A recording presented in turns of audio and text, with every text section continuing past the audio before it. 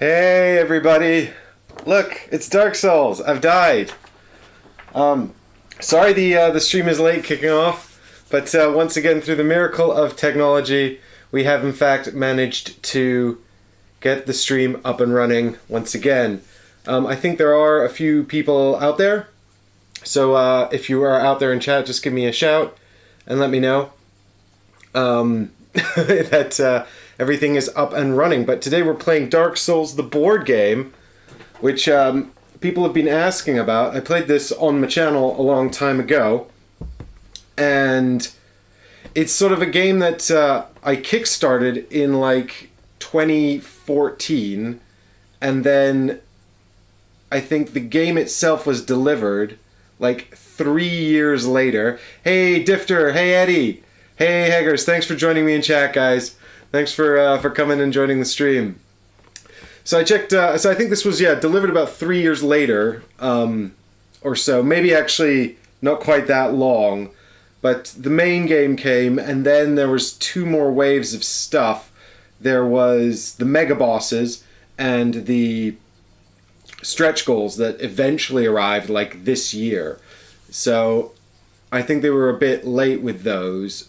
So we didn't actually have everything until much later, but it's sort of it's an interesting one. So it's based on the video game Dark Souls, which I basically know nothing about. Chris is the Dark Souls expert. He's played them all. He's very, very good at them, and he knows all about that stuff. I played Demon Souls a long time ago, briefly. I don't think I ever finished it. It was very, very difficult, but that was the precursor to the first Dark Souls video game.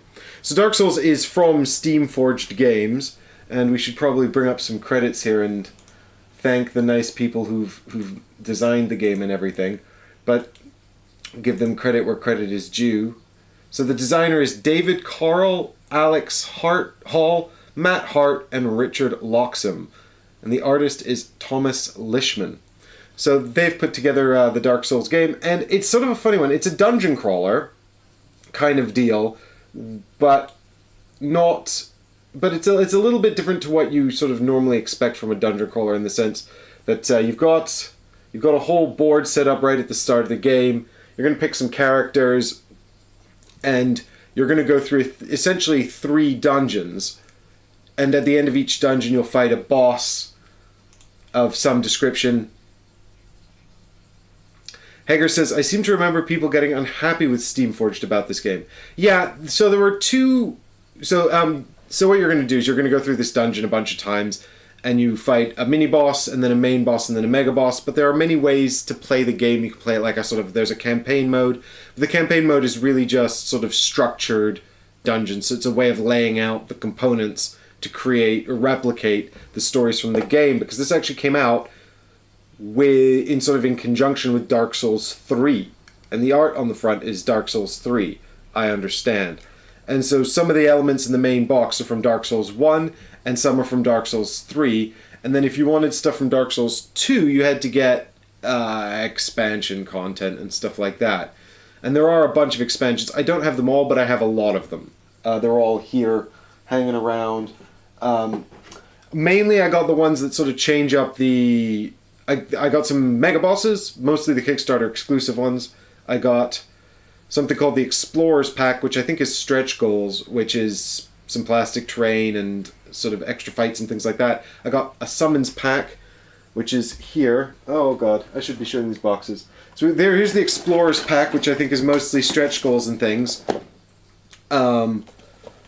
It's got mimics in it and some extra enemies for the core set.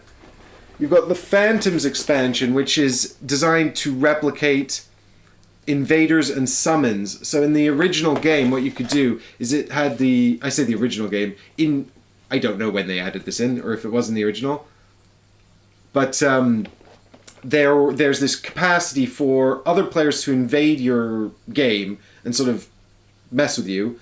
And so they're represented by these guys called invaders that come in this pack.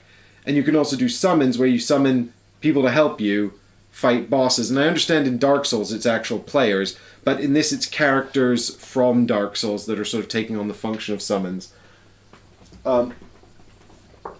I got this Darkroot expansion, which is more enemies and tiles, sort of a different type of thing going on. Difter says, praise the sun! I actually have no idea what that's about because I don't know the game well enough. But I know this is a thing they do. There's a cat meme I enjoyed of a cat praising the sun. I got the Four Kings expansion, which is, I suppose, the goal of today's video is basically to try and get to the Four Kings, but we'll see if that's possible. But the thing that really sort of came out of all of this was that the game took a lot. The game is quite taxing. It's quite a difficult puzzle, and it took a long time to play. You know, we played it on the channel, and I cut a lot of footage out, which is, I mean, I do a lot of editing on the on the ones that on the series that aren't live streams, but that was the first series where we actually had to turn the cameras off and just play stuff on our own because we didn't think that the content would be super interesting, and also we just didn't have the technological capacity to film all that footage and everything because the game is really, really long. And so what happened was there was some variants that came out, and the designer put out notes and stuff like that. And some people made this, the extended rule set, which is, there's links to it in the description below. I don't really know much about the actual genesis in terms of the community. I know that the original post on Board Game Geek is by a user called Chad Munson, and the Google Drive where the most up-to-date documents are being held is maintained by a chap called Adam Daly. And Adam says that the designer has left notes and things like that which have been utilized in the rule set. And I looked through some previous versions and I saw that it's really sort of developed over time. So this basically has some recommendations about how you can play and rules changes you can use to fix some of what they perceive to be issues in the main game. It seems to me, having gone through this book, that actually the changes are relatively minor, and so but there's some nice sort of little extra bits in there as well, and some fluff and stuff like that. So it's a nice thing, and I actually had these printed off from the PDF on their website because there's a lot of these sort of story elements and things. There's also these charts of weapon arts you can use, which give your weapons new abilities and stuff like that. So these are actually sort of really nice printings of the PDF. He's since updated it, and the updated version's much better, so that's a shame. But there's an even nicer version out there now. But the books themselves, it's really useful to have this printed off, and it's come out looking really good. So the document's well maintained. But what I sort of wanted to sort of do here today was just to sort of start playing through with the extended rule set and see how far we could get, basically. We'll definitely do a mini boss. We'll try and do a main boss, and if it's going well, we'll do a mega boss. The time taken from main boss to mega boss is actually probably not that long because you just do one encounter, but you have to beat it, and then you can do the mega boss. But the way the game the way the game functions is that you've got these tiles laid out. You can see them here, and I've got the Iron Keep laid out, which I think is from Dark Souls 2, but I'm not really sure. And I was going to do the Four Kings mega boss if we got that far. So I laid out. I was going to do, but I read this. So I was sort of like looking through the story, and oh god, Difter, the microphone volume is killing me. It's killing me. I don't know. I cannot explain why it happens. There's no rhyme or reason. It's completely illogical. Hey, Dan. Dan's in the chat. How you doing? So, I think I'm actually completely breaking the theme of Dark Souls here by doing Iron Keep first. But the way they had it sort of set up for the story leading up to the Four Kings was that you would play through some Darkroot Basin scenarios, and then you would do a sort of Corset scenario playing against Ornstein and Smaug, and then you would do the Four Kings. But we played Ornstein Smau on the channel. I'm pretty sure that was what we played in our series, wasn't it? And then I didn't want to do Dark Root Basin twice, so I've decided we'll do Iron Keep for the first set, Dark Root Basin for the second set, and then the disconnect, it hollows me. Yeah, it doesn't make any sense, right? I don't think. I think I did a bit of research, and then I decided to do my own thing, basically. But the other thing is that because we do a mini boss first, and you could just go straight into a main boss, but you'd probably just die. But because we do a mini boss first, the Iron Keep expansion doesn't actually come with any mini bosses, which is a real bugger. Actually, I was going through the expansions, so I hadn't opened any of these expansions. Actually, come on, what's happening here? There we go. I hadn't opened any of these expansions at all because I wound up playing everyone else's copy a bunch of times, and I only opened them up when this extended rule set came out, and people on the channel were the patrons were interested in seeing how that worked. I put it up there as an option, and there was a lot of enthusiasm in the comments for Dark Souls. And I don't know if that's just because people like Dark Souls or if they were actually enthusiastic about the board game. But anyway, I was a bit disappointed because both of the expansions for these different areas, they don't come with the tiles. That's a separate expansion, and they both come with two main bosses, so no extra mini bosses. So that's crazy. Selkath, the microphone. Chad's talking a bit about the microphone issues. I am dying to fix it. I've been trying for ages. I don't know what's going on with it. I cannot explain it. It makes absolutely zero sense. But all I know is that... hi, Alessandro. Yeah, I'm just sort of talking about Dark Souls at the moment. I haven't actually started playing yet. So the first thing we have to do, actually, is pick some characters. But I was just making this point that if you want the Iron Keep enemies, you have to buy that expansion. If you want the tiles that match it, you have to buy that expansion. That tile expansion actually comes with the Dark Root Basin tiles, but then if you want the enemies that go in Dark Root Basin, you have to buy that expansion, and both of those expansions come with 4 main bosses, or 2 in each expansion, so you'll get 4 new main bosses, and no new mini bosses. And I was like, that's kind of a bummer, you know? So...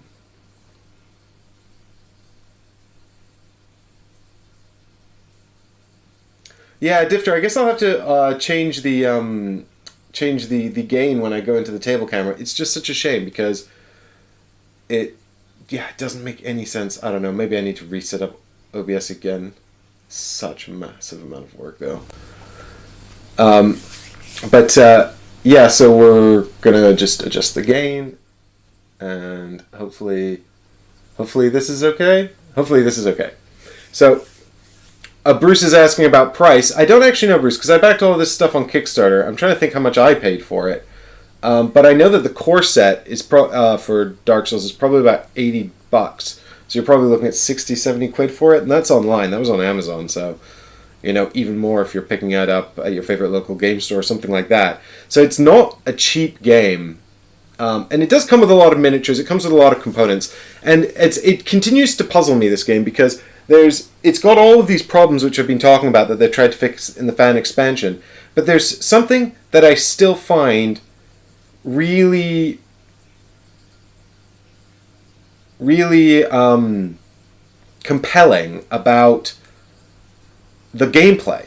Like, every time I play it, I spend way too long looking at the rules, I spend way too long setting it up and futzing around with the setup, and...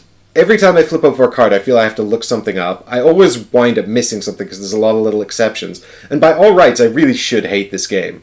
And I should have sold it years ago. Well, except that the whole game only arrived about 8 months ago or something. Well, no, that's not true. It was probably longer than that. because time has no meaning anymore, and I've lost track of it. But the point is, I should have sold it all, and I don't know why I've kept it. And I was playing it with my neighbor downstairs in preparation for this live stream, and we spent hours like looking up rules and checking exceptions and things like that. And then when we were done, she was like, "So we're gonna play more of this, right?" And I was just like, "Yeah, if you want." You know, so it's just one of those things. I don't know. There's something just weirdly, oddly compelling about elements of it. So what we should do is pick a couple of characters, and then you guys can see if you... we'll pick a couple of characters, and you guys can see if you agree with me about what's going on here. So I've got the character expansion, which comes with a bunch of new characters and also alternate sculpts if you pick up armors in the game. So I understand that there's armors.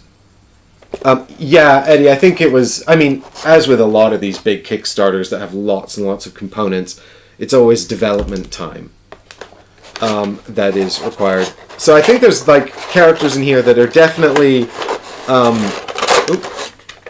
that are definitely sort of references to armor sets and things from the video game that I know nothing about.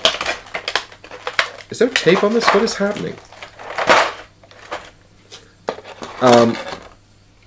But there's... I like this guy. I don't know what his deal is, but he's cool. Can you see this guy? Oh, if I turn that off? There he is. It is pretty cool. I like him. And... so, I mean, the miniatures remain pretty nifty. You can be this guy. We're not going to play as this guy. He's called, like, the Dispossessed or something. He doesn't have anything.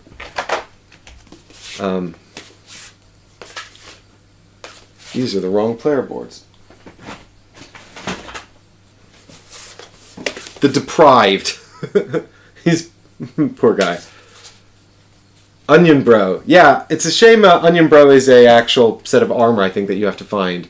So, anyway, I think we'll play with two characters, because that's more interesting to me than playing with one.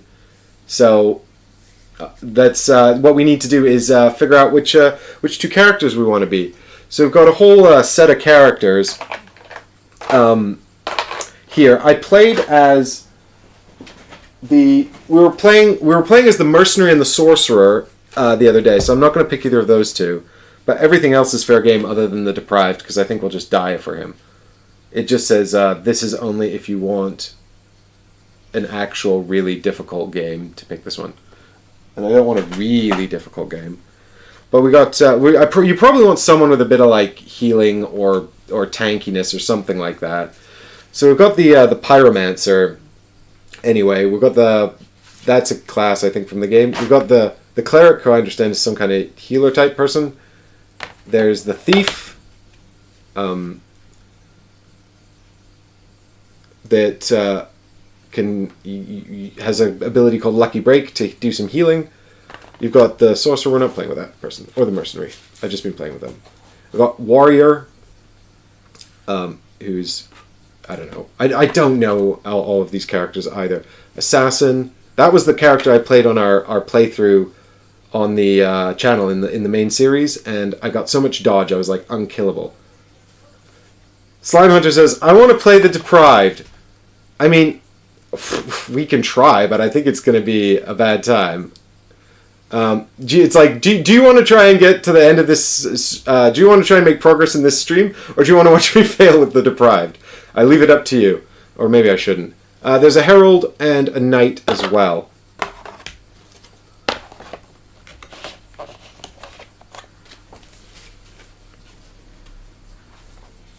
So, get rid of those guys. I mean, the Deprived also has this really sort of strange stat set. So the stats are essentially just used for unlocking equipment as you find it. So there is... So it's sort of like... it has no bearing on the actual game mechanics.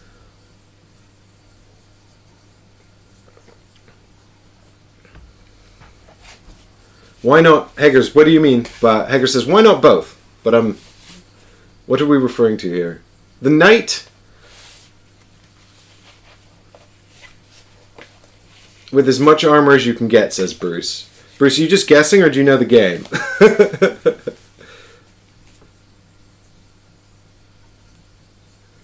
I mean, the knight might be particularly useful.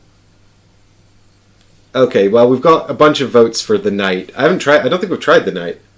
So that's pretty cool. So he's from the core set. So maybe we pick a character from the character expansion to go with him. So that would be the thief, the cleric, the pyromancer, or the deprived. Hager says, can you complete the game and also suffer? Pyromancer Knight, says Storm Kings. That's what Bruce says. I play the Knight in the PC game. I mean, Pyromancer Knight sounds like a good combo. That sounds like some damage and some tankiness, right? I think. I mean, the Pyromancer looks like a Viking to me, but that's pretty cool. And the mini for the Pyromancer is pretty cool too. I think it's this one. Is it this one? Or is this someone with special armor? It's like a little handful of flame there.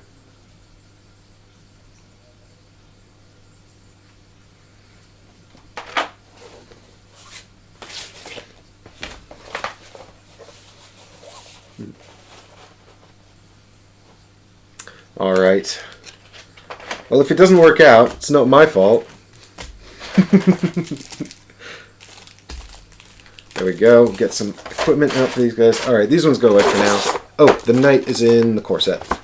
So then the next thing to choose is the mini-boss. So I've realized I bought all of these boxes with the game, and literally none of them come with extra mini-bosses.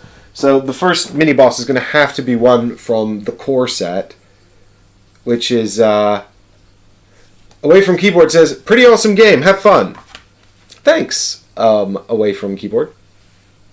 I'm going to try my best.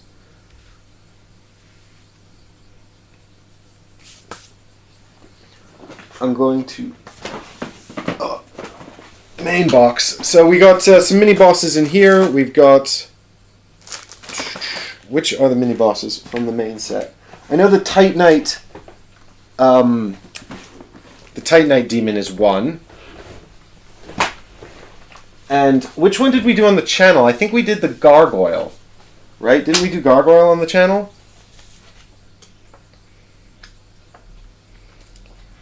So we can have Boreal Outrider Knight, Gargoyle, Tight Knight Demon, or Winged Knight.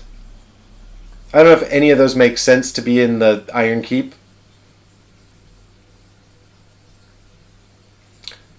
Slime Hunter says, my favorite part of any game is when you get to burn stuff. I mean, kind of me too. If I'm playing an action game and I don't get to burn some stuff and destroy some stuff, I'm upset. Gargoyle? It makes sense for the Gargoyle to be in the Iron Keep. Or are you saying that's what I played on the channel, Bruce? I think the Boreal Outrider Knight is from Dark Souls 3.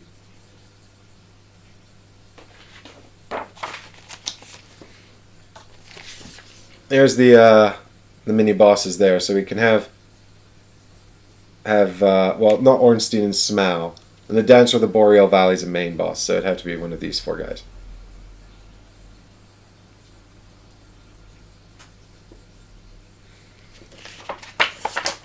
We played Gargoyle. Okay, well, let's not do Gargoyle then. So we can do Boreal Outrider Knight or Winged Knight, I think would be the two choices I have. The Tight Knight Demon, I think we just did that this week, so votes in chat. One of the knights.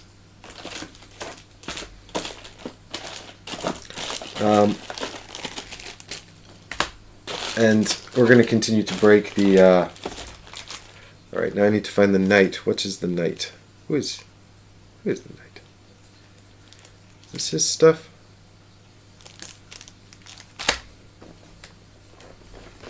Alright. So every character starts with some equipment that you get to... Winged Knight sounds cool. Winged Knight. Okay. Looks like everyone wants to see the Winged Knight. So he's behind the fog gate, which is here. I understand this is another video game thing where you get to these fog gates and then you go through and then that triggers a boss fight.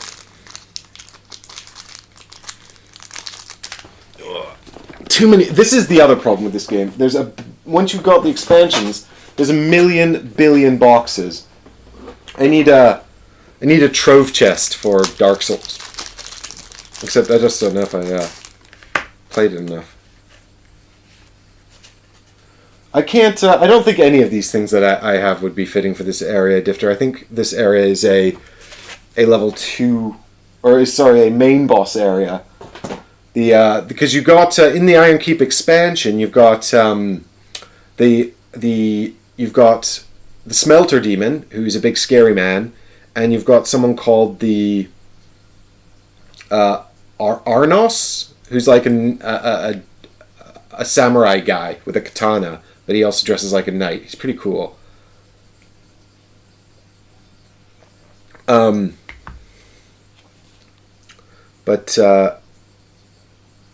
Okay, so we got some equipment here for the Pyromancer. Here's the Pyromancer's Transcended equipment. So that comes in later. So the Pyromancer starts with this stuff here. Bing!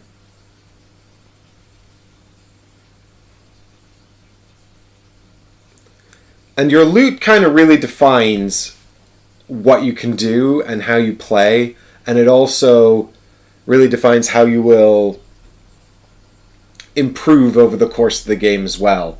The most of the progression in the game comes from getting better loot, essentially.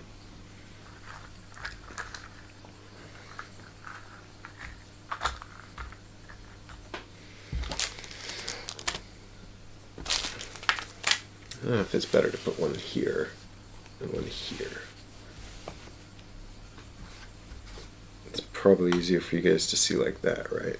Once I move the components out the way. Is that better? That's probably better.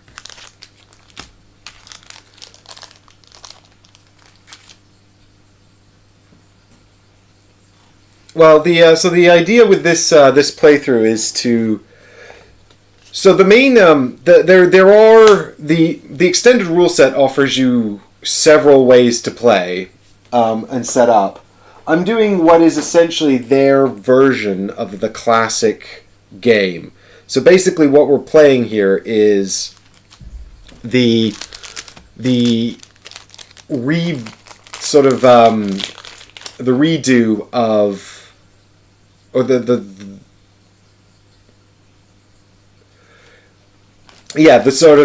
revised version of how the main game is sort of intended to function.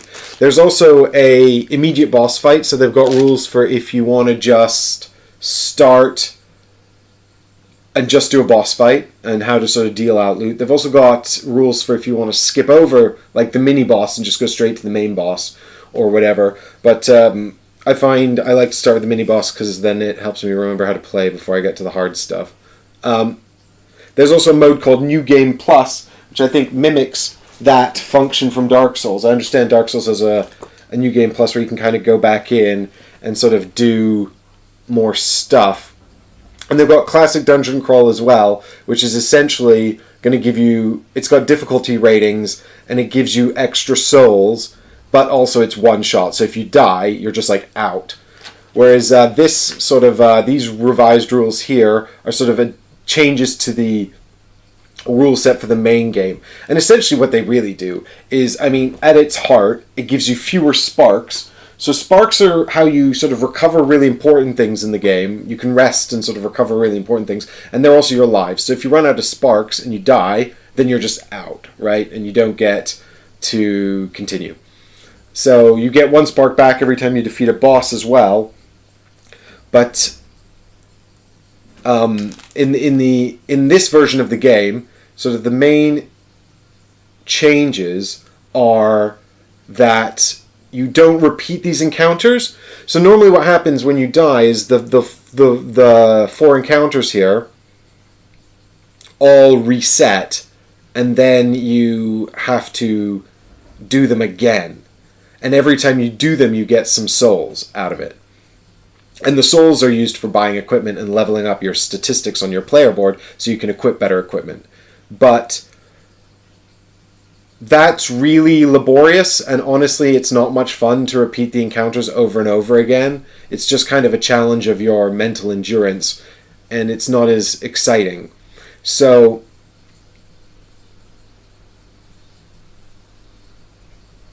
the way that they've sort of reconstructed it is that you get double souls for each encounter and half as many sparks. I mean, it's a very sort of simple solution. Away from key, Dizas says, hold on, where can I get the new rules? So these are a fan-made rule set. I've linked them in the description to the video. There's a link to the Board Game Geek entry, but there's also a link to the Google Drive, which is also linked in that BGG entry, where they're keeping them up to date and updating the document all the time. And I had some printed off for the live stream. Away from Keyboard says, the rule set is sometimes not on point. For example, the loot system is one of the things reworked with house rules because the normal rules are very bad in my opinion. Yeah, so there was actually, interestingly, in the extended rule, so the way the loot kind of works is you got a big old deck of loot here, and the size of the deck will be based on how many expansions you have and which characters you're using. But there was actually, for a long time in the extended rule set, a sort of loot shop system where you could spend souls to uncover a bunch of cards and then kind of draft them out and sort of find the ones you wanted. And they reworked it a bunch of times. And I noticed out of the latest versions, they've taken it out. And now what they've got is essentially a sort of a compromise where you've got these rules for constructing the treasure deck based on what section of the game you're in. And so that, what it does is it kind of means that you're more likely to find useful things at specific points in the game, but it hasn't completely changed this kind of sort of element of random loot draw. And I think you could probably find those rules for the loot shop. I'm pretty sure they still exist in version 27 of the extended rule set on Board Game Geek, and you could try those out and see if you like them. And I mean, that's sort of the kind of the story of the Dark Souls board game, really, is that there are enough compelling elements and enough enthusiasm for the game and the setting that people have spent a lot of time homebrewing things to try and fix the game, which, you know, ultimately should have been done by the people who developed it in the first place, you know, because I can tell you already that I like the extended rule set that I've been following way better than the rule set we used, and it doesn't change a whole lot. It adds in some little flavor text for different areas, in addition to the basic fix I just mentioned, double souls, half sparks, and I'm pretty sure that actually comes from designer notes in the core game. But what I don't understand is why it was a designer's note instead of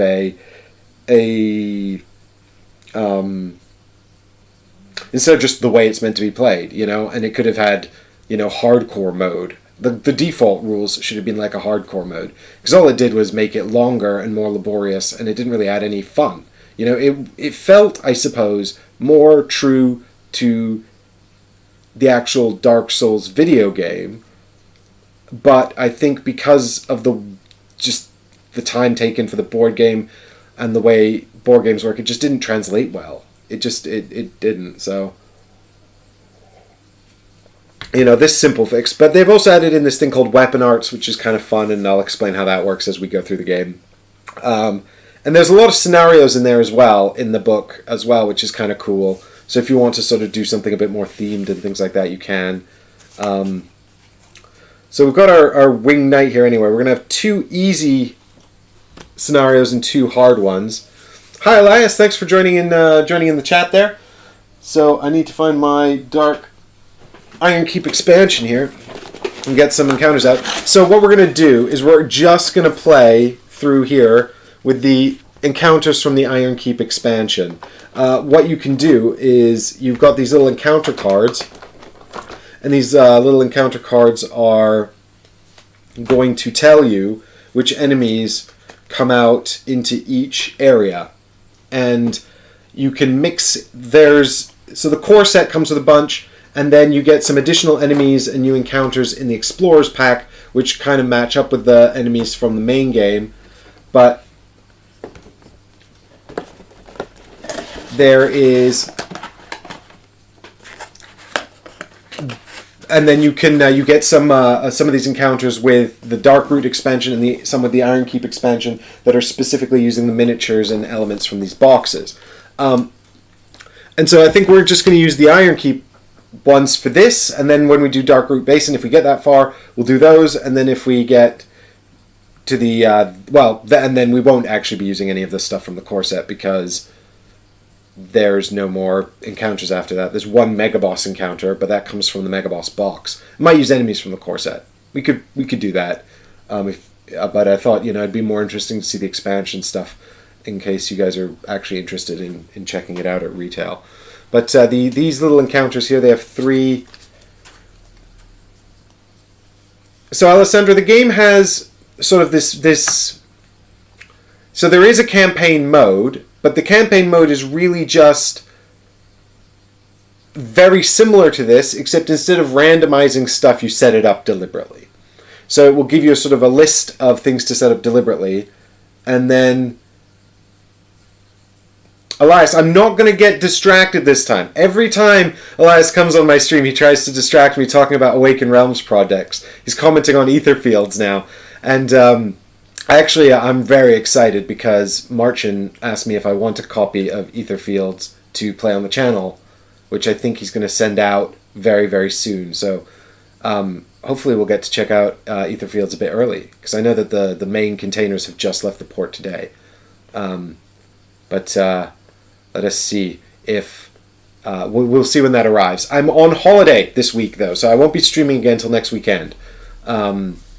So we'll see if Etherfield shows up. I'll have to play it first. I'll have to open it up and learn the rules again. I can't just. Oh, God damn it! You're right, Elias. I got distracted. back to this.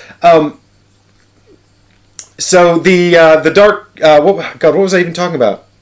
The encounters, yeah. So there's 3 levels of encounters, and based on whether you're... Oh, I was answering Eddie's question. Yeah, so there is a campaign mode, but it's basically just the main game, but sort of pre-constructed instead of randomized. For example, each of these encounters has a little name at the top that says this is the smoking gallery, and it might mimic something from the video game, I suppose. And each encounter also has a difficulty level. So you can see there's level 1, level 2, and level 3 here as well. And those, depending on which stage you're at and what boss you're facing, you'll put out different numbers of these. But the campaign mode is just sort of, rather than doing 4 encounters and then fighting the boss, and you don't have to do 4 encounters, you can do just 2 encounters and fight the boss, but then you'll be less prepared and you might die. So you can either do 4 encounters and fight the boss, or 2 and fight the boss, or 3 and fight the boss. It's up to you. But in the campaign mode, this is all more pre-constructed. So it's like, put out these specific encounters, play this specific boss, and you might go through this 4 times instead of say doing a mini boss and then a main boss and then a mega boss, right? You'll sort of go through. You might fight a mini boss and then another mini boss, and there's special rules as well. Like I understand in the video game, when you fight the gargoyle mini boss, you have to do like 2 back to back, and so in the campaign that involves the gargoyles, it's like fight the gargoyle mini boss and then do it again, and if you fail on the second one, you have to start again with the first one and stuff like that. But yeah,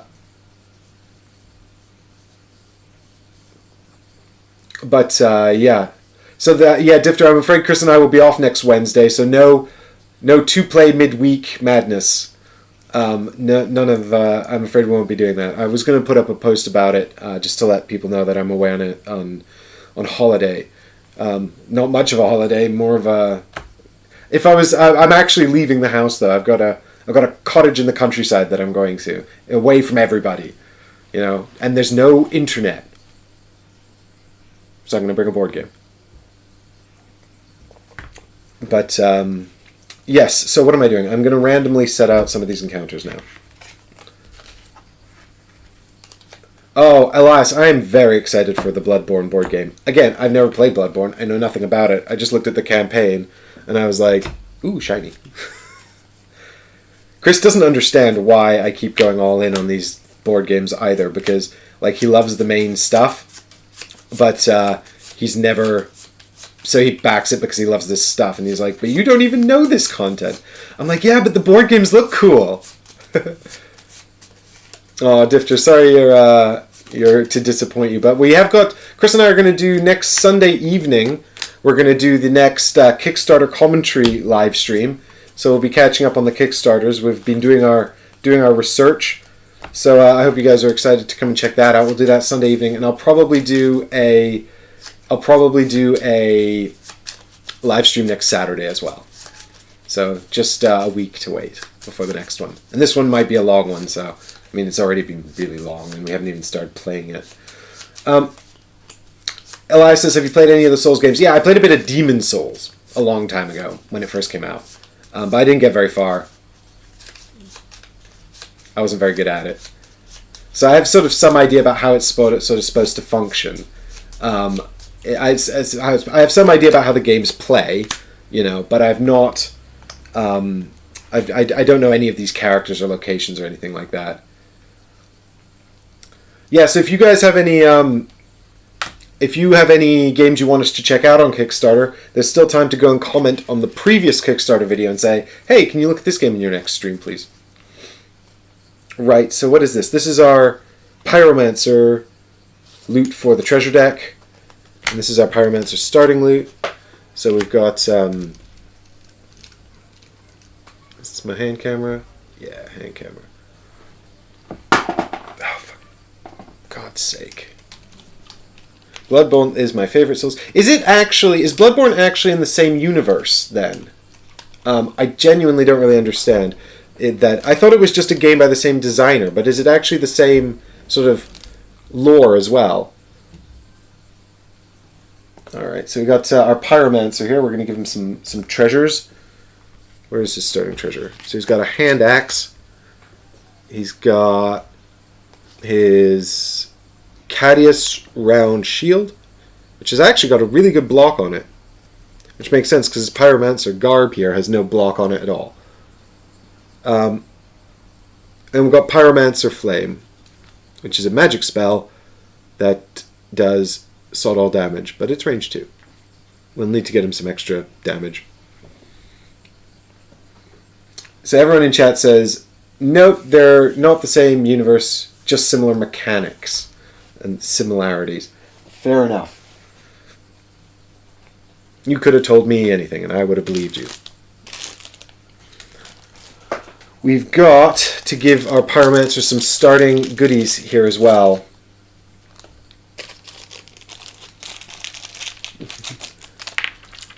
We get to start with a luck token, which is good. We get to start with this heroic ability. We start with an Estus Flask, yes! We'll lose it very quickly. We don't get to start with an Ember, but we might get one later. And we start with all our stats on the base level here.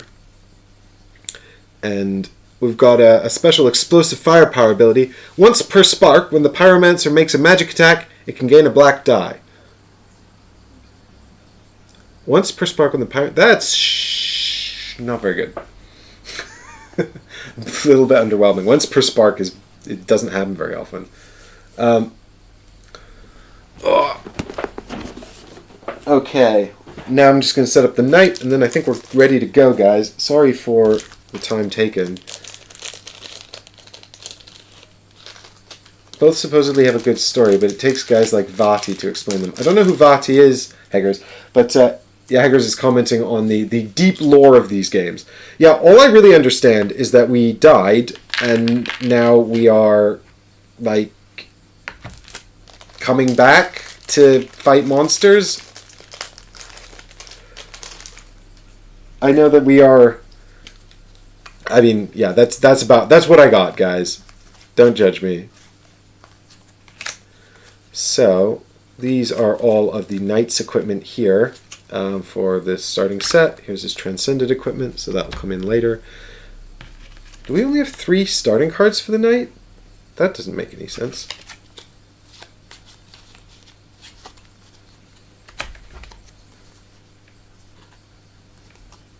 I should have... Uh-oh, guys. I think I've misplaced a card. This is the nightmare scenario with this game as well. Because... that comes out. Setting up this treasure deck is an absolute ball ache. I gotta confess. I really... that's why I did it sort of partly in advance. So that we wouldn't have to do it on stream. And now I'm missing a knight card somewhere. Why is this in here? legendary boss item. These are not meant to be in here. I mean, the good news is if you are going through the deck and draw a card that's not meant to be in there, you can just take it out and draw again. But, oh dear. So, we've got 3 is correct. Oh, thanks, Schmelzfrost. Schmelzfrosch. I think I've butchered your name. Bloodborne is a lot more Lovecraftian and has more of a gothic flair than a medieval fantasy setting like the Dark Souls series. But they're both quite gothic, right? Savati's a YouTuber who does deep dives into game lore. Wow, I like that. That sounds cool. Okay, so only 3 starting items for the night. And these can come out, because we don't get to play with these at the moment. Bye-bye. Okay, so here's our knight's starting equipment. We've got a sword, a shield, and some armor, so, I mean, that's good. I mean, I like that he starts with a blue defense die, and he's got a black defense die as well. This is going to be much different to my previous game that I've just been playing with the mercenary and the sorcerer, who are very sort of dodgy and tanky. It's dodgy and not tanky at all, so they feel very sort of vulnerable. So hopefully this guy will feel a bit more. And he starts with a blue die on attack as well. So there's an interesting new rule as well in this one, which is that God, the knight's really well equipped. I love this. This is great. Oh, I've made my knight right-handed. Well, that makes sense, doesn't it? I don't know.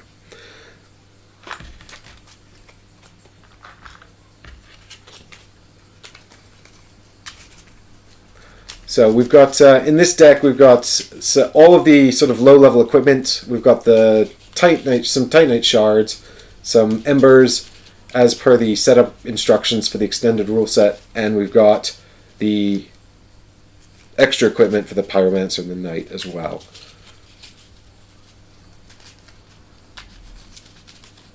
So it says both are fairly gothic. Bloodborne is more Renaissance steampunk, I guess. Dark Souls is more classic high fantasy. But what I don't really understand about Dark Souls, maybe you guys can explain, do me a teach here. But is it set in like the afterlife, or is it set in like a actual sort of fantasy world? Because whenever I've seen it being played, it seems like people are just running around murdering monsters and everybody's miserable.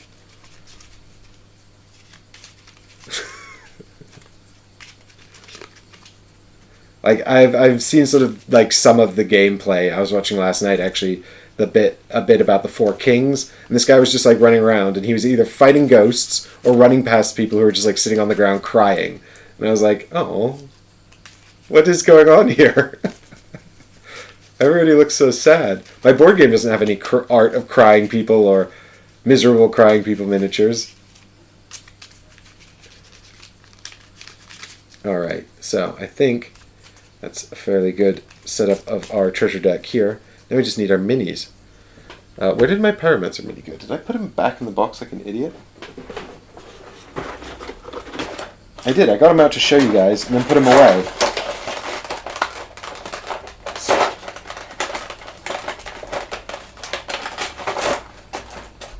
Dark Souls is...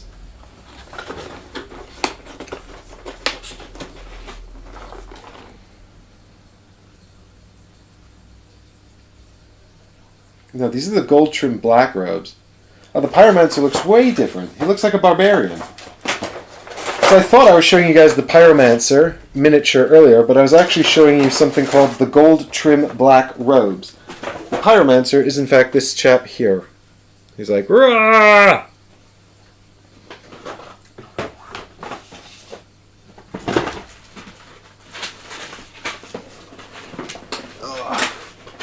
And this is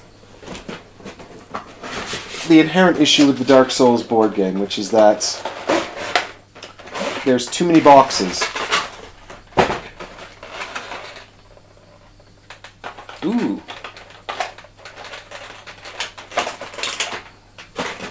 Here's the knight He looks like he doesn't look like he's defending anyone. He looks like he's getting ready to murder.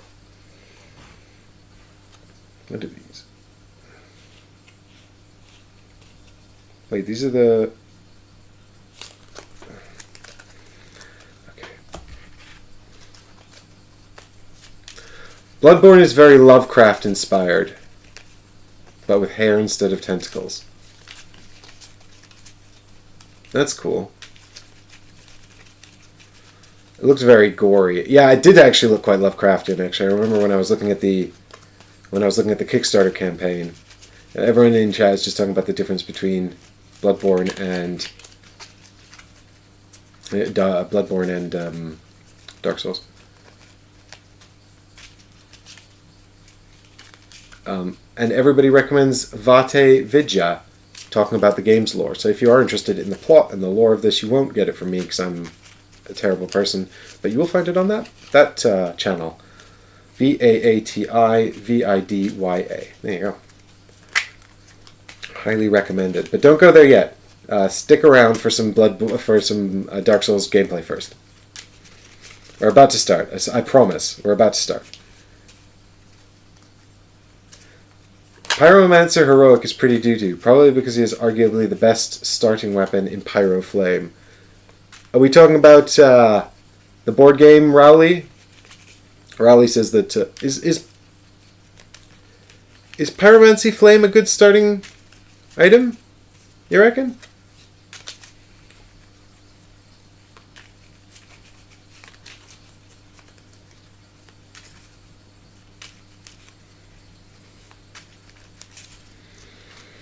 Hegger says, I love the trick weapon concept from Bloodborne, but I don't know what that is. Alright, so we don't get to start with any souls because we're playing as two characters. Come here. And we're starting off here at the bonfire. It says here, ranged plus magic plus cleave equals epic win. So what Rowley's referring to here is that you can see on the weapon cards, you've got these little, this is reasonably in focus, you've got these banners at the bottom, and those represent the different attacks that can be done with the weapon. In the top left, we've got this little symbol here, and this is the range, so this is a range 2 weapon. It's one-handed. These are the stats, but it's a starting weapon. So this at the bottom here is whether it adds to your block for physical attacks, your resistance for magical attacks, or your dodge for dodging attacks. This is how many upgrades you can put in the weapon, so this one can't hold any.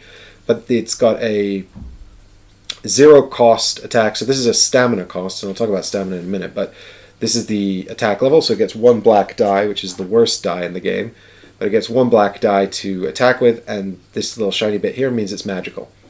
And then for 2 stamina cost, you can roll, is it 2 or 4? For 4 stamina cost, you can roll 2 black dice for a magical attack, and it hits everyone in the node. So you can see all the nodes here, which are these colored circles on the board, and this is how we're going to move around and judge where characters are and things like that. And it's a system I like. I've used Pyro Flame as late as level 4 encounters. Cool, well this is good, because I'm not very good at Bloodborne, so I could really use a broken character who can help me out. Dark Souls, jeez, look at what you've done to me, chat. Okay. Nobody's got an Ember yet.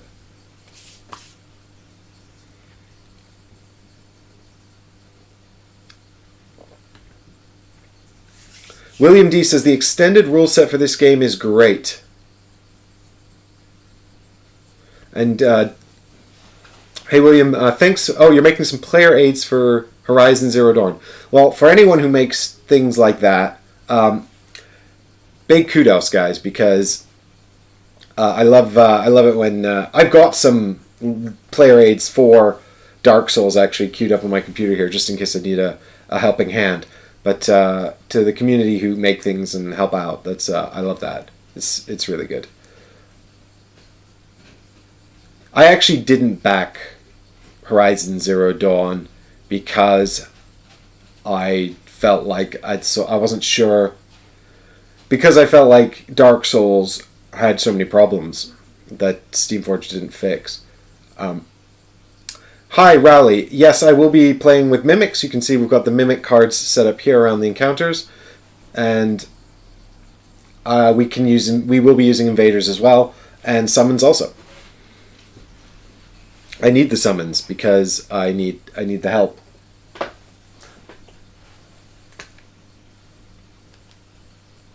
And we're just going to grab a cup of coffee, and then we're going to do our first encounter. So the question is, do we go into the rocky place along the top, or do we go into the fiery pit in the corner?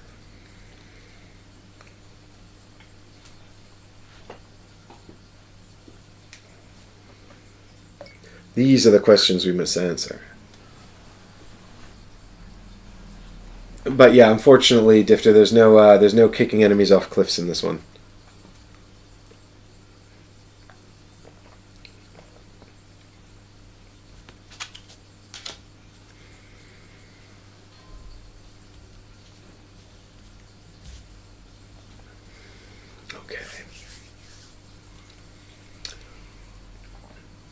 This one? This one? Well, we should do this one, right? Because we have to do it. That makes sense to me.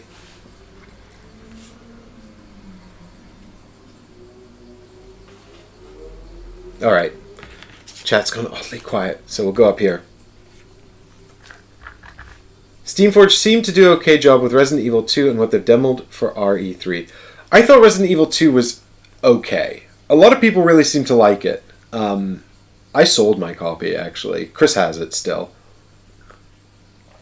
So we could revisit it. But I played it a few times, and I thought it was fine, but I wasn't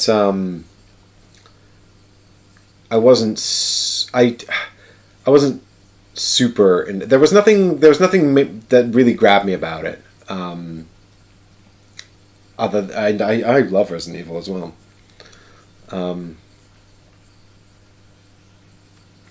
Rally, we've got 2 medium encounters here and here, and 2 easy encounters here and here. But I think we'll go into the room at the top here, because we're going to have to clear this room.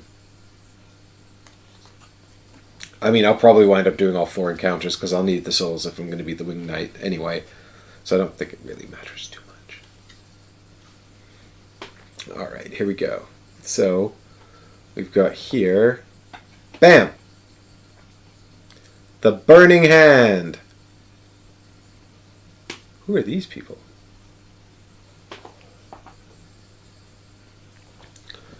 Dun dun dun dun dun. Is this area full of like hollows and things, or is it I don't know what kind of enemies we'll be fighting here. We seem to have a couple of hollows, indeed. A gravestone. And a archery man. So I've actually only got one enemy from the Iron Keep set, which is this Alon Bow Knight here.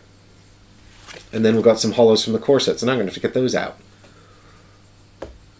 We got, I had RE2 on my Amazon list, but after watching a playthrough, I removed it. I love RE2 as well, but the game was not up to my Holly. Also, board game was so dark. Meh. 2 hollows and an Alone Knight. Yes, archery one, it seems. So, I need to get the hollows out as well.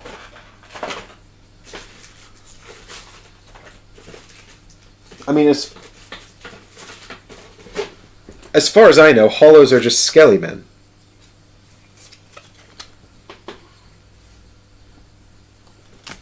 We got 1 hollow soldier and 1 hollow crossbowman. So here's our enemy set for this encounter. And there's a gravestone. So the gravestones are useful because they if you have the Explorers expansion set, you get these plastic gravestone things that you can put out. And the gravestones are useful because the more gravestones on the board when you reach the main boss, the more gravestones in encounters you've defeated. You can look at some of the boss's behavior cards before you fight them, so you get a bit of advanced warning on what those guys are going to be doing. Okay, so we've got too many boxes.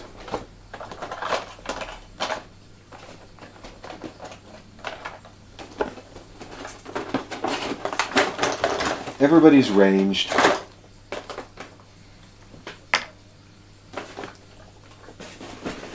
So here's our Alon Knight Bowman. And we've got also a hollow and a crossbowman. Are those... Yeah, here they are. Yeah, they're just skelly men.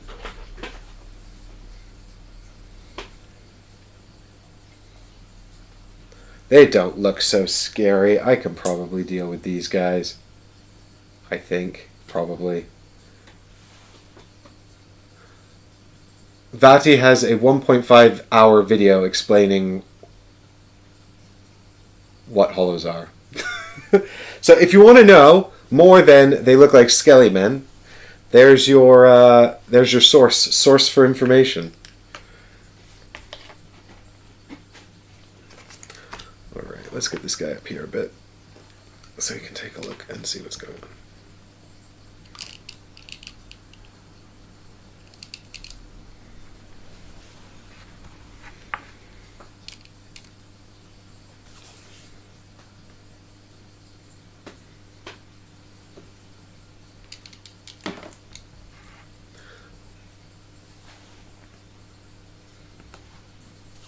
Okie dokie, so here's my guys, and they're coming in here. And we've got the gravestone, and we've got a lawn man here, and we've got 2 hollows over here. Makes sense that they're by the gravestone because they're skelly men. So these cards are all about the behavior of the enemies, right? So these cards tell us exactly what they do and how they behave. And we've got as well threat up here, which will tell us the order in which they activate. So the enemies in Dark Souls always go first. So the very first person who's going to activate actually is the Hollow Soldier. And we can see here his behavior, and that's going to trigger his movement first, and then his attack there as well.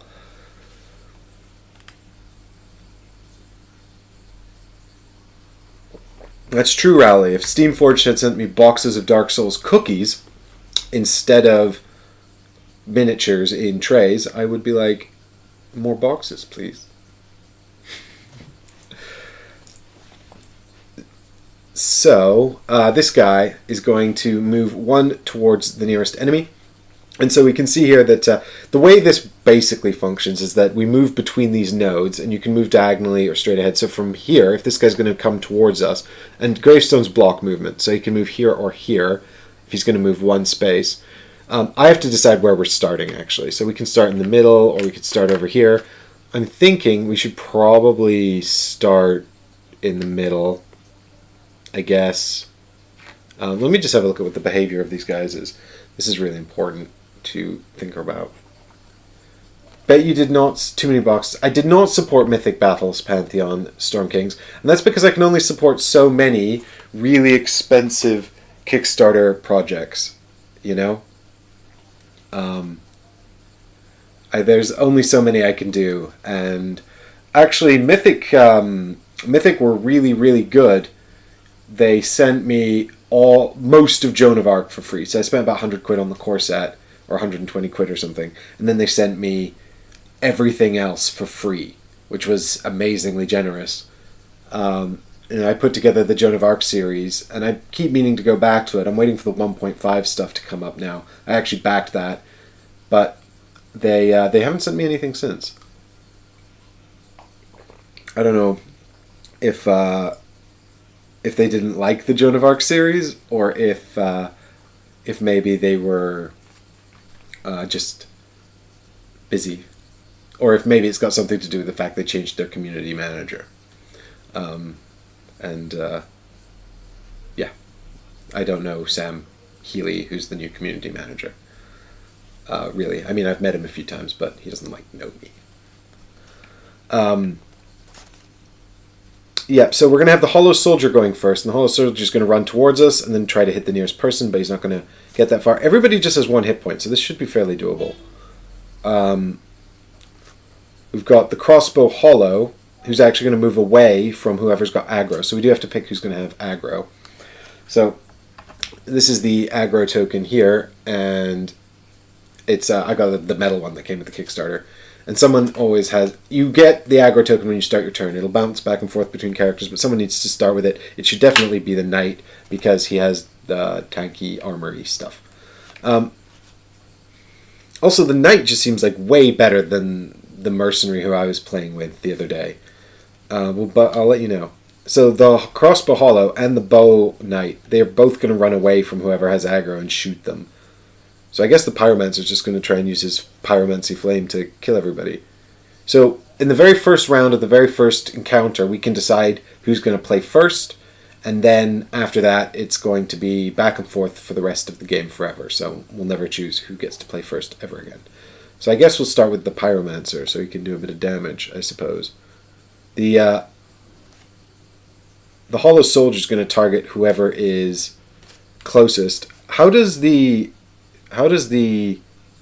knight deal with magic resistance? So actually the knight's magic resistance is only 1 black die, and he has no dodge at all, so he's not dodging anything. So I suspect what we want to do is take out the crossbow hollow first. So maybe let's actually move our pyromancer to start over here. And now we will carry out our behavior for the hollow soldier. So the hollow soldier is going to run 1 towards the nearest target.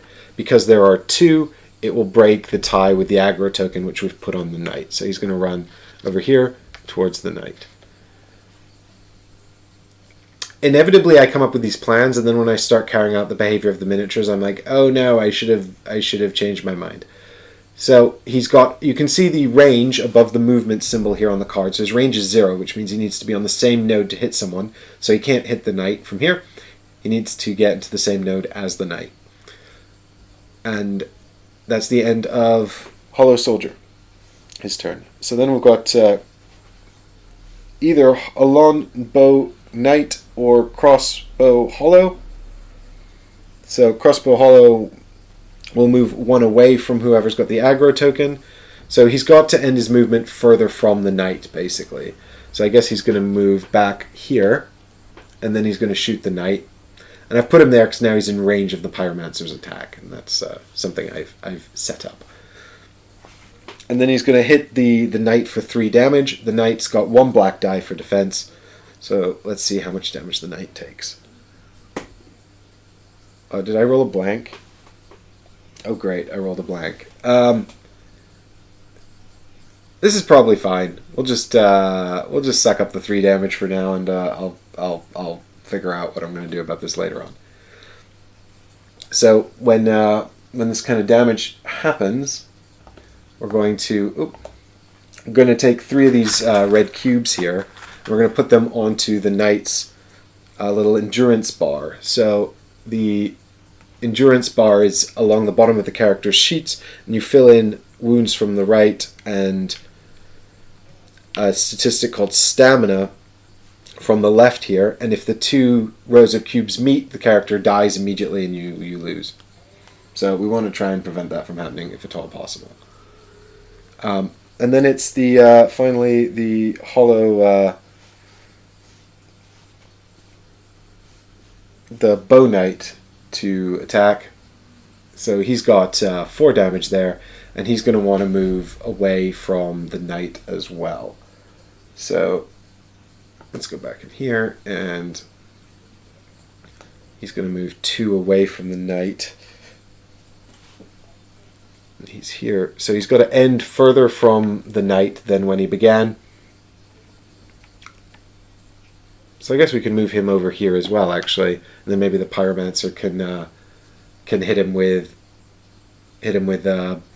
both of his powers, or his pyromancy flame special attack, which is what we're looking at. Is this one? This one. Come on.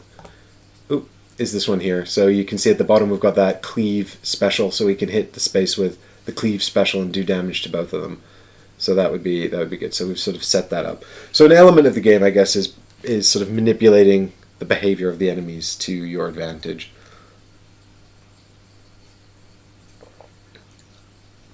But he's going to shoot at the... So you can see he's got infinite range. He's also got push on his attack, I guess, because the bow is big and strong. So that's the push symbol there. And that means when you get hit by this, you're going to be pushed into another space. And this means he attacks whoever's got the aggro token. So he's going to hit the knight for 4 damage. So we've got a green and a blue die... a black and a blue die for defense. So we're going to go ahead and roll those. I just realized you guys gave me characters with shitty dodge. I really like dodge. So we've protected against 3 damage there. So we're going to take 1 more damage on the knight. And then we're going to get pushed. So this is, 4 damage already is not great, but we'll take it. So when you're pushed like this, you have to move away from the enemy that attacked you. But we can't move away because there's a wall. So we're just going to get pushed. We can either go sideways to here, or sideways over here to the Pyromancer. I'm just trying to think if that's a problem for me to go to where the Pyromancer is. None of these guys have ranged attacks, so I don't think I'm too worried about that. That first node is not legal for ABK. Rally, can you explain? Alone... Are you talking about the movement of the...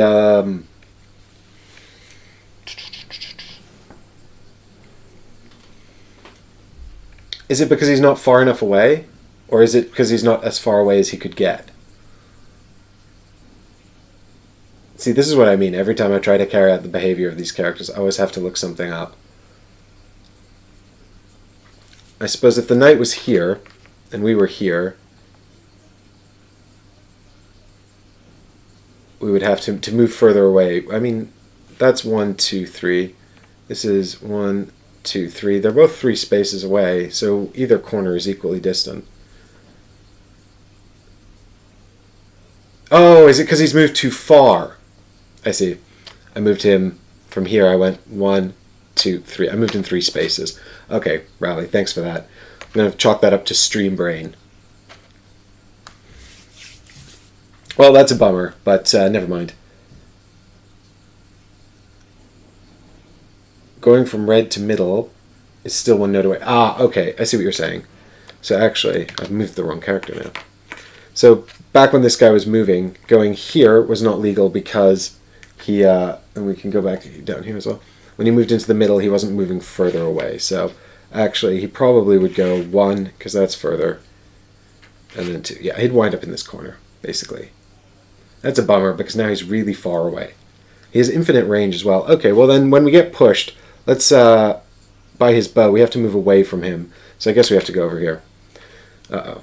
Now suddenly I'm feeling a lot less good about this fight. Let's see what happens. So it's time for the Pyromancer to have the first go, because that's what I've decided. So he takes the aggro token, and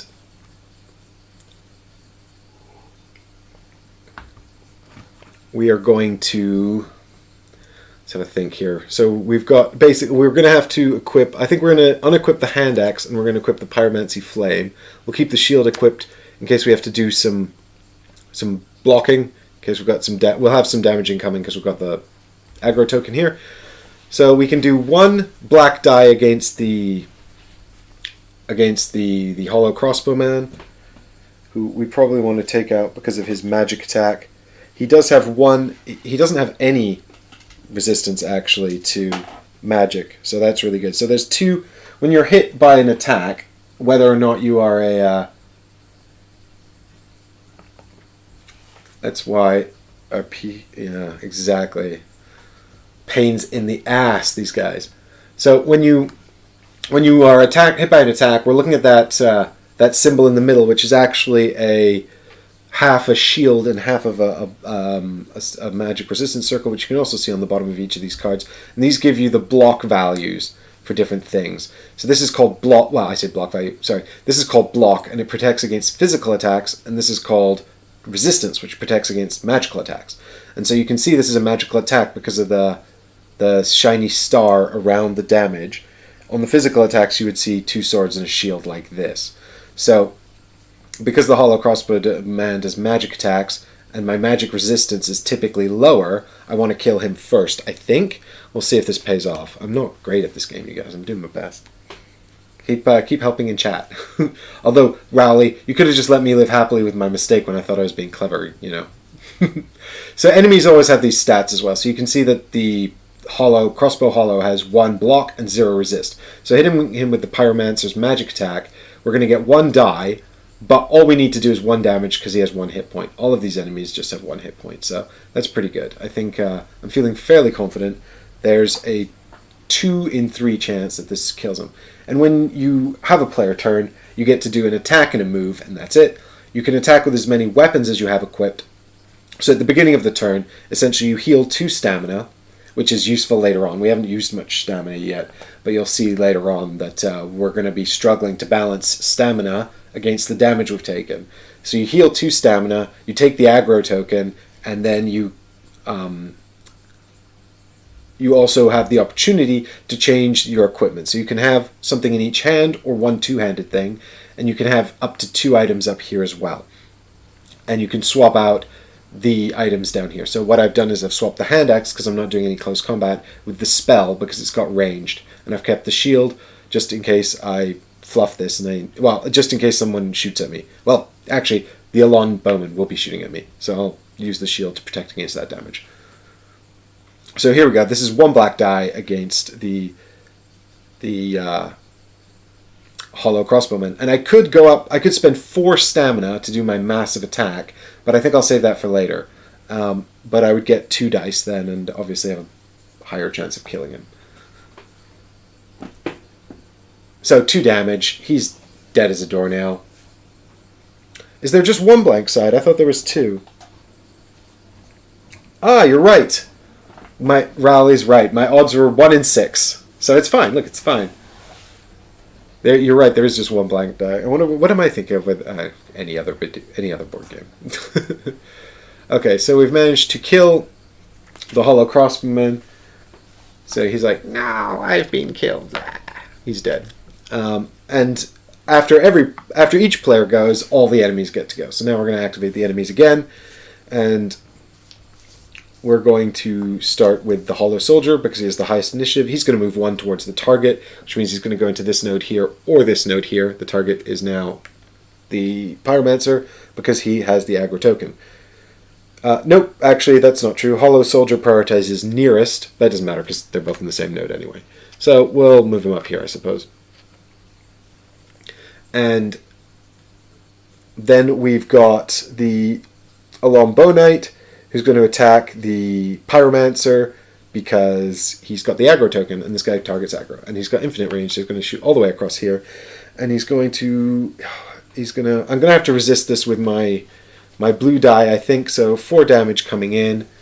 Let's see what happens here. I got 1. I rolled a 1. So that's 3 damage to the Pyromancer. Uh-oh.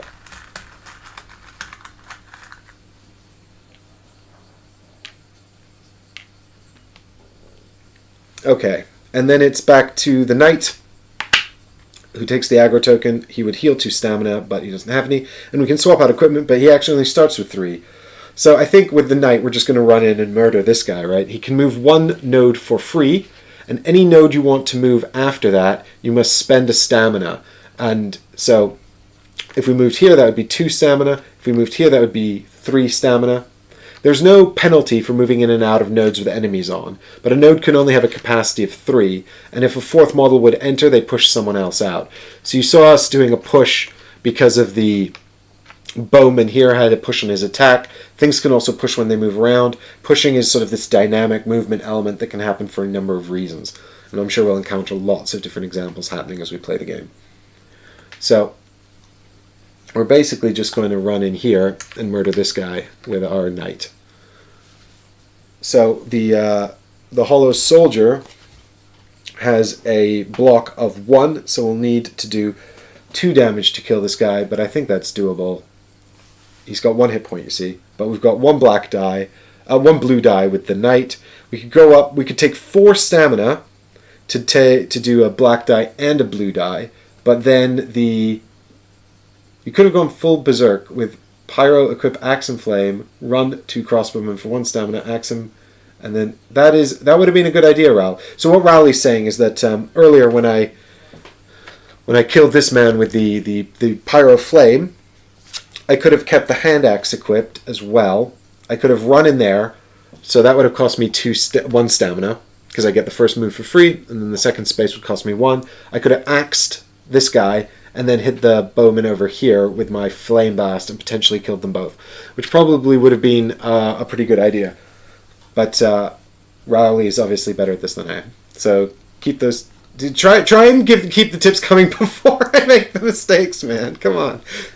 But I've never played these 2 characters before. I'm sure I will learn and will get better. That's why we play the mini boss first. So by the time we get to the mini boss and then the main boss later, we are good and won't lose horribly.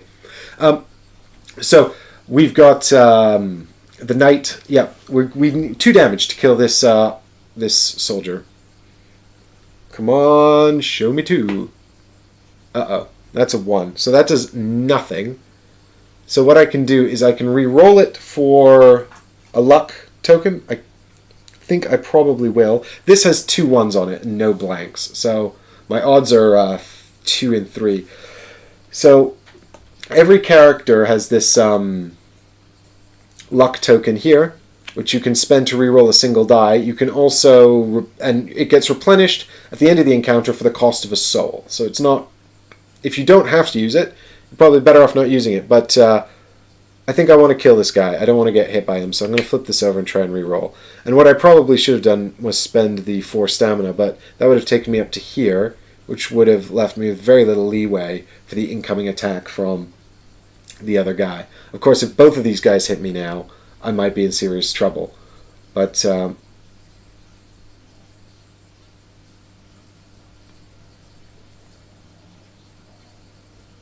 lucky coin, exactly right. Hopefully the lucky coin will save the day. Let's find out.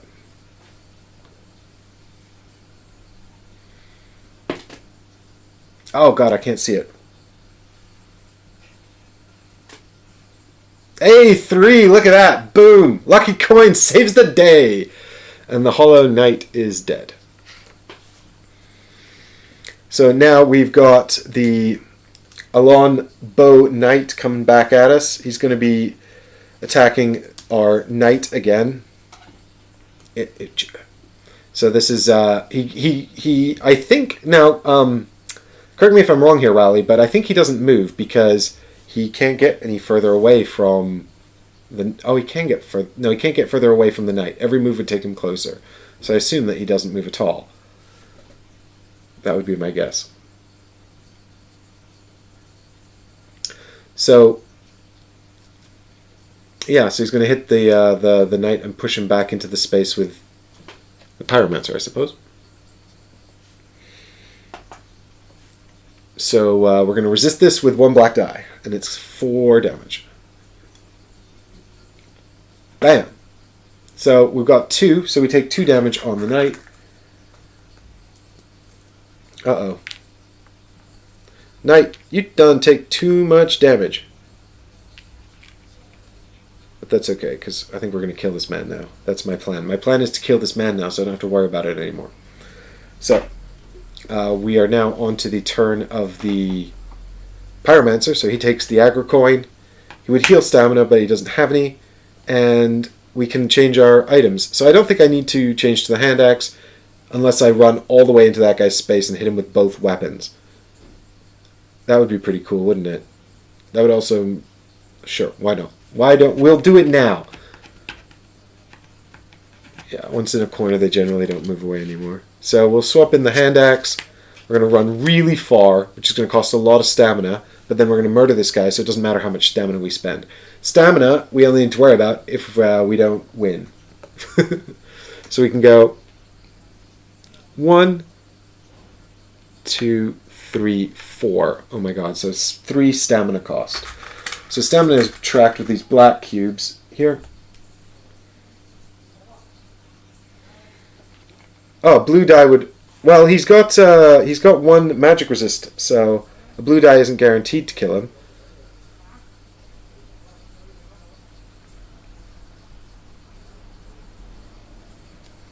Yeah, the Hollow Soldier's attack is physical damage, Rowley. So the is that what you're talking about? The blue die on defense here, because this is physical damage, isn't it? So the knight has blue die for defense. So we're going to get this guy. I'm going to take. I'll just take 3 stamina to hit him with the hand axe. If this fails, we'll have to use magic. Knight should also have rolled a blue die for armor. Not against the... Oh! Not against the... Oh, yes, I see. You're saying against the bowman. I should have had a blue die instead of a black die. You're absolutely right. I confused the archers. Thanks for keeping me straight, chat. But I rolled a 2, so I'm going to live with that. I feel like that was okay. Besides, we're going to kill this guy now anyway. So, there we go. We're down to just 1 space. If this fills up, we're dead. But it's not going to fill up because we're going to kill this guy. Yes, you're right. The knight actually has a kite shield as well. So he gets a black die and a blue die. So I have been doing that wrong. Yes, you're right. I've been doing the defense on the knight. I've been making my life much harder than it needs to be. But no worries, guys. No worries. Because at the end of the encounter, you're going to heal all of the health and all of the stamina from the endurance bar.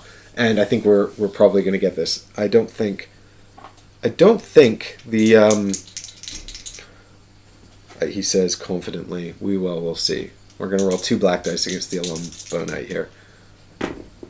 Yeah, he's moited. He's dead. We've done it. We won. Good job, team.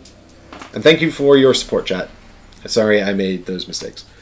This is the culmination of live streaming 2 characters I haven't played before.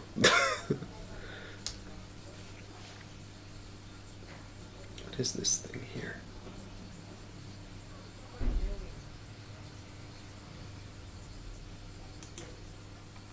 Okay, so yeah, so we've killed everybody, which means we win the encounter, and that means that we get to heal all of the damage and all of the stamina as well. We've regenerated.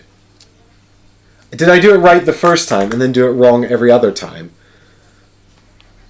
That sounds just like me.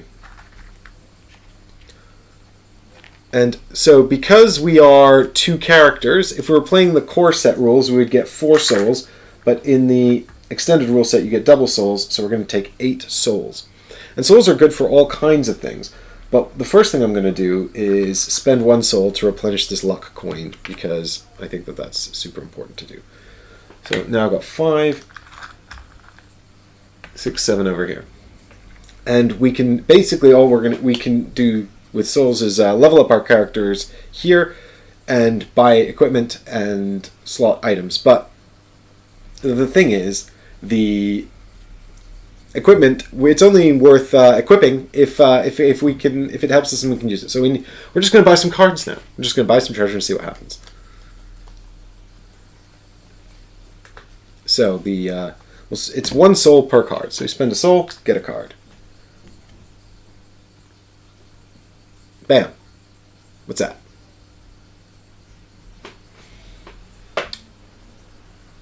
Gold-hemmed black robe. Oh my god, this is literally the miniature I showed you guys earlier. So you can see the stats up here, and we'll have to check to see if any of our guys could use that or get close to using it. And you can see the stats down here at the bottom. So this is basically actually pretty good for the Pyromancer, I think. Because it's the same as the armor he's got at the moment, but it's got upgrade slots, and it's got an extra block on it. So that's pretty good. It's actually, he's probably not far off using it statistically either. He needs, well, actually he is pretty far off because he needs 14 dexterity. He's got 9 dexterity at the moment. If he goes up 1 level, it's 13. So he needs tier 2 dexterity to use this. But he's already got enough intelligence and faith. So that would be 2 souls to go up to tier 1 and 4 souls to go up to tier 2 for a total cost of 6, which would actually be all of my souls now. So I don't know if that's necessarily worth it at the moment. One could argue that it is, but we could also draw more loot and see what we get. But this card we've got here, the gold-hemmed black robes, goes over here in our inventory, and we can retrieve that whenever we want.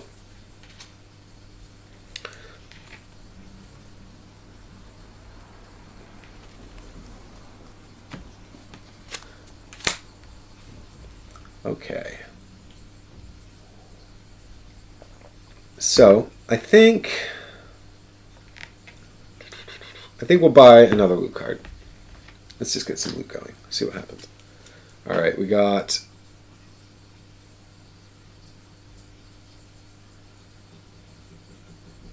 Oh, you added armors to pre-mini-boss deck. I never use these. Only the legendary versions you shuffle in after beating the mini-boss. Okay, well, I don't know. This is what the extended rule set told me to build this deck, so... this is what I'm doing. Okay, so we've got antiquated robes. Those are interesting, aren't they? 15, 20. So again, not really particularly good for either of our characters, so we'll just hang on to those. We've got... Spend another soul, get another piece of loot. What's that? A Titanite shard. Yes, these are super useful. So you can put these in a weapon to upgrade them, and the weapon does +1 damage, but we don't have any weapons we can upgrade yet. And also, because once you upgrade the weapon, it's fixed. You can't take the upgrade out, so we want to make sure we use this carefully. But also, it's funny, it works differently actually to the way armor works. If you upgrade armor, the upgrades can be changed out between the pieces of armor, but the upgrades in weapons can't be. So I guess I'll just keep drawing some loot and then see what happens, you know. That's, I think, the best thing to do right now. So we've got I'm trying to read this on my monitor here, guys, but I'm struggling. Oranthy ring. What on earth is this? The Chloranthy ring. 18, 18, 18 across the board. Characters in your node gain 3 stamina at the start of their turn instead of 2. Oh, I like that. Who could equip this? Nobody yet. Nobody for a while. This is an armor upgrade as well, so you'd actually slot this into armor. But because it's a ring, you know, I think that's the sort of the idea. You can change rings out. Okay, and then we've still got 3 souls. Upgrades are definitely done better in the board game compared to the Dark Souls card game. I've never played the Dark Souls card game. Ba-bam! Another... That's lucky as hell. Who shuffled this? You guys saw me shuffling this earlier on camera, right? I had to shuffle it like twice. Wow, I've never drawn this many rings and shit. Usually I get like weapons and stuff. Sun Princess ring. This shouldn't be in here. Oh, it's because it's the Knights thing. I think this is supposed to be in here. Let me just check the extended rule set. Yep. Yeah, it is supposed to be in here. Okay, so when you end your activation, gain 1 health. I love that. When can I use it? Not till tier 2. Great. Just a bunch of really cool pieces of equipment that I'm just going to have sitting here waiting for when I can use them. And finally, winged spear.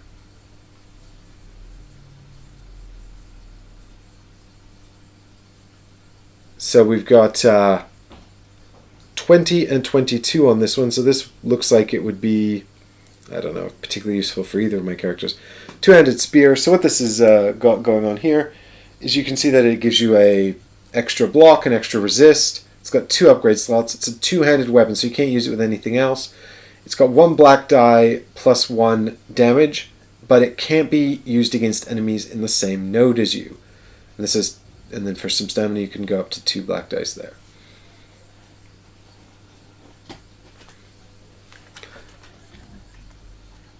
The card game is awesome. Way more streamlined and functional out of the box. Highly recommend it. Says Schmelzfrosch. Is it still the same kind of thing? Like sort of fighting monsters and all that kind of stuff? So anyway, we're done spending all of our souls. We just bought 8 equipment cards, it seems. But we did get a couple of Titanite shards, which is awesome. I was hoping maybe a cool weapon too, but that's fine. So we'll crack on with the next encounter, which is in here. Oh, guys, I totally forgot to do one of the main things from the damn book. Okay, we'll do it this time. So we've got the Threshold Bridge here, and now I'm going to read you the Threshold Bridge story, which is what I forgot to do in the last one. So each of these... I also forgot to check to see if any of my weapons appear in here in the weapon arts. I'm doing a bad job. Don't fire me. The longsword, yeah. Guess the value of a block roll you make. If you're correct, you may use this weapon art to make an attack with the longsword, paying full stamina cost. Okay, so weapon arts I haven't explained because I haven't got to the system yet, and that's because I haven't upgraded any stats. So I can't actually use the weapon arts until I get to the stats. But there's a weapon art on the long blade. We've got a weapon art on the Pyromancer's Flame as well. Yeah, it's not particularly meaningful though. The hand axe, I don't think will have a weapon art, but we'll just check. Hand axe, hand axe. Yep. Yep, the hand axe does have a weapon art as well, so I can explain how those work later. But for now, what we're going to do is we're going to read the Threshold Bridge.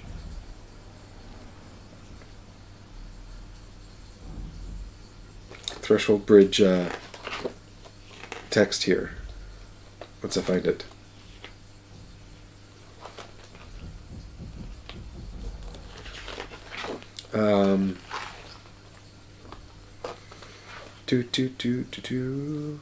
This is level 3. We're not on level 3. We're on level 2.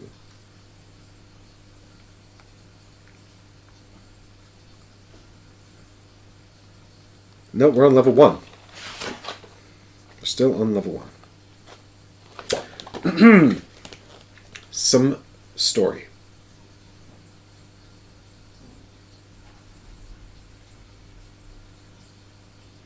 The card game is also a Steamforged Games game. It's still about positioning and tactics, and a kick-ass deck builder.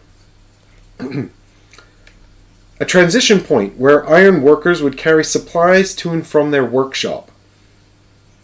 The bridge is now littered with abandoned weapons, and the molten core below is untamed, sputtering white-hot iron onto the path. This encounter does not begin with trap tokens. Instead, if a player ends their turn on an outer node, remove any trap tokens adjacent to them, then place random trap tokens in each node adjacent to them.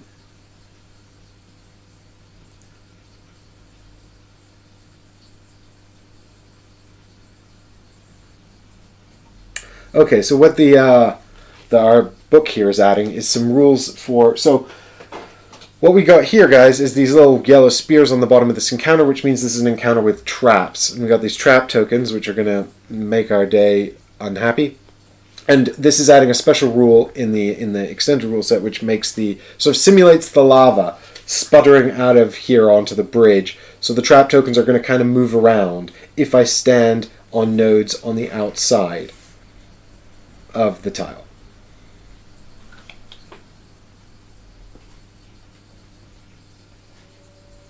Okay, so we've also got it's our same enemies again, and there's also a crystal lizard. We got a gravestone over here. So the crystal lizard is actually another way for us to get a Titanite shard, which is pretty neat.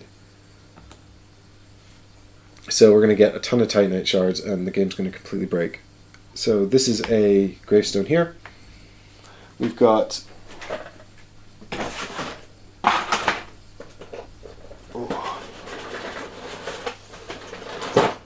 We have to grab the crystal lizard before we kill all the enemies, though. That's the thing. So the crystal lizard's over here, though, so I think that's fine. We can grab him, and we'll have one of his Titanite scales to help us out. And then it's actually our same guy as we saw before. This guy starts all the way over here in the corner. And these guys start over here on this node here. But what's interesting is that if I start my characters over here, then I'm going to have to put out, when you end your activation, actually that was the text, wasn't it? When you end your activation, when you end your turn on an outer node, yeah, so if we don't move, someone's going to wind up getting caught in some traps, I think. Crystallized lizard with starting weapons. This is going to be good. Is it? Or should I say, I don't know. I haven't actually looked at the Titanite scale yet. I just read the rules for it. So, in any case, get rid of that. What we can do is start combat. So the enemies go first, which is a bummer, but never mind. So we start with the knight running towards us. Then we're going to do the... Oh, we should decide who starts with aggro. It's going to be our knight again. Obviously, he starts with the aggro because he can take the hits. So our hollow crossbowman is going to shoot at the knight. Can he get further away? 1, 2, 1, 2, 1, 2, 3. Yeah, I guess if he tries to move over here, he'll be further away. But moving over here wouldn't take him further away. Oh, there's a note up here. Zeus says, put the traps. Zeus, we're playing with this special rule where when one of the characters ends on a node on the outside of the map, then traps will appear next to them. So this is, I guess, representing the lava sputtering up onto the bridge. So I will put out traps at the end of the first player's turn.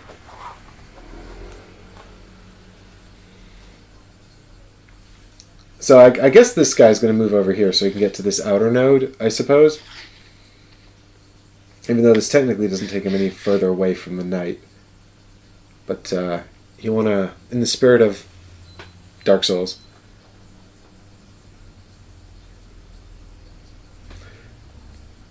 So we've got over here. We've got so then the crossbowman fires. He's going to shoot. And he's going to shoot the knight, who has but 1 black defense die for magic. No, he's got... Yes, but 1. But he has defended 2, so he takes just 1 damage. That is good. Well done, knight. Oh, that's not right. I should not put my arm there. Well done, knight. Good job, buddy. So he's taken 1 damage, and then he's going to get shot by the Alon bowman, who will also push him. And... what happens if I put a node onto a space containing another character? Does he immediately have to deal with it? I'll figure that out in a minute. So this is going to be 4 damage from the Alon bowman. I'm rolling the correct number of dice this time. Correct. So we've defended 3, so the knight takes 1 more hit. And he gets pushed, so I guess he gets pushed over here because it's the only space further from the bowman.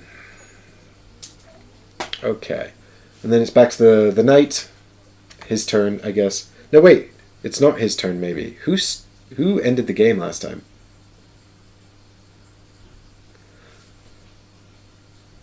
It was the pyromancer, wasn't it? So it is the knight who plays first. I should be tracking this with a token, but I forgot. So the knight is the first player. Eddie, we're just killing people on a burning bridge. Nothing majorly evil happened. I'm going to get some cool loot, I think, is my plan. So we'll move the knight into this space here with the hollow so we can kill him. And also because what we don't want is to What we don't want is to end our turn actually on the outside of the board anyway, because then we're going to conjure traps, because the fire is going to spit up and spit on us or whatever. So, I'll kill this man using our blue attack.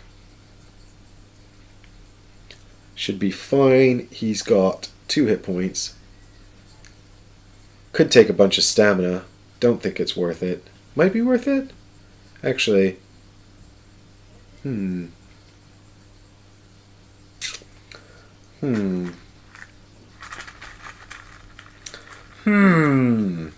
4 stamina attack. Who attacks nearest? So only this guy. Everyone else is going to shoot at the pyromancer next turn.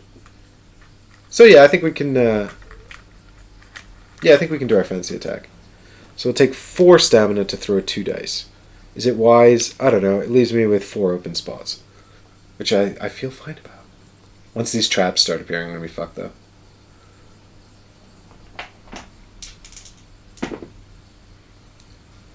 Ooh, is that a 1 as well? Well, that was the right choice. Yeah, I'll show you guys the lizard card. So, oh, the lizard runs? Oh my god, you're right. I had no idea. I thought the lizard just stayed put. Look at that. The lizard has an AI card too. Okay. So the lizard actually moves 1 away from whoever had aggro.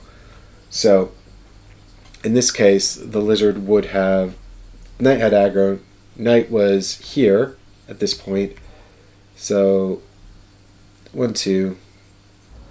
1, 2, 3. Yeah, so he moves up here. Crystal Lizard. Oh my god, 3/3. Oh, I'm never going to kill this guy. I had no idea he had so much high resistance. I was so pleased with myself, and now I'm less pleased with myself. But that's okay. We killed this guy, so that's a start. We killed the Hollow Soldier. He's dead. And so, thus ends the turn of Knight. Oh, it occurs to me actually that the Pyromancer... Oh god, have I messed this up? Might have made a mistake! Shouldn't have used that powerful attack.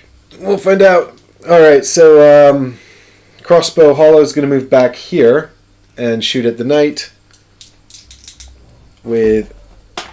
Yeah, this could be really bad, you guys. I might have made a boo-boo.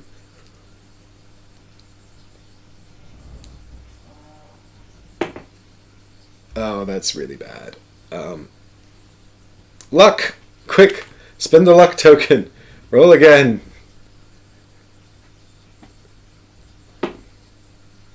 Still 2 damage. Oh no.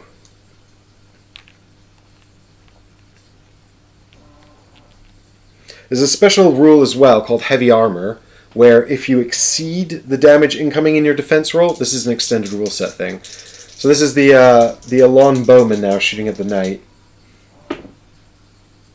Oh no, that's really bad. I think I've just died, guys.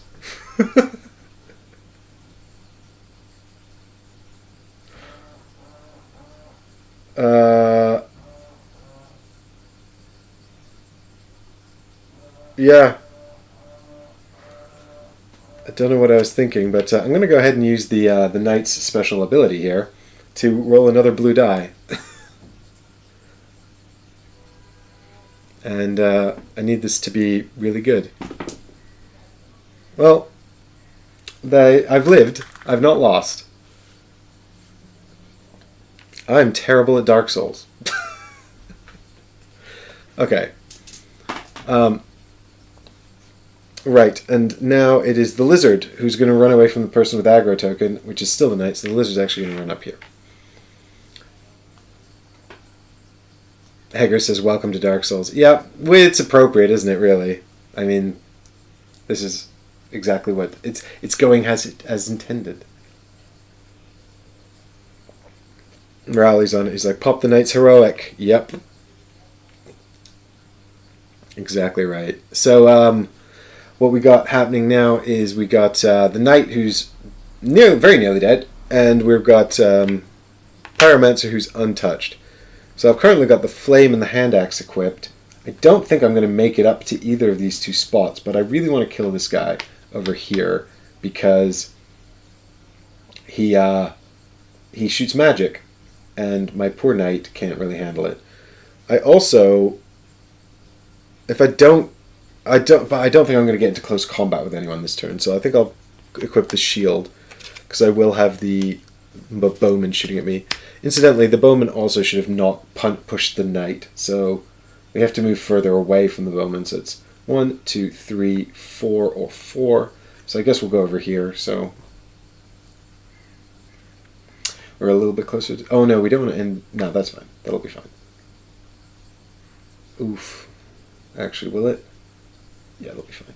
So, it's the pyromancer who...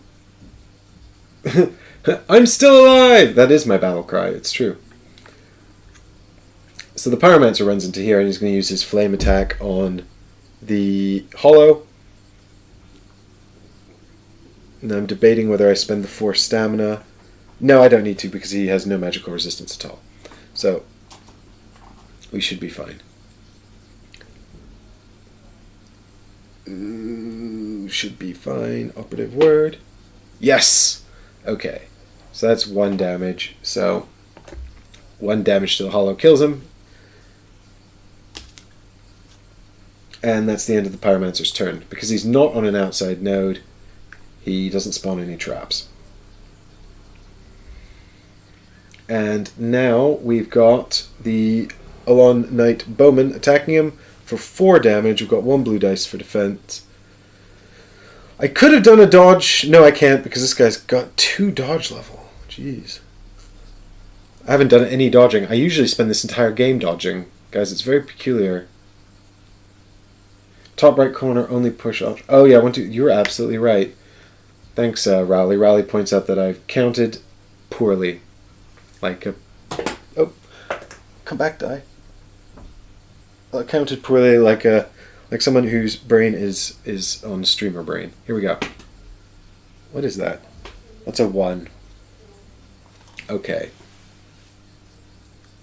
Rowley, yeah, the extended traps thing only happens when it says at the end of a character's turn, if they're on an outside node, then... and the knight would have been, wouldn't he, because he got pushed. So I should have had a trap here, and here, and here. So now I'm going to reveal whether or not this trap is going to hit the... hit our man here and resolve that. First I'm going to finish resolving this attack. So we've just... the Alon Knight has just hit the pyromancer for 3 damage. 1, 2, 3. Although actually, having said that, 1, 2, I probably would have just moved him here to avoid the trap. Yeah, that's fine. Because he was here, wasn't he? So he could have gone here or here, and both are within 2 of this node, so it's fine. Yes. Okay, so now the knight is caught by the traps, which is really bad because the knight is very badly wounded as well. I'm not feeling good about the knight at all. Speaking of which, it's actually now the knight's turn. This crystal lizard wants to run away from this guy, but he can't get anywhere without moving closer to him. So he doesn't move. And so it's now the turn of the knight, and I must pick a trap. Or stay put. I get the aggro token, heal to stamina. So I've got 3 squares. If I get hit by the bolt, I'm going to get pushed onto a trap anyway. Yeah, this is actually problematic, because this guy's bow is just going to keep pushing the knight into the corner, spawning more and more traps.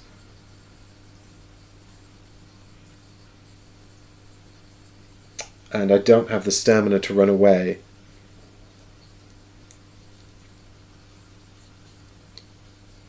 Yeah, it's bad.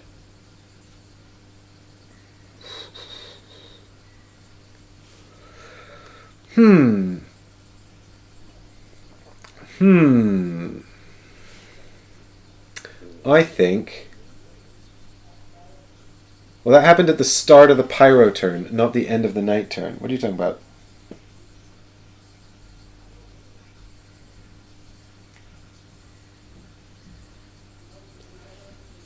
Oh, the push.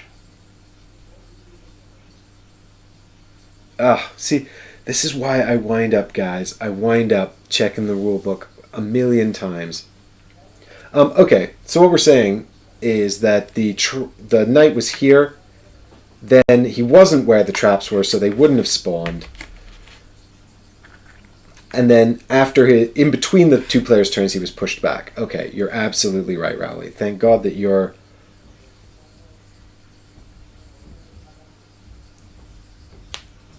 So the push along the wall thing, that only happens when bosses push. Is that right? Then. Anyway, okay. So I'm still in fact back to the knight, who's just gonna, I guess, move into here then, and he's gonna get shot by the pyromancer. He's gonna get shot by the longbow knight. Guys, I'm literally losing my mind, and I'm only on the second encounter. Okay. Thank God for Rowley Katunen. Thank you, my friend, for keeping me straight in the chat. Your help is immeasurable, invaluable.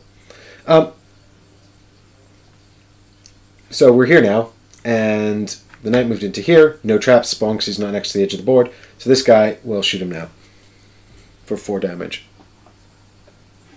And we need to take less than 3.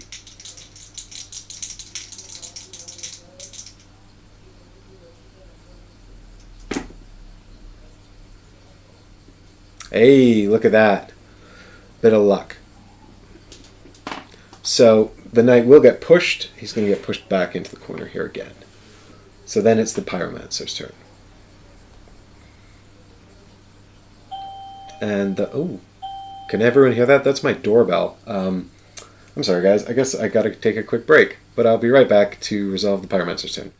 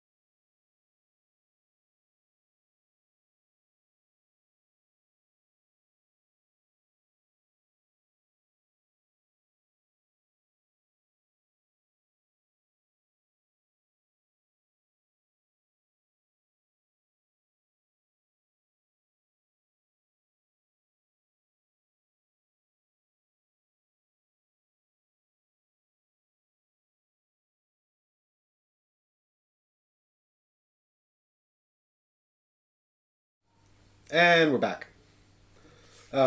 It was not a cool new board game. I thought it might be a cool, fun Kickstarter or something. It was not. Rolly says he says it's funny you say you usually do dodge runs, which are flat harder than tanking blocking runs. Might be different with extended rules. They definitely, I think they made tanking blocking slightly more difficult because you've got this heavy armor thing. So if you've got this extended rule that basically means when you roll to prevent damage, if the number you rolled to block damage is the difference is higher than the damage incoming, you take the difference in stamina, which is a massive restriction. I think it's just the gambler in me though. I think that's why I like the dodging. So for those of you who are like, what are they talking about? You've got these dodge dice, and the dodge dice are these green 50/50s. And basically, they have a blank side. Oh my god, you can't see it at all. And they've got this dodge symbol on them. This is why I can't use dodge on stream, you see. It was all part of my plan to not break the die with my green screen. But they're 50/50s, and so you'll check the dodge value of the enemy. So the dodge value for this attack is 2, for example. And then you'll throw a number of dodge dice equal to what's on your equipment. And if you meet or exceed the dodge value of the attack, you can you don't take any damage at all. You also evade any conditions that might come out of the attack, like bleed or poison. And you can avoid push if the attack does push. But you can also move a node if you want, but you don't have to. So it creates all this really dynamic movement as you dodge around the board. And I think it's just the gambler in me likes the all or nothing, kind of prevent everything. And I think also I like the dynamic of the moving, or the potential moving with the dodge. But, I'm excited to try this version and see how it pans out. It was the beginning of the Pyromancer's turn, wasn't it? So he'll take the aggro token. Someone's car is playing Queen really loud outside. Can you guys hear it? I don't want to get demonetized. Also, someone next door is drilling now. I'm having the worst stream day. I'm so sorry. So the Pyromancer's got no stamina to repair, and so he's got the aggro token. Am I going to change equipment? Am I just going to run in there and try and murder everyone? So here's what I'm thinking. Maybe I equip the hand axe. I'm not going to be able to kill... I want to kill that little lizard. Can I take 7? I can't take 7 stamina. I will die.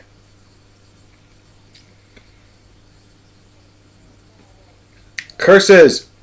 What I was thinking I would do is run in here and then use super magic attack to try and nuke this little lizard, and then whack the Alon Bowman with my axe and kill him. But I would, in order to do powerful enough attacks to do that, I would need to spend 7 stamina, you see. But in order to do it, really, because the little lizard, he's got a resistance of 3, and to get over that, I'm going to need 4 damage. So theoretically, I could do it with 2 black die. It's pretty unlikely, because the black dice have double swords on 2 faces, so I'd have a 1 in 3 chance, but twice over, which is what, like a 1 in 9? How do you do factions and probability? I don't know. Anyway, the point is it's probably low odds. I could use the heroic ability of the Pyromancer to do a 3 dice attack with here, which would it would hit everyone on the node. Oh, fuck it, let's just nuke this whole node. Yeah, let's do it. I don't even need the hand axe. I forgot about the cleave. So if I trigger this, the cleave is just, you just roll for damage and apply it to all targets, right, Rowley? So the cleave is this little symbol here, which just means this hits every target on the node. I think all my chat have gone and taken a break, so I'm just going to proceed like I know what I'm doing. Right, 3 black dice into the node. It's range 2, so we don't even have to move. We can stay there. Yeah, pop. Yeah, I mean, the thing is, I could save the Pyro's Heroic, but then again, the Heroic is out of black die to a magic attack like one time. I think it comes back when you rest at the bonfire, which is either when you die or when you choose to spend a spark. But because the sparks are lives, there's not much point spending them, except when you die, unless you have an ember. And I'll explain that more in more detail later on when it becomes relevant. Eddie says, cleave it from orbit. It's the only way to be sure. Good idea. Hey Haggers. Thanks everybody who's still here in chat. This little green screen box I've created, by the way, guys, keeps falling apart. I meant to spend some time reinforcing it, so hopefully the whole thing won't fall apart while we're playing. We got 4 damage into the node. So I think that's good enough. It's certainly good enough to kill the Alon Bowman, who takes 2 damage. Well, he takes 3 damage and dies because he can only got 1 hit point. And the Crystal Lizard resists 3 and takes 1, which kills him. So that's good too. He's dead. Success. Much success. And I've also refreshed the coffee difter because I need it to keep my brain straight while I'm playing this game. Okay. Cool. So we get to have a crystal Titanite scale, which is awesome, I think. I didn't actually look at what they did. I just knew I wanted it. I want the treasure. We just assume because Titanite shards are good. Alright. Please be good. Please. Is it just a Titanite shard? Titanite scale. This weapon's attacks gain +1 damage. Yep, it's just the same as a Titanite shard. So we've got lots of these now. So we can probably... The minute we find a weapon that we can equip to use... that we can use and equip upgrades to, the better. We can actually start using these things. In the meantime, let's grab 8 souls. We've got 2 gravestones, so when we finally get to the Winged Knight, we'll have some insight into his behavior cards, which is good. So, there we go. 8 souls. Let's see if we can get some more treasure. So we're back at the bonfire, having a chill-out session.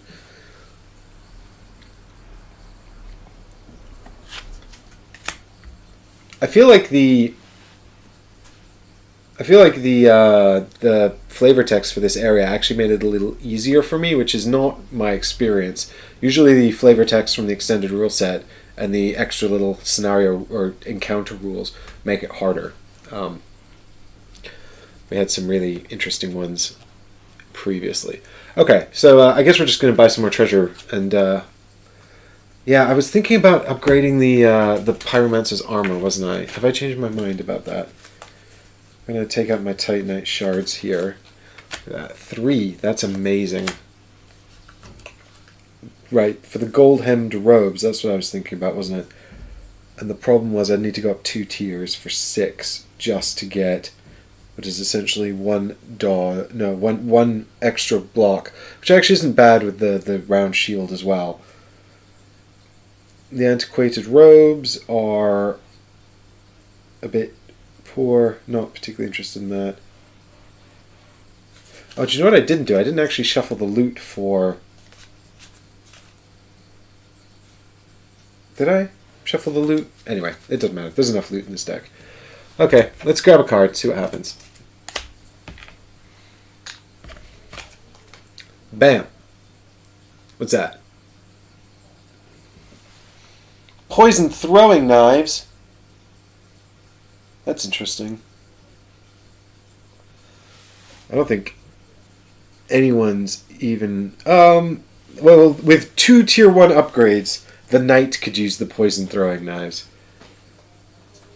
Yeah, level 2 encounters with starting weapons could be rough.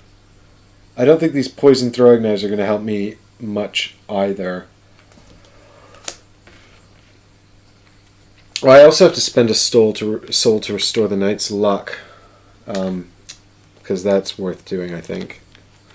Well, actually, we could wait, I suppose. We could wait just in case we need it to equip something we find at the 0 hour. It might be better to have a better piece of loot than the luck token back, but it's unlikely. Let's grab one more card and see what we get. Come on, weapon. What's that? Soul arrow? Soul Arrow. It's a spell. Yeah, that's pretty good. Can we equip it on our Pyromancer, please? Yeah, with one intelligence upgrade we can equip that. So we probably want to take that. It's basically just a better version of the Pyromancy Flamey thing we've got. Yeah, it's basically the exact same thing, but with longer range, and it doesn't have cleave on it. It doesn't have the cleave on it. But I guess it's better than the hand axe. Poison throwing knives better than longsword in my opinion. Are you serious? But it doesn't even have. It's only got a 3 stamina attack on it. You'd have to spend 3 stamina to do any attack. It does have a range 1, I suppose. 2 dice and a poison. Poison's pretty good.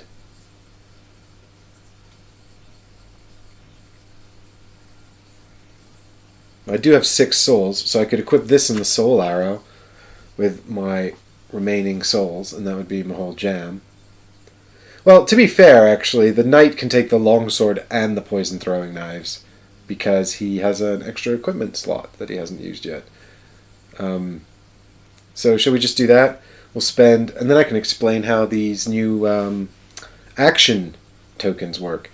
So we spend 2 souls to go up to dexterity 2 for tier 1 for the knight, and intelligence tier 1 for the knight, which unlocks the stats we need for the poisoned thingies. I'm going to get these action tokens here, which are these little yellow cubes I've got. I'm going to put them into these slots here and here. Oh my god, what are these? Extended rule set. What's going on? And I guess then we'll go up to tier 2 with the Pyromancer as well, so we can take the soul arrow, I suppose, instead of the hand axe. What do you think? He won't have a regular attack, so he'll be screwed by magic resistance. But then he could do magic pew pew twice. That would be cool, wouldn't it? I like it. I'm going to do it. So that's 4 souls for the knight to upgrade 2 of his stats, and 2 souls for the Pyromancer to take the soul arrow instead of the hand axe. And still nobody's got any upgrade slots for the weapons, so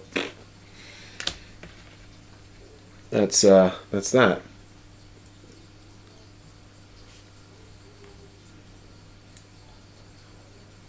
Yeah, I think our new strategy is burn them down as much as possible. Alright, so now we want to check. So, ooh, uh-oh, I just dropped that. Come on. Yeah, okay. Bit of picking up component action there. So what we've got here are these action cubies. And they are a new thing that's being added in by the extended rule set. So every time you upgrade a stat, you get a little action cube into the space to the left of it. And so if this one comes up here like this, then you get one in there like that as well.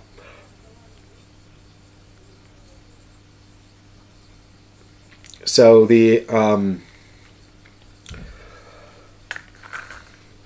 cool thing about this is that so there's sort of 2 functions you can do with this. So first you check the correlation with the item. So in this case we've got the poison throwing knives as an example, and they have stat requirements in both dexterity and intelligence. So what that means is that we can spend an action cube to trigger with the poison throwing knives. And when you trigger with the action, when you trigger a piece of equipment with an action cube, you get 2 options of what to do. And if an item happens to have no requirements whatsoever, like the kite shield, then it can be triggered with any action cube. So you could use it with anything with the kite shield. So there's essentially 2 functions, 2 basic functions they have. If you're doing an attack, say with the poison throwing knives, after you've rolled for damage, if you say don't have enough, you spend an action cube and it goes down here to the stamina. You can only do this once. You can spend 1 action cube per roll. but you spend the action cube, it goes down here to the stamina bar here, and then you can roll one more black die and add the damage.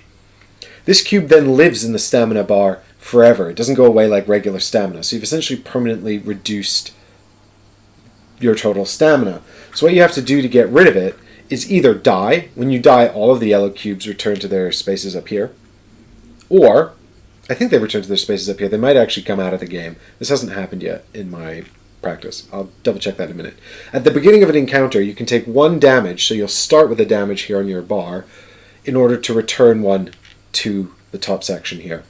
So that, and then of course that will clear up at the end of the encounter, so you could potentially liberate your bar in that way as well.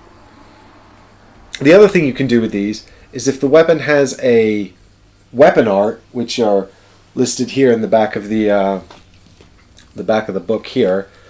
So if your weapon has an associated weapon art, you can you can spend an action cube to activate the associated weapon art with the thing, and that's going to be different for every single thing. So we can check the poison throwing knives, for example, to see what they can do, and we see that it says you can increase the attack's range by 1. So I could spend an action cube to increase the attack's range by 1. And on the soul arrow, it says nothing.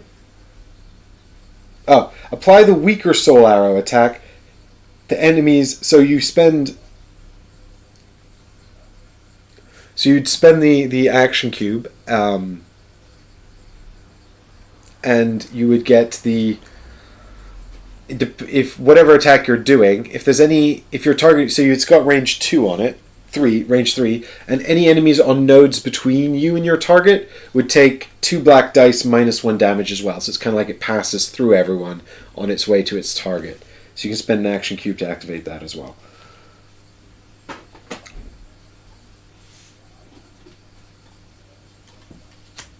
Which is very interesting. I never remember to use these, but then again, I don't have there was one actually I had that was really useful, which let you do some movement after attacking. But you have to be careful because those yellow cubes, the action cubes, they're hard to get rid of, and they permanently reduce. Well, I say permanently, they reduce the size of your action bar, your endurance bar. They reduce the size of your endurance bar until you can get rid of them. So. Yeah, and when and the only way to get rid of them is either one at a time at the beginning of an encounter by taking a damage, or you get rid of all of them when you die. Which you don't really want either to do. So anyway, now that we're all geared up, I guess we can go and... who went last? The Pyromancer went last, so we're going to activate the Knight first in the next encounter. Nobody's got aggro yet. So I guess we can do this one or this one. We might as well do this one up here on the lava because we need to do it before the boss. And then we can decide whether or not we feel ready for the mini-boss after this encounter or whether we want to come down here and do this one as well. It's probably wise to do all 4. Although, as Rowley says in chat, the Winged Knight is weak to magic, and I do seem to have a lot of it, so that's pretty good. That is setting me up in good stead. Alright, let's find out what's going on here in this level 2 encounter. Alright, we've got a chest, and we've got some kind of big stony man and some kind of attacky knight man. Those are the technical terms. Don't question my intelligence or logic. I know the technical terms for these guys. I know Dark Souls.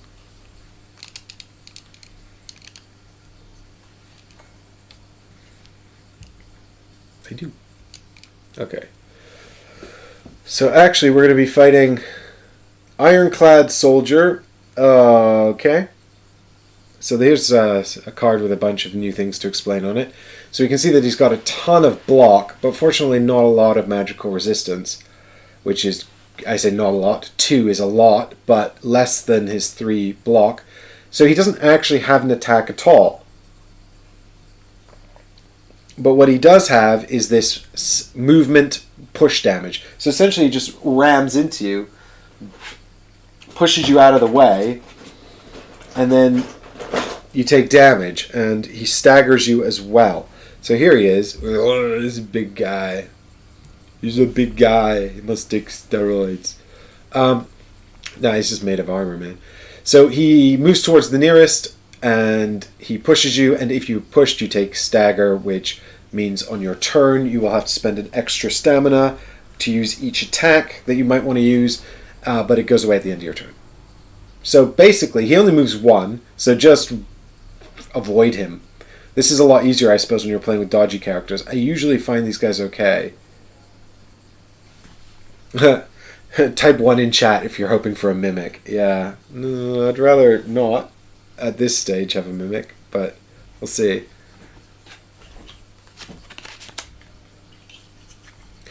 So he's going to go here, right in the middle. Oh, great. So he starts very close. I know we've also got some kind of Lancer boy.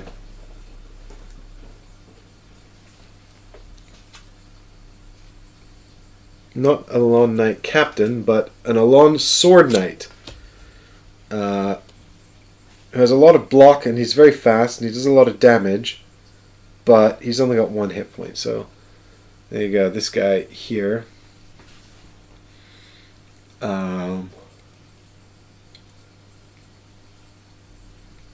Yeah. So he's everybody here seems really hard to kill. I guess that makes sense, because we're in a place called the Iron Keep, and they make a lot of tough iron. So that makes sense, doesn't it? So I guess the Sword Knight is this guy? Where'd he go? Oh, it's in there. No, this must be the captain. I've taken out the wrong miniature. Alright, here we go. Here's our Alon Swordy Man here.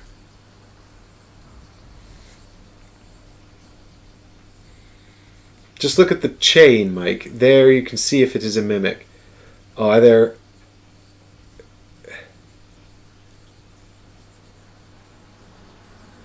There's no chains in DS2? I don't know. I don't know what you guys are talking about. He starts all the way over there. It's fine. I'll be fine. Okie dokie. So we can see down here, we've got our chaps all set up. And alright, these guys can go away for now. What did I do with the card for the Ironclad? Here he is. So Ironclad will activate first. He's going to hit someone. And it's going to be the Pyromancer, probably. He's going to target nearest, actually. So maybe if I start apart, I can try and protect the Pyromancer a bit with the Knight. I'm very cautious that the Knight has used... He doesn't have his luck or his heroic ability anymore. I see you guys in chat making jokes, and I approve. I'm deeply appreciative. It's true. But I just don't get them because I don't understand this chain joke. It's something to do with how to tell whether a mimic's a mimic. But I'm looking at the chain, Difter, and it's not telling me anything. What I need to know, really, is what is this card here? Does it have a mimicky on it or not? We don't know. We won't know until we poke it and find out. Or we could just, not poke it, and then we wouldn't get any treasure at all. Oh yeah, so the chest has 2 treasures in it as well, which is cool. There they are, look. So we want to try and liberate those treasures. For the greater good. Okay, and the Alon... So both of these enemies are going to target the nearest. So I think we'll start the Knight off over here, because then he's sort of equidistant to the... those two. Well, he's closer to the Swordy Man, and equally close to the. He's going to go first. But we could just equip the poison throwing knives then, and then kind of ignore the rest. The Ironclad Soldier has 5 hit points, which sucks. The Alon Sword Knight only has 1. Maybe we start our Pyromancer over here. and he can, when he activates, hopefully do some damage before anything else happens. So if we trigger the enemies first, the ironclad soldier goes first. He's going to knock everyone out of his space if there's anyone in his space, but it doesn't happen. And then he moves one towards the nearest target. They're equidistant. I have to decide who has aggro token. I'll give it to the knight. But so that he moves over here, which is my intention. And then Elon Sword Knight activates. He's going to move towards the closest. We got 1, 2, 3. We got 1, 2, 3 to the knight, and 4 or whatever over to him. So he's going to go 1, 2 like this. Ooh, they're all teamed up. Maybe a nice time for a pyro blast or something. But it's knight first. Knight to go first. So we shall equip the poison throwing knives, I think. And we shall just throw those into somebody. Seems like a good idea to me, right? We could throw them into the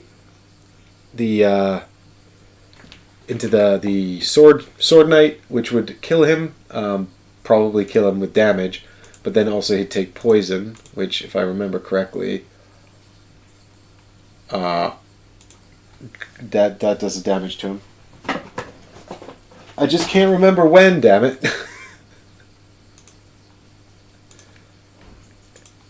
So poison just deals the damage to him at the end of his someone's turn. I think it's the end of his activation. So it wouldn't kill him before he got a chance to run at me, but that's okay.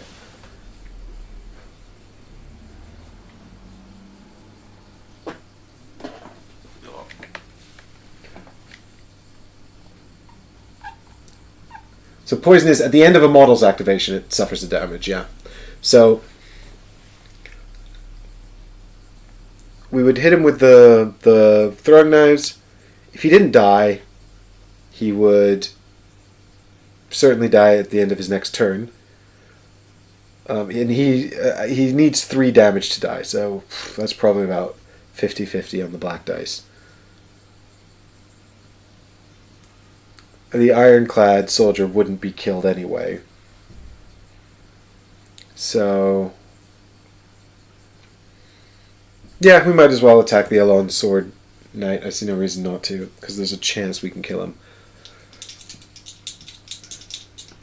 Eat poison, person. No such luck. But he does take a poison token.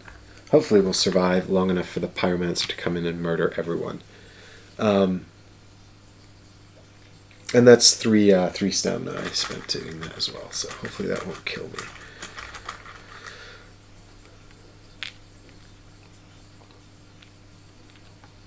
Okay.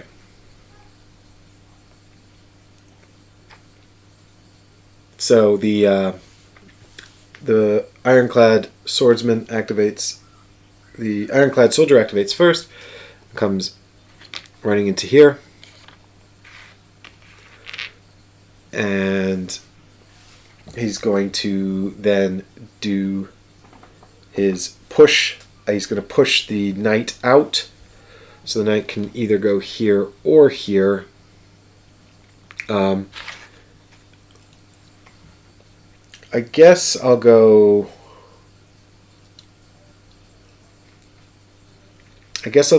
here. I don't think it really matters too much. I'll go over here. It gives me more options to run away later into the space with the Elon Sword Knight, which doesn't... He's going to hit me anyway, because he's still got 2 movement, so... I will take 5 damage, which I shall prevent using these 2 dice. And I'm pretty sure the action tokens can't help me here. Just if I mess up, I think I just mess up. The action tokens can add dodge dice if you use them with armor. I know that much. But a black die to a block resist roll if there's a gear match. Okay, do I have a gear match? I do. So I can roll another black die, but it would cost me an action token. Don't know if I want to do that, because the action tokens are... Oh god, the story, Rowley! Oh, you're right. Oh my god, I get so excited, and then I forget the story. This encounter is called Searing Hallway.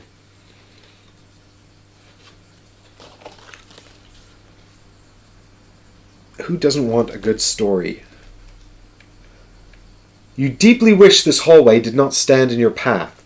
The walkway is an austere panel of iron grating suspended over a vast river of bubbling ore. It lurches to and fro as the hot winds sway the chains that hold the platform up. A treasure chest scrapes along the ground and threatens to fall into the hot iron below. At the end of each player's turn, the treasure chest moves a node toward the edge of the tile. If the treasure chest begins its movement on an outer node or the players die, remove it from the game.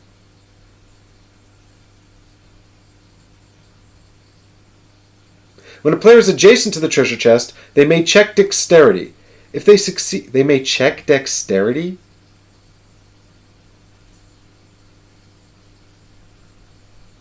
I don't know how you check dexterity.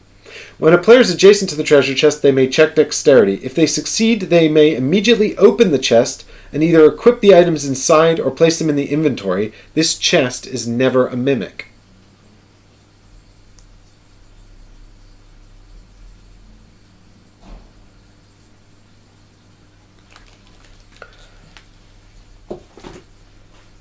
So,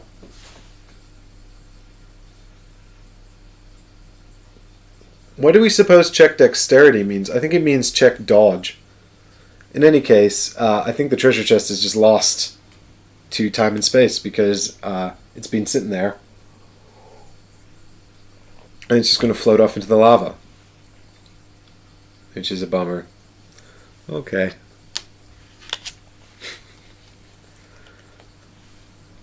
Because I already had a turn. You would have been healthier to spend 1 stamina with the knight to run to the pyro node, and the ironclad soldier wouldn't have reached you. Yeah, you're right, Rowley. Again. Probably.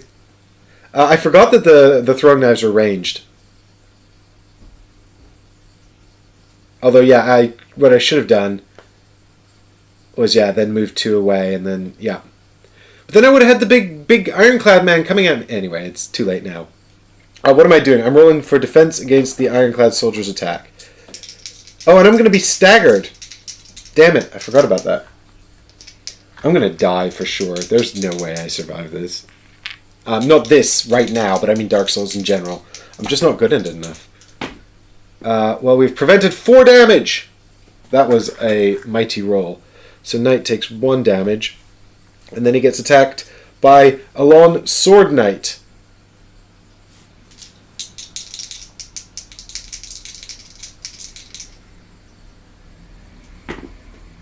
And we defend 3 of that, so we take 2 more damage. Robbed gnome. Yeah, exactly, Rowley. I'm a little disappointed too. I was actually quite excited to check the chest, and I was kind of hoping for a mimic, if I'm honest. Secret little. I thought that'd be kind of fun. But I don't know. I don't know if. I genuinely don't know what that card is. But I also feel robbed. I have lost out on my treasure. Stupid storybook. Who wrote this shit? Okay, so at the end of the Alon Knight's activation, he dies from poison. Bye!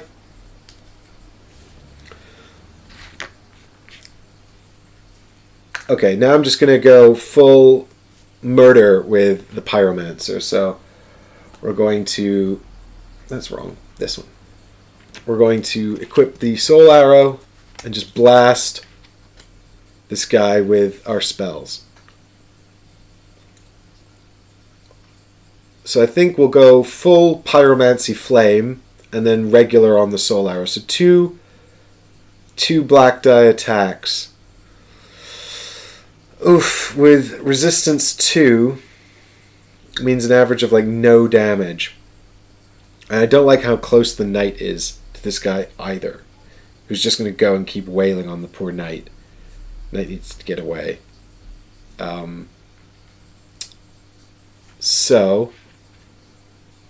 Maybe we just do a big attack with the Soul Arrow, and then the Pyromancy Flame will not do any damage at all because it can't actually get through the magic resistance.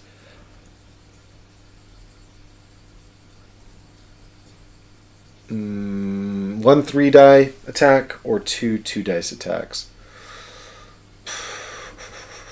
I can't decide what's better.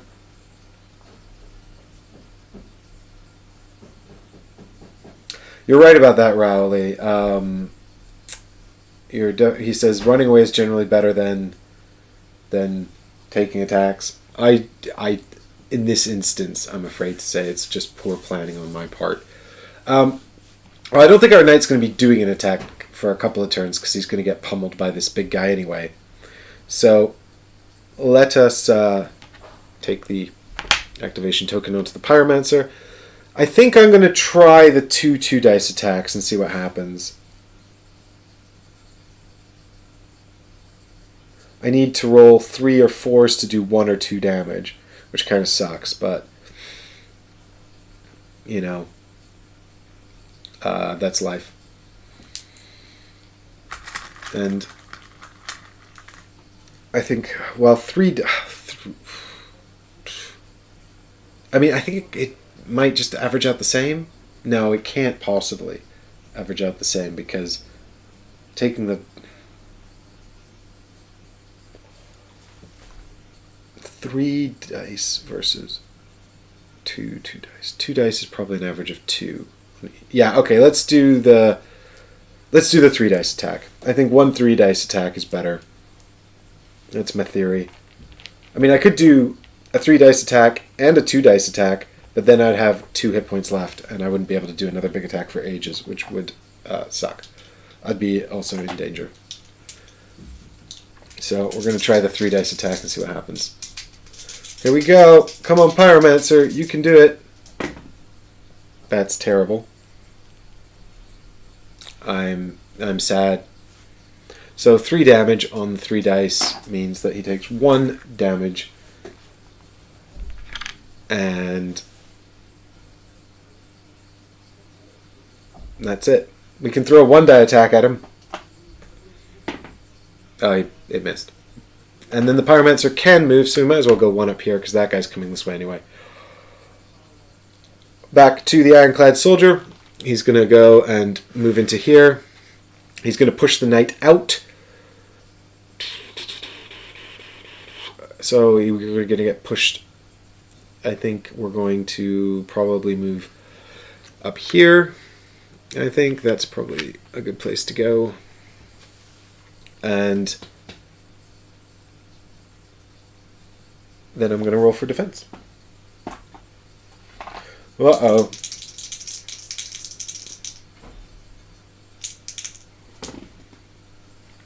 So we've defended 3. We take 2 more damage. Uh-oh. Yeah, we're going to have to start really playing keep away with this guy, or else we're going to have to pop our Estus Flask. We lose our stagger, which is good. And then we are going to activate the knight. So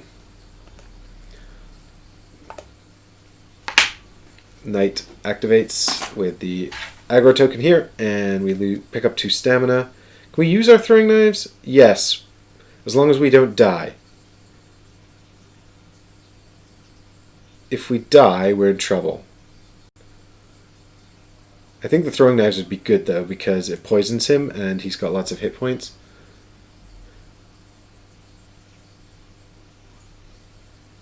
Poison is pretty good against these guys, even at the cost of 4 stamina.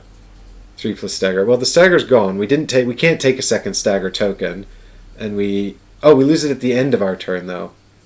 Yeah, okay, so we are still staggered, aren't we? Yes. Yes. Damn it.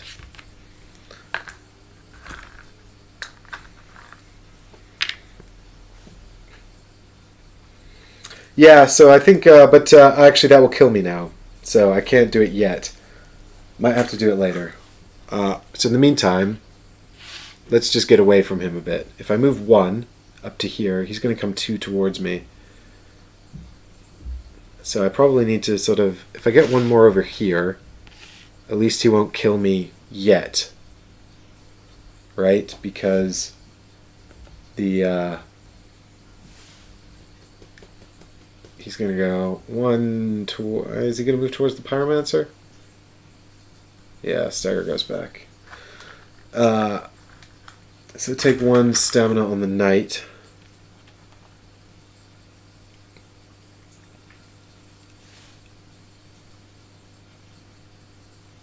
Yeah, we can probably kite him a little bit, I think. Get him to move towards the pyromancer as well.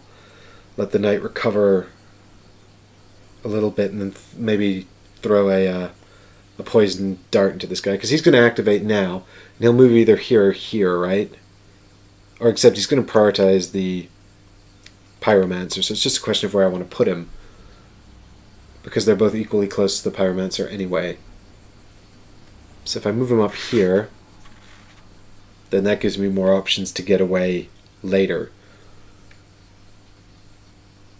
And he's not going to do any damage yet. Actually, the knight has the aggro token, so he would move towards the knight anyway. We lose the stagger. Yeah. So that's... This move would keep him equidistant, so he's got to go in there, right? Which is 1-2 away instead of 1... it's the same. It's still the same. These nodes. Movement. Okay.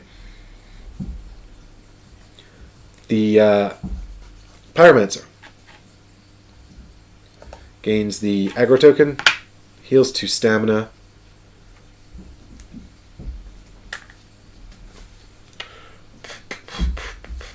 I guess we're going to try the 2 dice attacks this time, because that sucked last time, which would cost us 4, which would leave us extremely vulnerable to getting murdered by this guy. But I think we can probably kite him a little bit longer. I don't know. Oh, Eddie, sorry to hear you're working, buddy. That's not a chill Saturday at all, man. So if I move down here, I'm just trying to decide if I'm gonna do the big attacks, because I need to do the damage though, but I just don't want to. I don't want to risk dying. But that's the way it is. All right, so spend 4, and we're gonna do 2 dice attacks. 4 stamina. 1, 2, 3, 4.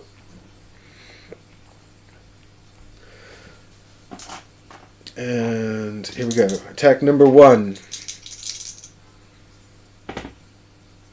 What is this? Damn it! That does nothing! 1 damage. It's the same as last time. Fine. So, end of Pyromancer's turn, and this guy moves 1 towards him because he's got the aggro token. Aggro token passes over to the knight. Cover 2 stamina. I still can't kill this guy. What I don't want is for the Pyromancer to go and get hit, I think. Although actually maybe, if the Pyromancer could survive 1 hit, which he can't because he's got 0 defense, he would have to dodge, which he can't because he doesn't have enough dodge. Okay, so I need to kite this guy with the knight. Oh god, this is going to be extremely bad. Yeah. I probably should have done the 3 dice attack with Soul Arrow and equipped the shield. That was foolish. These are... Oh, you moved the turtle to the middle node? That's one thing you should always avoid. Don't put enemies on the middle node if you can avoid it, which you usually can. Hey Mark, thanks for joining in the chat. I'm getting schooled on how to play Dark Souls by Rowley in chat. Thanks, Rowley. Good tip there, buddy. Yeah, I'm now beginning to realize the error of my ways. And I might have to pop an Estus flask in order to survive. We shall see. We shall see. Because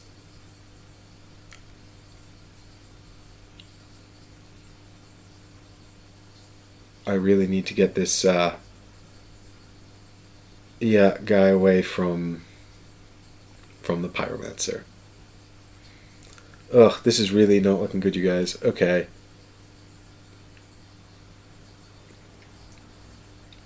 Maybe I'll use the poison knives, and then pop my Estus flask. If I'm going to use it before the boss, then the first level 2 encounter would be the one to use it on, I think. Because it'll be the harder of the two, technically, right?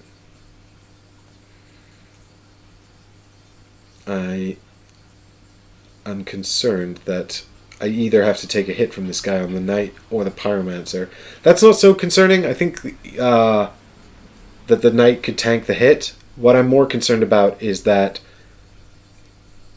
I'll still be quite far off killing this guy.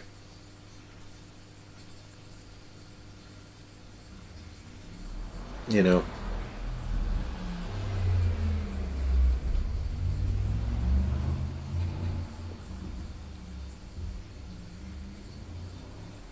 I could run in and smack him with the longsword for 0 stamina. I might do some damage. It's unlikely. He's got 3 block. Yeah, no, that's actually basically impossible. I need to roll a 6 on a d6. It's not impossible. Not likely. Maybe better to keep the Estus Flask, use an action token. If I have to. There's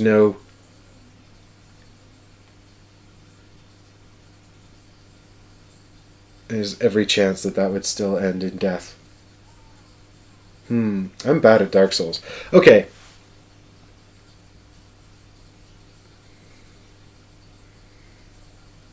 Knight moves in here. And then fires poison knives? Poison throwing knives? Should leave him with... I'd need to protect against 4 damage coming in. Or pop the Estus Flask. 4 damage. Oh yeah, if I use the action token I'd die anyway. Yeah, so either I don't attack... I'm gonna have to pop this Estus Flask, I think. I don't think there's any way around it.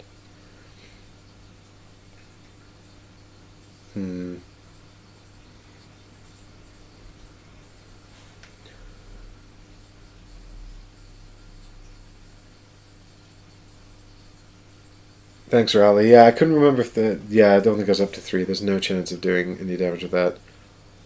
Oh, and yeah, it doesn't have a 4 on it. Mark, I need to sort out my Dark Souls. Mark says he keeps it very well organized in a box with all the expansions. Yeah, I need to organize this because I've got 1,000,000 boxes and it takes forever to set up. I think I think the only option is to do the poison throwing knives attack and then pop the Estus Flask. Unfortunately, so we'll do that. 1, 2,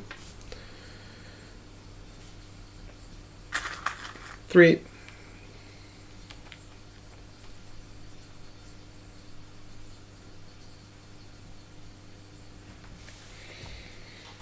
Okay.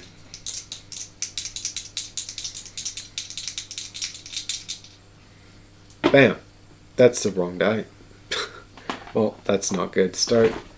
So that's just 1, but we get a poison token on him, which is, I think, the main thing.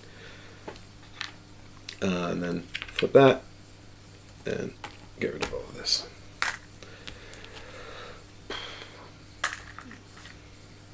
And then he will turn around, he'll move into here, push the knight out, 5 damage, and stagger. Cool. Oh, God.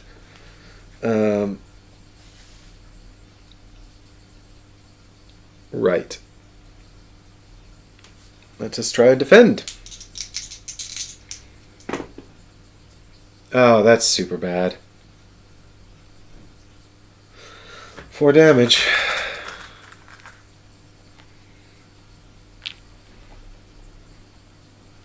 Oh, God. Oh, my God. Okay. I seem to have given him a soul for some reason as well instead of a damage. Alright, 2 more damage on this guy will kill him. So I need to do something smart.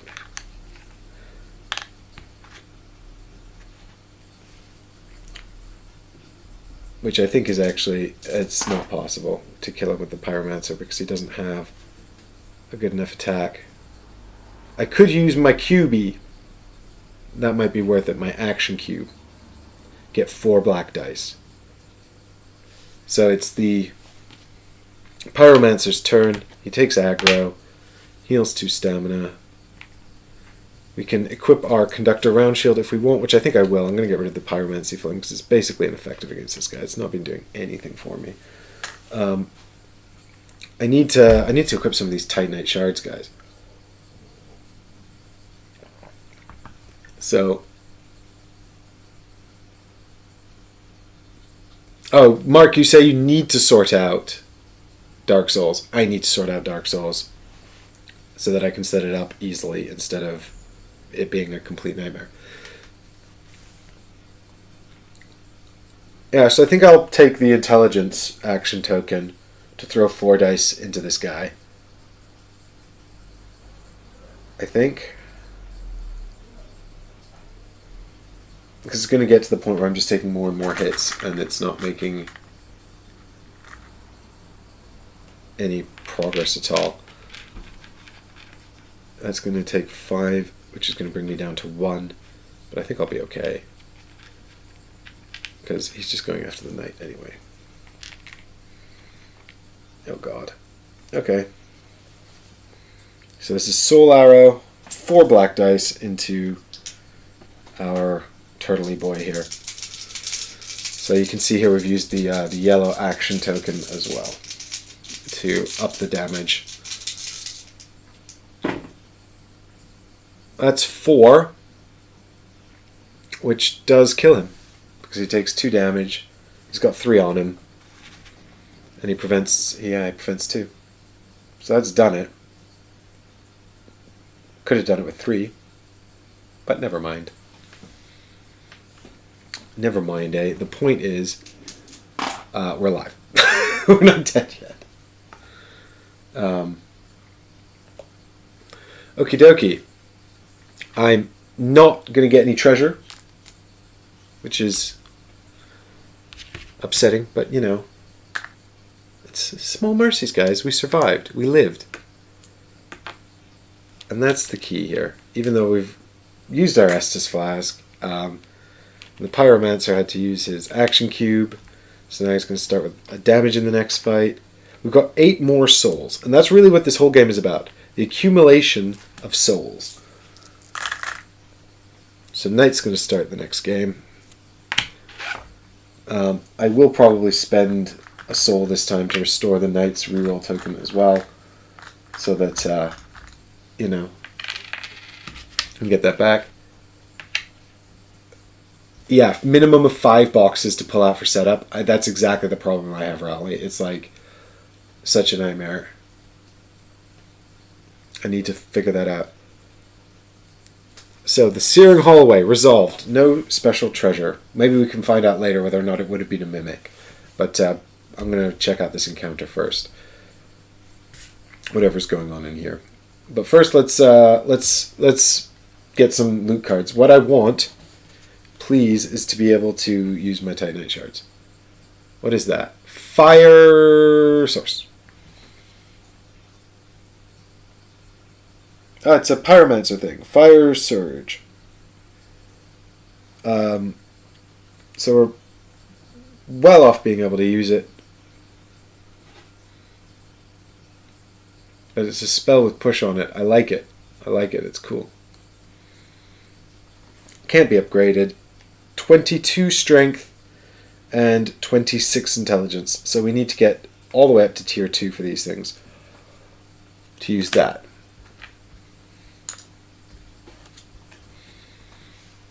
What do we got here? Dragon Crest Shield. This looks like it could be helpful for our boy the Knight. Yes. What does he need to use it? 21 strength and 21 faith. Well, we're still miles off of that as well. Good God. Strength is the opposite to what I upgraded on the Knight.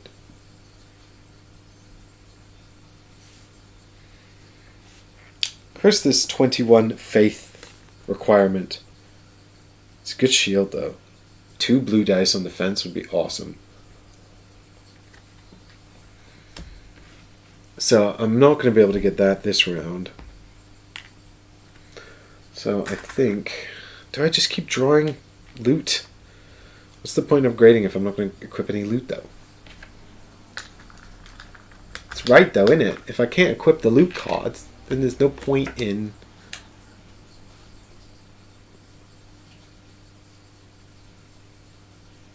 Court Sorcerer's Robe. Well, that doesn't sound like it's going to be useful. 22 intelligence to use it. Well, our Pyromancer still can't use it. It's pretty good, though. It's got a defense on it, too.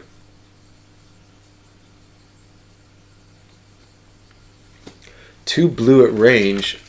Fire Surge. That is awesome. I mean, that is awesome. We're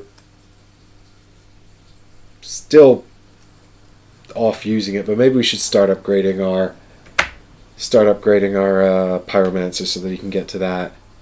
And he can get to the Sorcerer's Robe as well. We're just going to have a super Pyromancer and a poor little knight who's like, don't kill me. Yeah, the Court Sorcerer Robes we're still a little way off of being able to use that as well. I mean...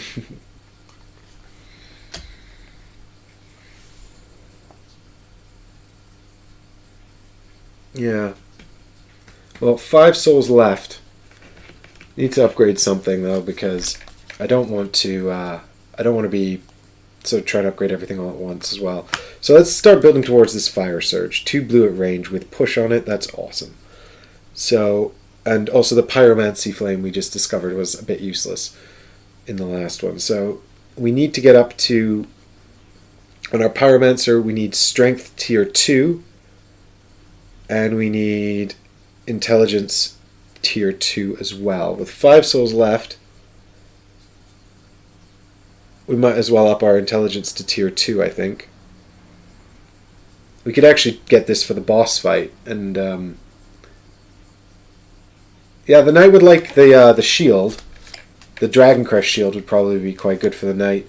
But I need 21 strength and 21 faith. So it's either... So I've kind of got the souls to get either this or the Flames Fire Surge before we get to the boss. So the question is, which one of these do I grab for the boss fight? I'm thinking the Fire Surge. Because, I mean, you can't push the boss, so that would be wasted. But also 2 blue dice on attack at range 2. That's pretty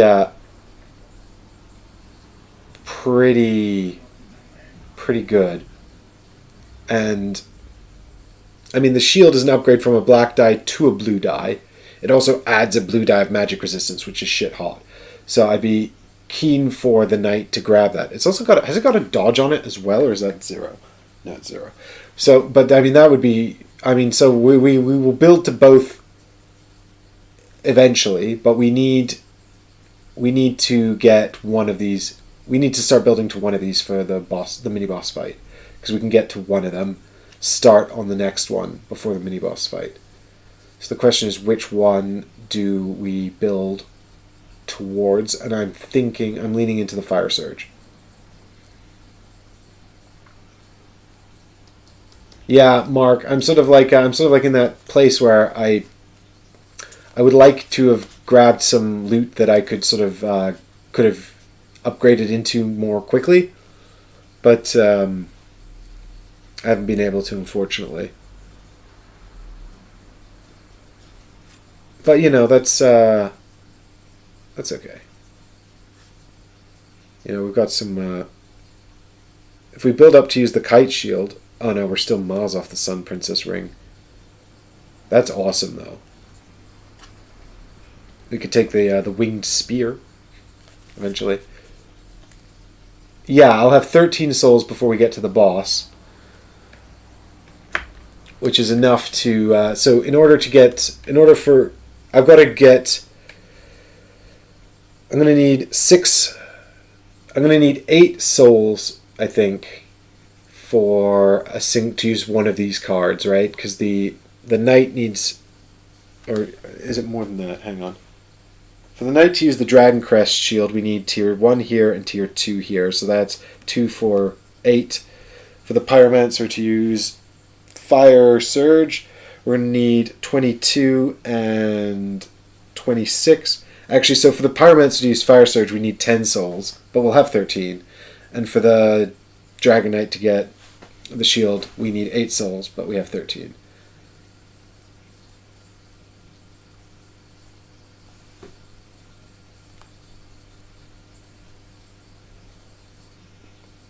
You know, so it's sort of a bit of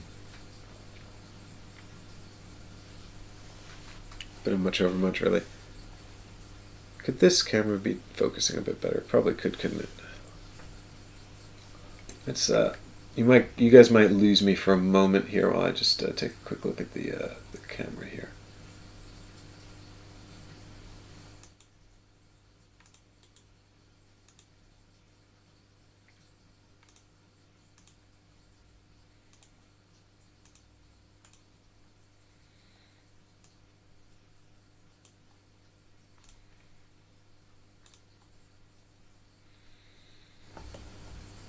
Okay, I'm back.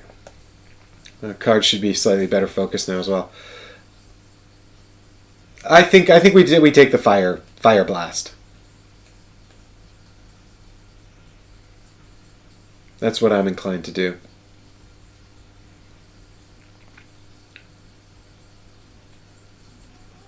Rowley disagrees. Maybe work on the knight's tanking potential, because Soul Arrow is good enough versus the Winged Knight. Well, do you know what, Rowley? Do you know what? Go double shield into the boss fight. I remember Chris's double shield from our playthrough on the channel. Yeah, okay, well, do you know what? I'm going to take your advice, because every time so far you've been right and had better ideas than me. But I'm going to do it in a tone of voice that makes it sound like I'm mad about it. Mm-hmm.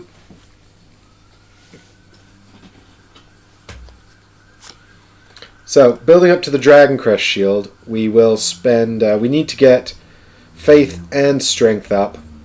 I've got 5 souls left. So I guess I'll spend 2 to increase strength.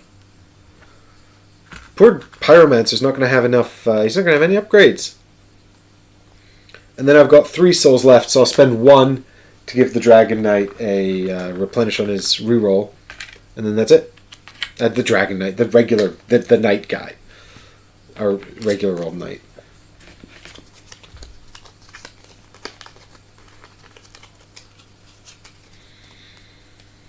Okay, and then we are going to go into this room from over here. Okay. We've got 2 souls left. If we die, we'll drop them. They'll have to come back for them, so... Oh no, wait, that doesn't happen in this version of the game. No, it does happen. Yes, it does. So, we don't want that. Alright, and this time I'm going to start by reading the story. Bam! Iron Depths. Ooh, 2 crystal guys. Kill him.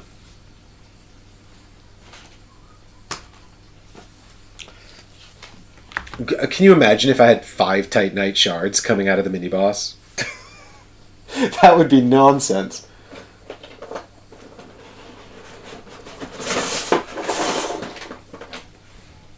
Okay. The Iron Depths.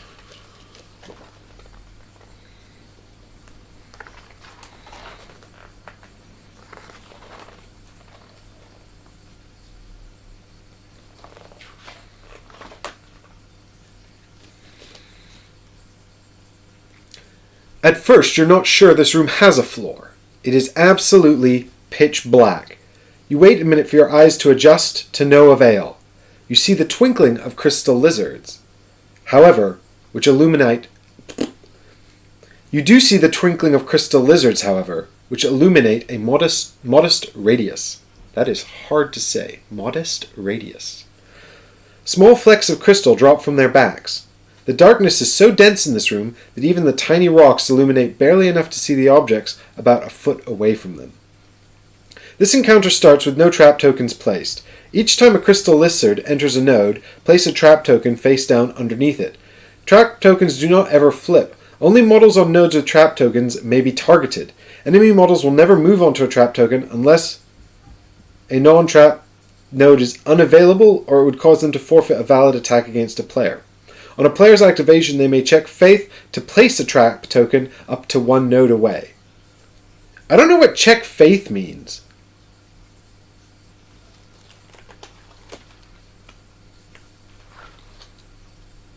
When a player checks, they roll dodge dice equal to their tier of the checked attribute, and a success passes. Oh, that's interesting. That's a new mechanic they've added.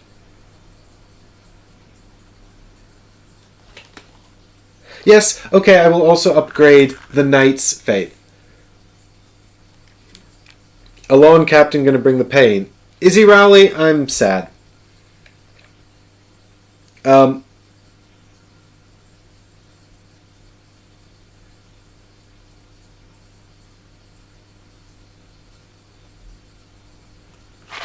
So basically, this room is so dark I can't see anything, and I'm going to have to... Well, at least I have the... Wait, so at base level, do you get... Oh, minimum of 1 die. Okay, so both characters will have 1 die to roll here. So we've got an Alon Captain, who's this chap here, who looks nasty. I don't like him coming at me. And he is here at the back of the room. And what else we got here?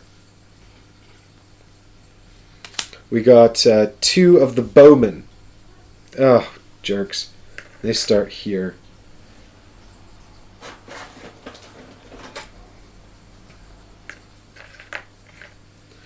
Our knight is going first as well. And we got 2 crystal lizards here and here. Okay, so what were the rules? This encounter starts with no trap tokens placed. Each time a crystal lizard enters a node, place a trap token face down underneath it. Trap tokens do not ever flip. Only models on nodes with trap tokens can be targeted. Only models on nodes with trap tokens may be targeted. Enemy models will never move onto a trap token unless a non-trap token is unavailable, or it would cause them to forfeit a valid attack against a player. Does that mean I can't be targeted if I'm not on a trap token? Or is this only applying to me?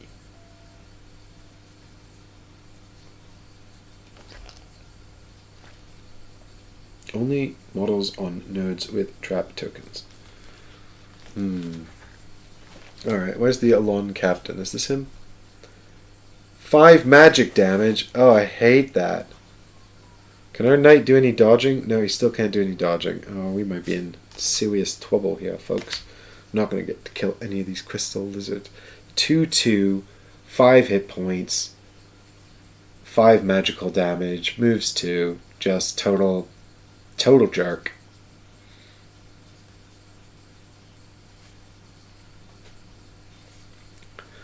Well, it was probably the right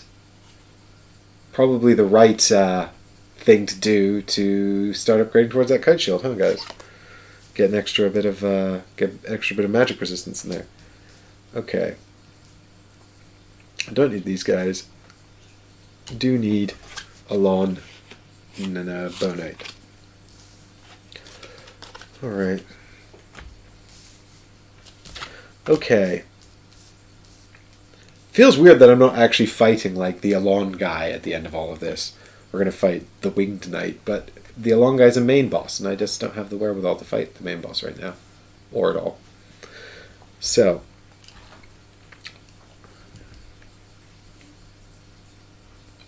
We are all ready to come in and fight these guys, but I'm a little concerned about the distinct lack of my ability to target anyone.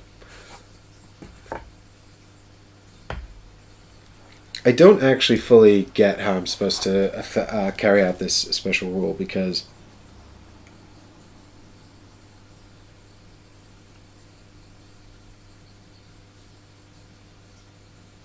I don't understand how I'm going to be... I mean, I understand how I'm supposed to attack the enemies. What I don't understand is what I don't understand is how I'm supposed to, how the enemies are supposed to attack me.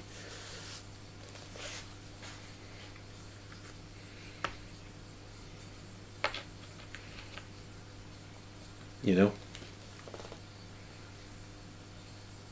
I love the idea of it, though, this idea of it being so dark and you can only see things by the crystals falling off the crystal lizards. That's very cool. I mean, that's very appealing to me.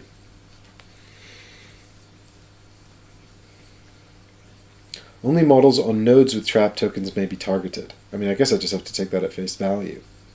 So does that mean that...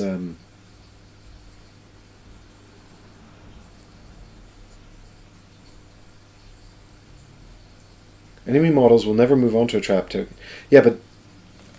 Okay. What do you think, chat? Do you think the interpretation is that we can't be targeted at all? Only that it only affects me, or it only affects them? What do you reckon? I reckon if it only affects me, I'm probably going to get absolutely murdered. But if it affects them and they can't target me unless I'm on a trap node, then I don't really understand how that's parsable, because the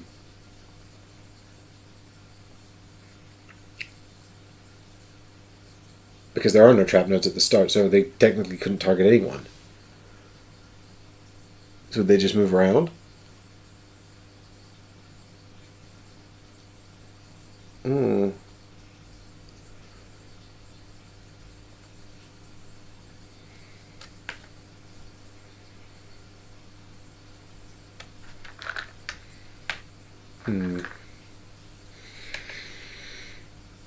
Hmm.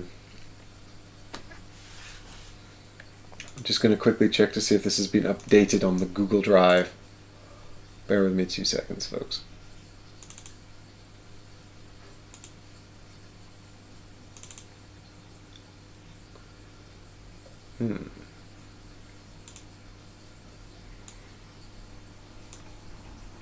This one's stumped everybody in chat as well.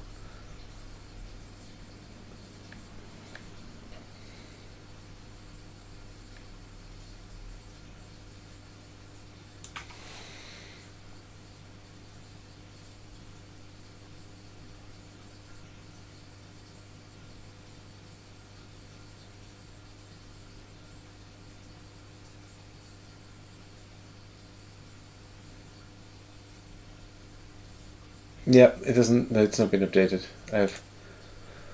I can only take this at face value, which means that only models on nodes of trap tokens can be targeted. So the Alon Knight Captain goes first, which means he's going to move 2 towards the closest target. I've given the Knight the aggro token again, so that's just going to be 1, 2, and he's going to run into here. Wait, is that right? 1, 2. He's going to run into here, but he's not going to be able to do anything. Well, he's out of range for attacking anyway. But then the Alombo Knights are going to move 2 away from the Knight, which means they're going to move up to here. And then they're going to attack him, but they can't because he's not on a node of the trap token. So that's a thing that's happening.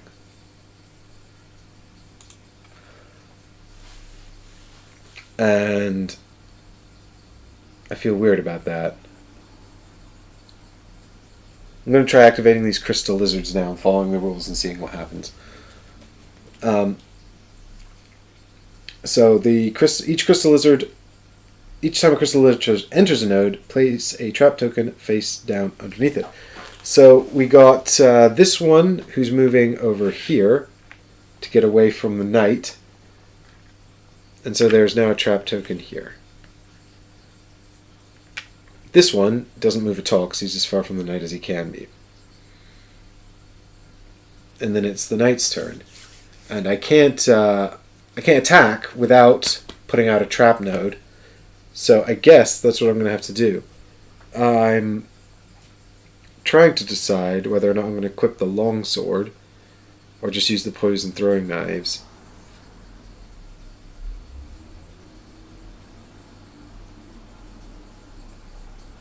I'm thinking. First, I need to check faith to see if I can actually attack this guy. I can check faith to place a trap token up to 1 node away. So,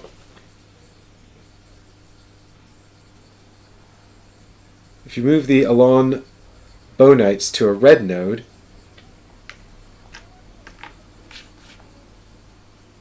to this red node here, the lizard would back away to the same node, leaving the pyro to cleave them.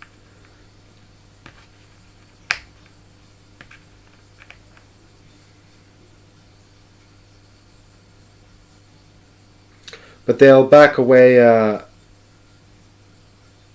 again, won't they, on their next turn?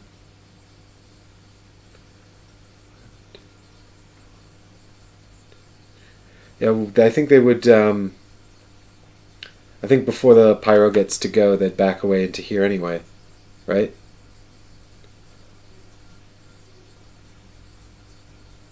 Isn't that right? Oh no, because they back away from aggro, and... Yeah, because the knight will still have aggro. No, it's fine. So it's going to happen. It's going to happen. We're just... it's just going to happen at the end of the knight's turn. So I'm going to start by checking faith, to see if I can illuminate this man. I only got 1 die. 50-50 chance. Otherwise, I don't know what I'm going to do with my turn.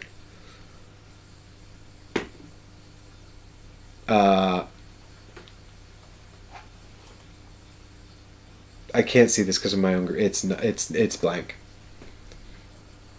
Okay. Is he just going to come in here and then we're just going to like stand there looking at one another going shrug? I guess what I need is to sort of direct these guys. So I still want them to be moving away from me. But I also want them to move around because that also limits the movements of the enemies. So maybe I'm just going to do a bit of movement then. And go like... I could also attack this one, I suppose. He's on a node, right? If I poison them, I'll get Titanite shards. So maybe I just move 1 into here and poison that guy. Then it's going to be... Then there's not going to be any... Yeah, Knight's first activation because the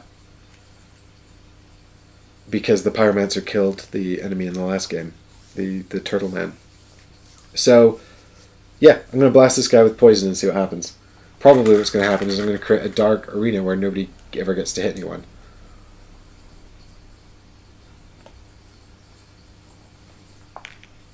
So 3 stamina. 2 dice. Probably not going to do anything, but it's going to poison it. Oh no, wait, I need this thing alive so that the pyro guy can blast those 2 guys, right? Yes, I'm targeting the wrong one. I'm targeting the wrong little guy. If I kill this little guy... No, because he dies at the end of his activation, so he'll still drop a node. It'll be fine. It's fine. I can kill the lizards without screwing up my whole plan and day. It's fine. So that does nothing, of course, but he does take a poison token. I mean, the only way to screw up this plan would be if I rolled 4 damage now and just killed him. So the knight is done. And I guess then the Alon Captain activates and comes into... How is this possible, though? Because...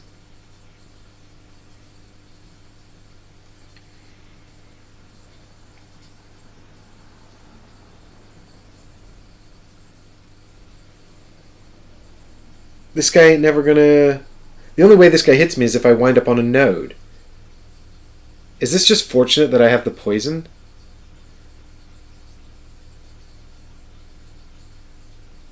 Yeah, it does seem like a weird text, doesn't it, Rowley? It seems really bizarre.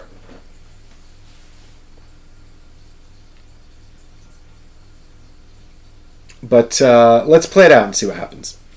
After all, I said I was using the extended rule set, and I mean, only models on nodes with trap tokens may be targeted. Seems really clear. It's just in practice, it seems really weird. But also having the poison might make a big deal here, because if I didn't have the poison, I'd be really struggling to take out these lizards. I probably couldn't kill either of them without it. As it stands, though, I can, because I do have that. Anyway, these two are going to back away from the knight, so it's going to be up here into this corner here. And we got 1, 2, 3 to this guy, so he's still not going to move because he can't get further away. But this one's going to move in and illuminate the whole sector and then die.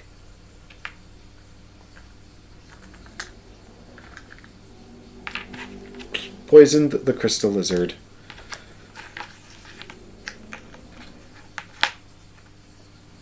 And then those guys are going to move, I guess, to get off of the node. Because it says here,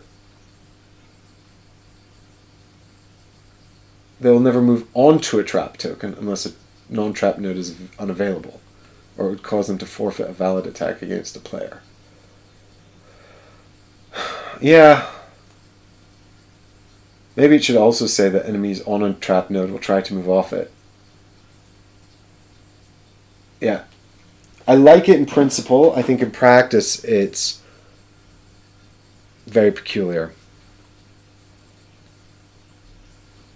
Maybe the Elon Knight Captain should create the nodes, or maybe only models should be changed to only enemy models.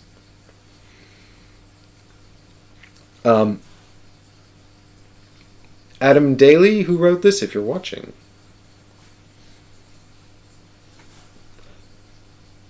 What is the intention here? Leave a comment down below.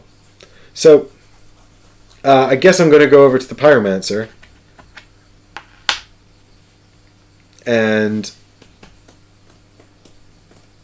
I'm going to equip Pyromancy Flame.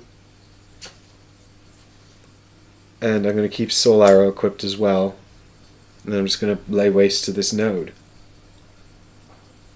So we'll start with the 4 dice, the 4 stamina attack from the Soul Arrow, from the Pyromancy Flame even.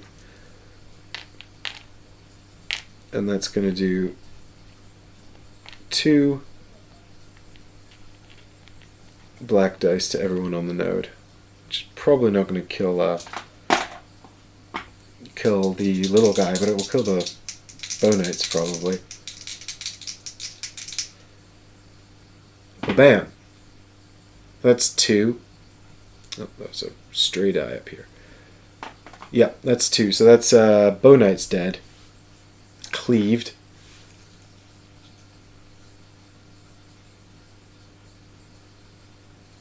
But lizards go last. ABK's already moved. Yeah, the lizard went last. He went after them and he moved in and put the node down. So that's why the... yeah. So that's why they could move there. Because if the lizard went before, the enemies wouldn't have moved there because there would have been a node. So it's only because the lizard went afterwards that this whole thing... It is a bit of a fanatic. Because they wouldn't... The archers, when they were here, wouldn't go in here if there was a node there. But they moved first, and then the lizard moved in and dropped the node, so it's fine. It's just weird. Because it seems that instead of this room being really difficult because it's full of traps, which enemies ignore normally, it's now really easy. But I don't know if that's because of I happen to have this equipment that is making it much more straightforward than it would be otherwise. Or if that's just the... Raleigh says, all I can think of is that you were able to attack a model on your node, and the intent is to limit ranged attacks. Entirely possible. It's entirely possible. But what I don't want to do is...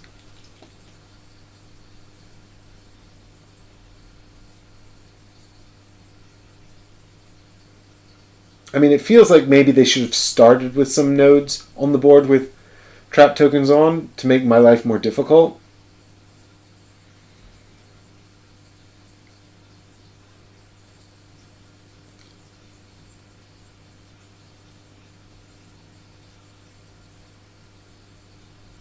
Yeah, I mean, the thing is, he does specify. He calls players, enemy models, So one can only assume models means both players and enemy models. Anyway, I don't want to spend too much time trying to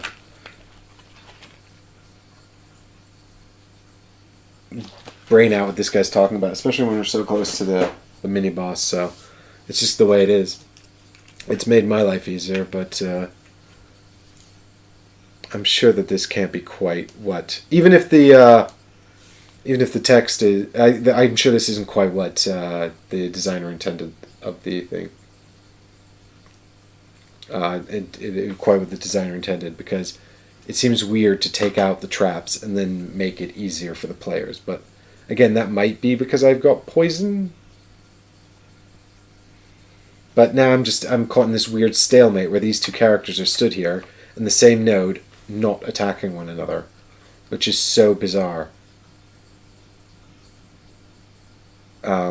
So weird.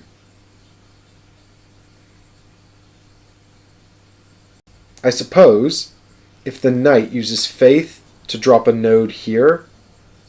Well, no, because then he can just back away. He could drop a node, attack, and back off the node, and then the Elan captain would just be chasing him around, never actually getting to attack, because there'd always be one off the node they need to attack. It's so peculiar.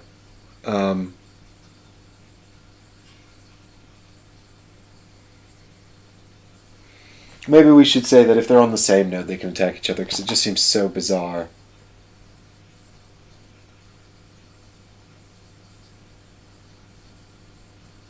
But I'm right that you still have to target someone, even if you're doing a melee attack. It's not like you only target people with ranged attacks, because if target was a keyword, only... Anyway, this is not super interesting live streaming, so let's go back to this fight. I'm going to say that if you're on the same node, you can attack one another, because otherwise it seems bonkers. And also that wouldn't really have changed anything so far. Maybe there's an attack I missed earlier, but never mind. So with that in mind, the Pyromancer just finished blasting that thing. He's got a movement. I suppose he should move to get closer because of the darkness. And then it's the Elan Knight Captain who's going to attack the Knight, who's only got one black die of defense against this magic attack of 5 damage, which is super bad. He's bringing the pain. Oh god, this is going to be really painful, guys. I don't like it. I don't know what to do about this, actually. 4 damage.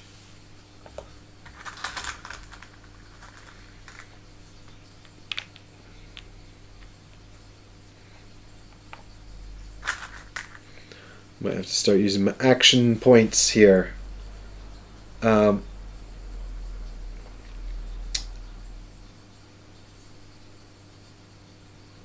Okay. Knight's turn. Nope, this little lizard. He moves away from aggro token, who is here, so he actually moves into here and is fine.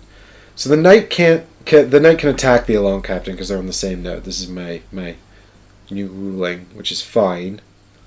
I don't know if I want to.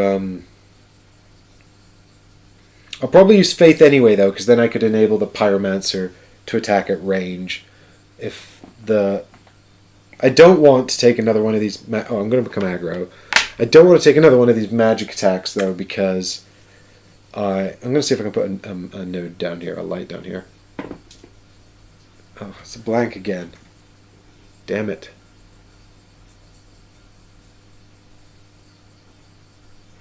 Yeah, maybe I need to get the Pyromancer involved, you're right.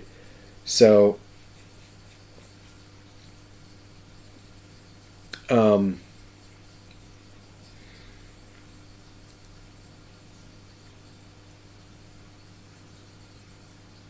could just run off and hide. Smack him and then run away. Actually, I should have left the Pyromancer in the corner. And then I could smack this guy and run and hide over there. And neither of us would have been attacked. That would have been a better plan. But it's too late now. We must live with the costs of our mistakes. So I think, yeah, because I'm going to go and hide, what I'll probably do is equip the longsword, bash this guy with both my weapons, and then run away and hide, and hopefully the pyromancer can tank a hit and then kill him.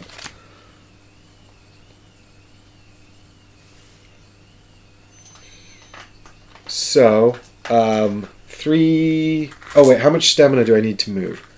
1, 2, 3. I need 2 stamina to move, so I cannot do the poison throwing knives attack anyway. I don't have enough stamina. Well then, that's fine. I guess we're just hitting him with 1 blue die. That sucks balls. Then I am potentially in trouble here. But, never mind. 2! It does nothing! And then we run.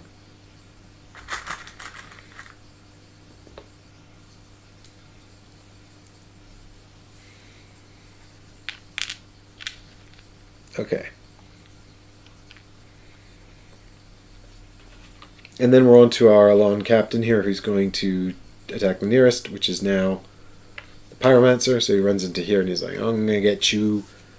The pyromancer's like, no, leave me alone. Where's my die? Here it is. So we've got 2 black dice on defense. We've got a reroll. We can spend an intelligence token if we need to add an additional black die. We could also roll a dodge die, but I don't think that's a good idea. I've got 1, and I see another one here, so I take 3 damage. Oof.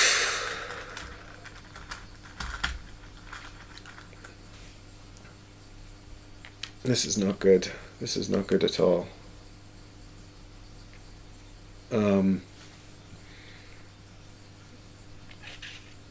Okay. Heal 2. Stamina back. Man, I haven't done any damage to this guy, and I need him to die. And I haven't done any damage to him.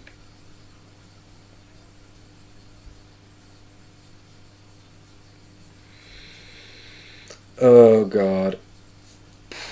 Oh, I spent these. Jeez Louise.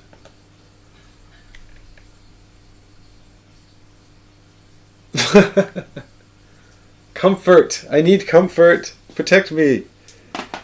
I can hit this man. Yeah, I don't have the stamina really to do a lot of major attacks here.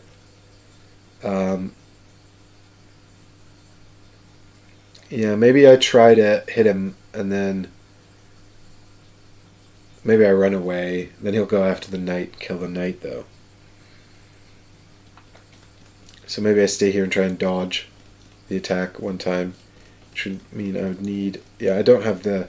I can do both of my basic attacks, but I don't think they're going to come to anything. In fact, the 1 black die attack's not going to come to anything because it can't. Because he's got 2 defense. God, this is really difficult. My weapons suck balls. I need better weapons.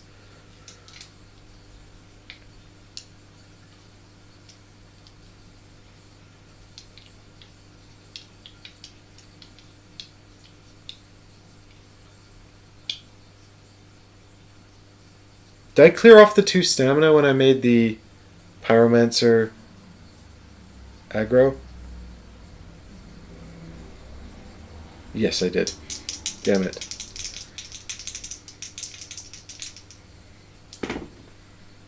Zero! Yeah, Pyro does have his Estus, that's true. I was kind of hoping to save that for the mini-boss, but if I don't get to the mini-boss, it doesn't matter. Hello, person in chat whose name I can't pronounce. I am playing solo.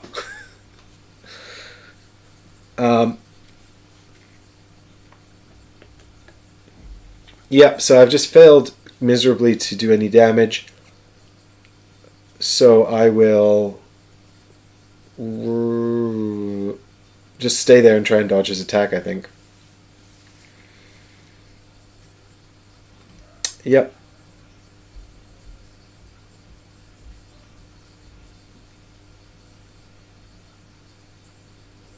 Okay. Then maybe the knight can get him, get some damage on him.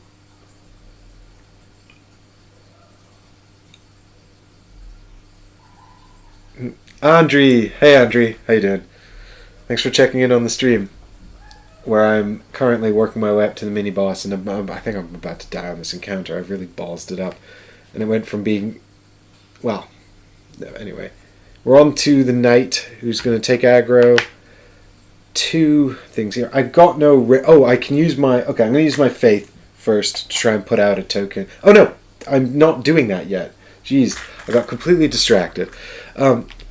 So yeah, so this is first we're doing Pyromancer attempting to dodge the attack of the Alon Knight Captain. And it's a success! So I think I'm going to stay there though, because if I move out, I have to take a stamina. If I move out, what's going to wind up happening is I'm going to be too far away to use my abilities because of the darkness. Because of the Iron Depths.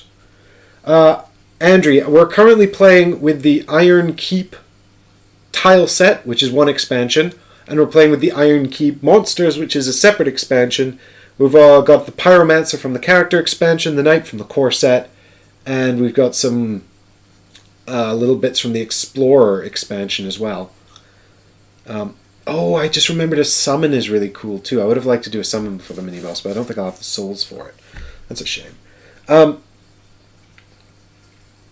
Okay, so I have successfully dodged that. So now we're on to the knight.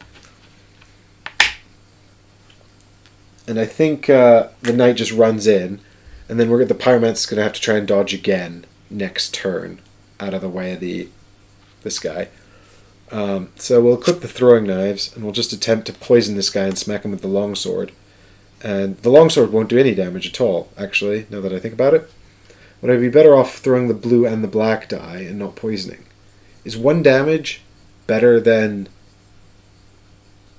What's the maximum? 5. So a long shot at 2 damage. No, a long shot at 3 damage. Maybe get 2 damage. That's probably better. Of course, it's going to leave me extremely vulnerable. Basically, Pyromancer's going to have to dodge this guy's attacks for all eternity. Or else quaff his Estus Flask and then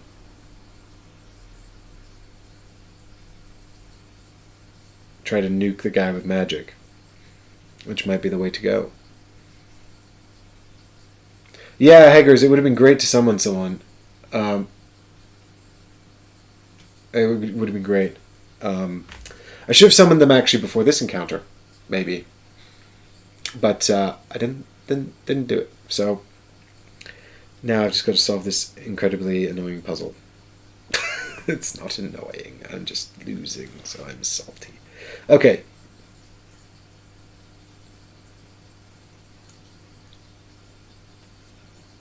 So there's a main boss summon. Yeah, it's you draw randomly from the 5 summons. Okay, so I think we run into here with the knight, and then just... I think it's probably better to use the poison throwing knives, guarantee 1 damage. Or we could use the longsword with 2 black dice for a big attack. And we could... Oh no, we can't. We can't do that because we don't have enough stamina. I was going to say we could use our action point to add a black die, but we don't have the stamina for it, so never mind. So I guess we should do the longsword attack because it's better. We just have to stand here and get wailed on by this guy. And then after this, we won't basically be able to do anything with the knight at all. So if I'm not using the poison throwing knives, I'll unequip them and put the shield back in, even though I don't think I can let the knight get attacked anyway, because he's going to die if he is. Alright. What I really need is an exceptionally good roll here, because I've done no damage whatsoever. I mean, that's about average, isn't it? That's 1 damage, 1 of 5.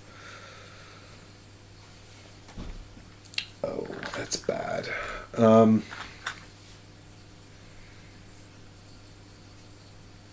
I want to re-roll one of these? No, I do not. Am I sure about that?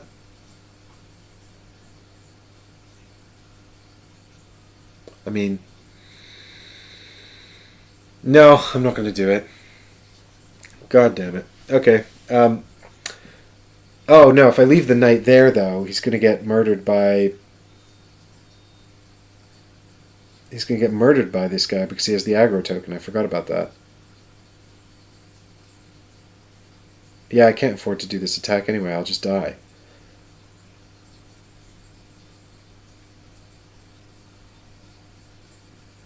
I would need to prevent the attack from happening, which I don't have the dice for. I don't think there's any way for me to survive this without giving myself a backseat. Which is not okay. So, I think I'm going to die, guys.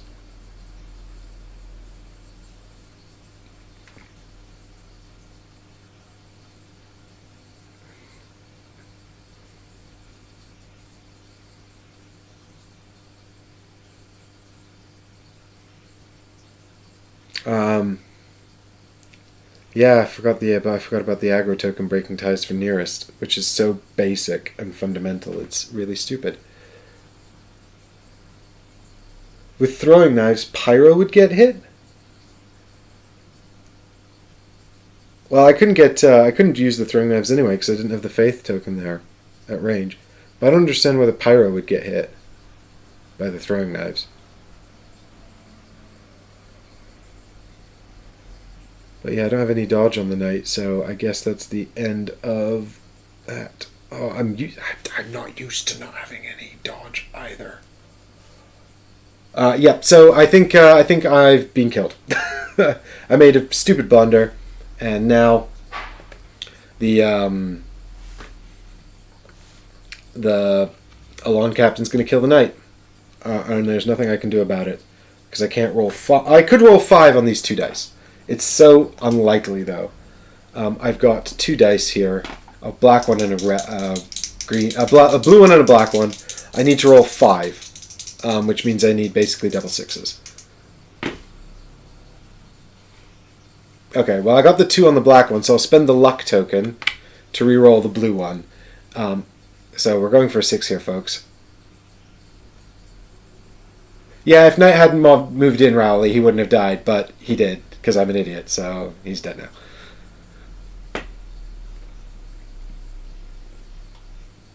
I got another 1. So that's the end of that. So what would normally happen here is that well, I did get a Titanite shard out of it. I get to keep that because you add it to the inventory immediately. So that's, at least there's that. There's where is it? What did I do with it? There we go.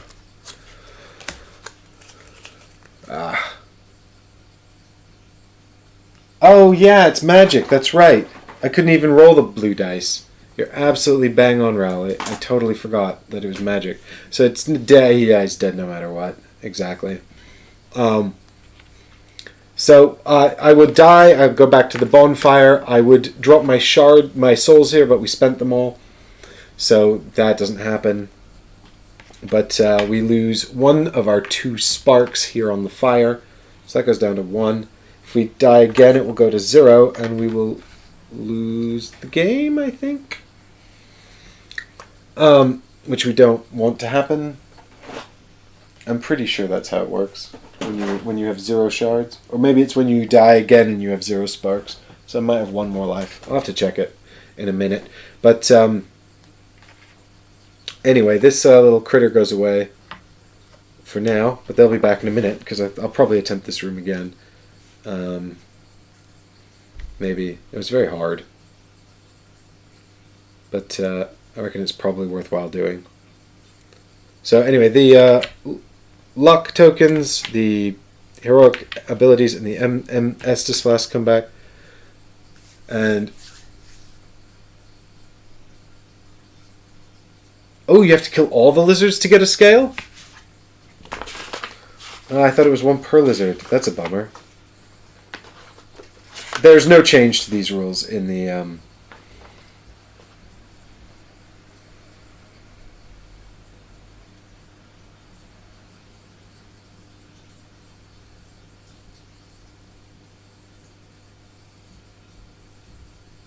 Yep, you're absolutely right. I don't even have that. Thanks for taking that away. I got nothing. So, we'll have to just go back in and try again. And this time not die horribly. I think. So, we've got 2 of our... So, we've regenerated everything. There's nothing else smart we can do. I need to take all my health back. Yep, this time I'm going to think of a more smart brain way to do this. I'm going to engage my clever brain. Now, I haven't used the Iron Keep stuff before, Raleigh, actually, so that's why you're witnessing this mistake. I've just, I read the rule book ahead of this, but I wanted to include it because it was a bit more, to showcase the content a bit, for people that maybe didn't have this stuff. If they were interested in understanding how it worked, so they, might be interested in checking it out for retail purchase. But, yeah, so that's a detail I missed. So I guess I was exceptionally lucky, actually, finding that encounter earlier with just one crystal lizard that I could kill and, get back to... Get that valuable scale. Although I haven't found a single weapon I can put it in yet, which is just, really disappointing, honestly. It's breaking my heart a little bit. Andrew, I did stream one... are you talking about solo Edge Dawnfall? I did stream one game of that because my patrons asked for it. They voted for it. I don't fully understand why. But then they were really excited to see it, so... I was happy to do that for them. But it's not a game that I would get out to play solo on my own. But if people want to see more Edge Dawnfall solo streamed, then I would absolutely do that. Because I live to provide the content that the viewers want to see. But, I did, if you watched the solo stream I did do, there's some unfinished business there to take care of, so... there's that.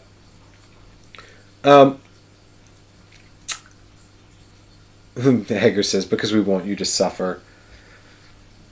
Well, Hager's is a patron, so, you're you're supporting the channel, and if it's suffering you want, it's suffering you'll get. My suffering. Right, what are we doing? Back into here, then. We've got all our dealy bops back, so at least we've got all of that. The last one to activate was the Knight, so Pyromancer will be going first in this one. I guess we'll stick with the same interpretation of the rules we made previously, so that means that you can only hit people on your node or a node with a trap token.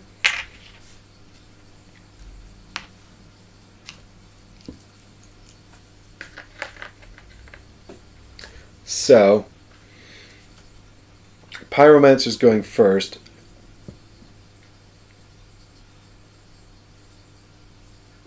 I need to, yeah, well, how have I attracted all these evil patrons? That's kind of an oxymoron, isn't it? An evil patron. Yeah, so I guess I don't know. I guess I don't really need to worry about the archers because all they're going to do is walk away from me. And unless I walk onto a trap node like a fool, which I'm not going to do because I'm so big brain, then the archers can't shoot me. I really feel like the execution... unless the lizards drop the nodes, but honestly, the lizards aren't going to really move all that much anyway. So it really feels a bit like, this rule set was a nice idea that wasn't really practiced. Evil's a strong word. Morally compromised might be more accurate. Yeah, evil patron is a strong term. Okay, what are we doing here? So I guess we'll start off in the corner again. And we'll start off in this corner this time for no reason. And we'll let the Alone Captain run 2 up to here. We'll let these archers back away into a corner. Oh, I have to decide who's going to be the aggro. Well,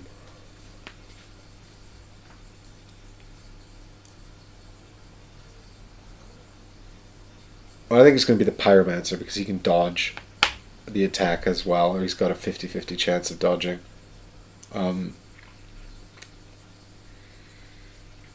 Which is... And he's got the 2 black dice as well. Okie dokie, so we got the Alone Captain moving up to there. We got these guys backing away from the Pyromancers. They're going to go 1, 2 into this corner with this lizard, who's not going to go anywhere. This lizard's going to go over here and drop out a node.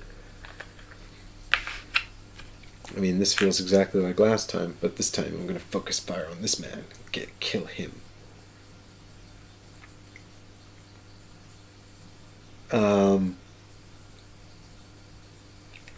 So I guess Pyromancer's going to check Faith to see if I can put a node down under the guy here. I guess that seems reasonable, right? So long as I don't end my turn on it, that would be fine. Because if I end my turn on it, then these archers will shoot me, and I don't want that.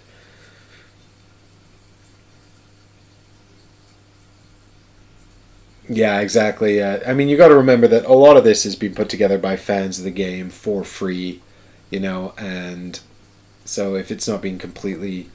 I feel like we've made a reasonably balanced compromise, because it went from being something I thought I would easily do to something that I couldn't do, and died. Alright, here we go. Attempting to put a node under the captain. What did that show? Come here, die. It's a blank. So, I guess now I have no option but to run in there and blast him.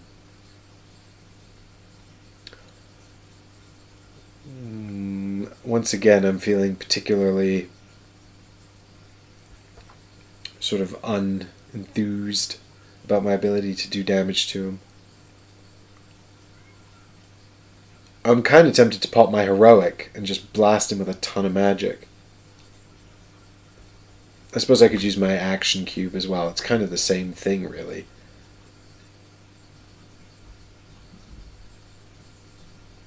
It kind of amounts to the same thing. Hey, Difter, thanks for watching, man. Have a great weekend. Thanks for your support. Okay. Yeah, I think I'm going to pop the heroic on the Pyromancer. Just throw 4 dice into this guy. So I'm going to have to move 1 into here. And I'm going to take 4 stamina. And just hopefully do some reasonable damage. A reasonable amount of damage. We'll see. We shall see. I mean, I could spend the intelligence to add a 5th die. But I don't think that that's a good idea. Because I don't know. I just don't. I hate this guy, though. I hate him. He's a jerk, and I don't like him.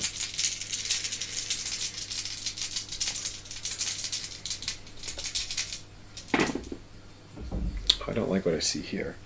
There's a 2.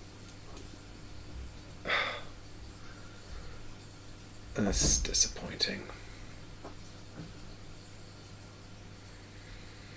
I'm going to reroll one of them for the luck token.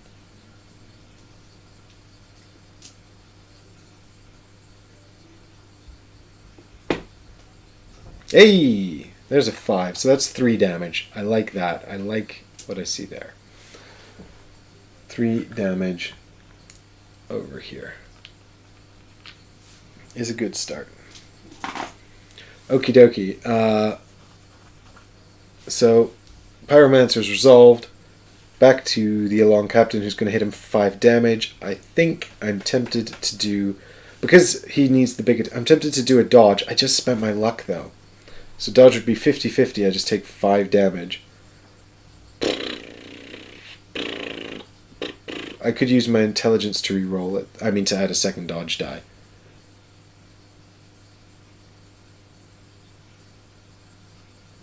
It should be an easy one-shot, shouldn't it? It feels like it should be. It feels like it should have gone better than that. Oh,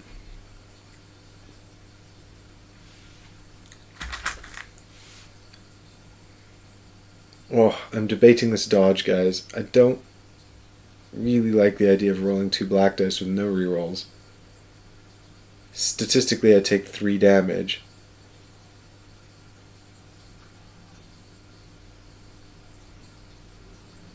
Five damage doesn't kill me, but... See, it's because I'm a gambling man. I say gambling man. I like the thrill of it, and then I get frustrated when it doesn't pay off. That's a bad trait, isn't it? It's actually not true either. Here we go. I'm going to roll this green die on the proviso that I can roll another one. Yeah, take a stamina. Oh, that looks blank. Oh, it's blank. Okay, well. Here we go. Oh, fuck's sake. Fuck's sake, guys.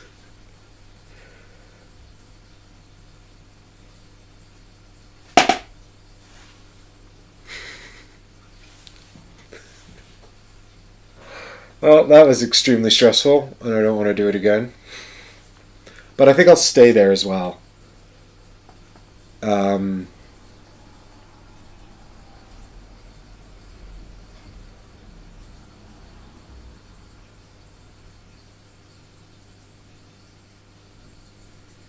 yeah, I spent 4 damage for the attack.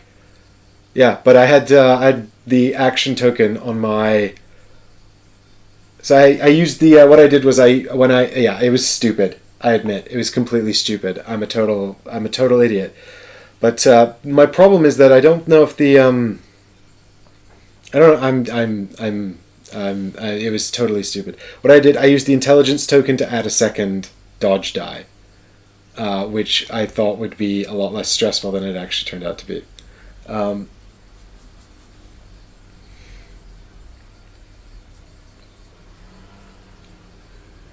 Right.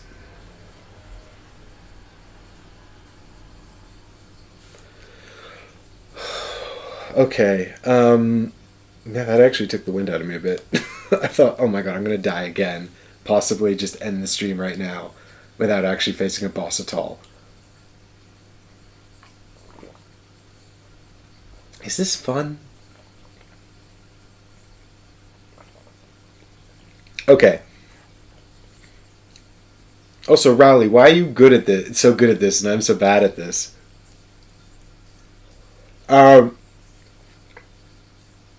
Right. Yeah. So the Pyromancer really doesn't want to take another hit for right now, but that's okay. So, oh well, yeah, that was the Along Captain. I was just dodging him, right? So then it's the Bowman, who do nothing, and the Crystal Lizard. This one runs into here. He's gonna push someone out, actually.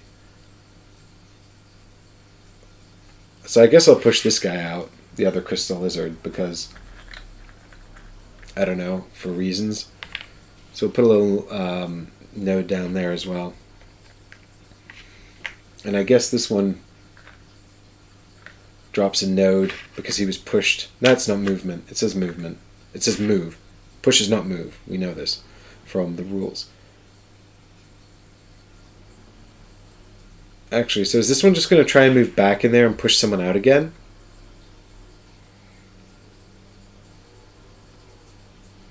As they clamor to get away from the Pyromancer?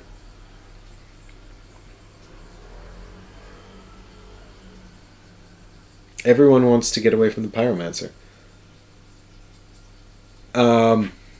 Yeah, I guess so. I guess we're just going to have these little lizards pushing back and forth on this node. Oh wait, but they count as enemies, right? They must do because they have enemy cards. Yeah, and it says if the only enemies left are the crystal lizards, they escape. So he wouldn't move in there because there's a node. So he has to move somewhere else, further from the pyromancer. 1, 2, 3. No, 1, 2, 1, 1, 2.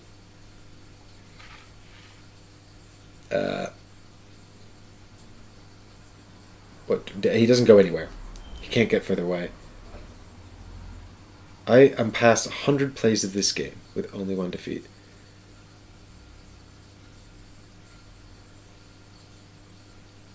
So, Rowley's got a lot of experience with this game, I see. Well, now it's time for night.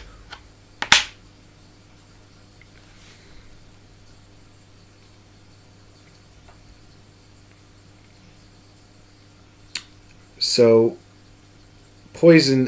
So magic. So I reckon. Do you reckon I can probably do?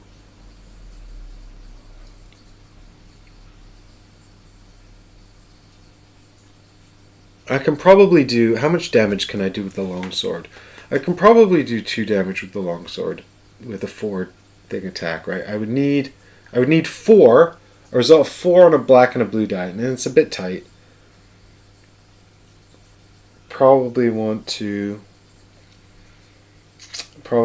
use my action cube just to guarantee it. I don't want to take any more of this massive magic damage. I hate it. It's awful. So if the knight runs into here, we can spend an action cube to use the longsword with an extra die. So probably we'll just do that. I could just roll. Well, actually, I roll first anyway, so it doesn't even matter. I can optimize. So, yes, 4 dice to hit him with the longsword. Or 4 stamina.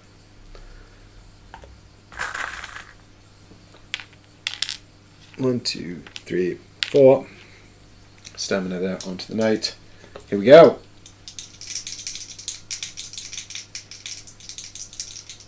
Ba-bam. I did it! Did I do it? He blocks 2 and he takes 2. He's dead! Yes. Yes. Good, because I really don't like him. And these archers can't shoot me. Okay. Good. It's time for the Elon Bowman, who will move nowhere and do nothing. Which continues to make very little sense to me, but never mind. I'm not going to question it. I'm not going to question it because I want to win.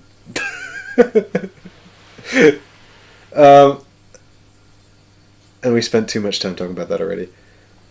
So we got the crystal lizards moving. This one doesn't want to move at the moment. Nor does this one.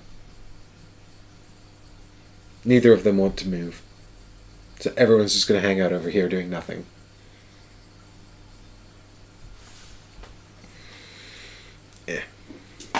Fine. That's fine. Just hang out over there doing nothing then, guys. If that's what you want to do. So I'm going to give this aggro token back to the pyromancer. He's going to get rid of 2 of the stamina that he's used. And then I'm probably just going to try and bird this node down. I'm not,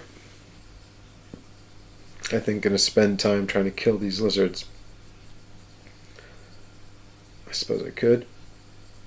They're not going to do anything. Oh yeah, but I can attack these guys. I can't attack that one because it's not on a thing.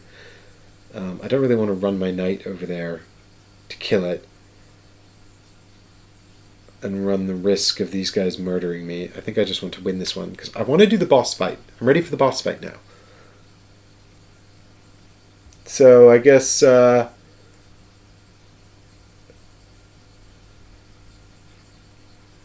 I guess we just put pyromancy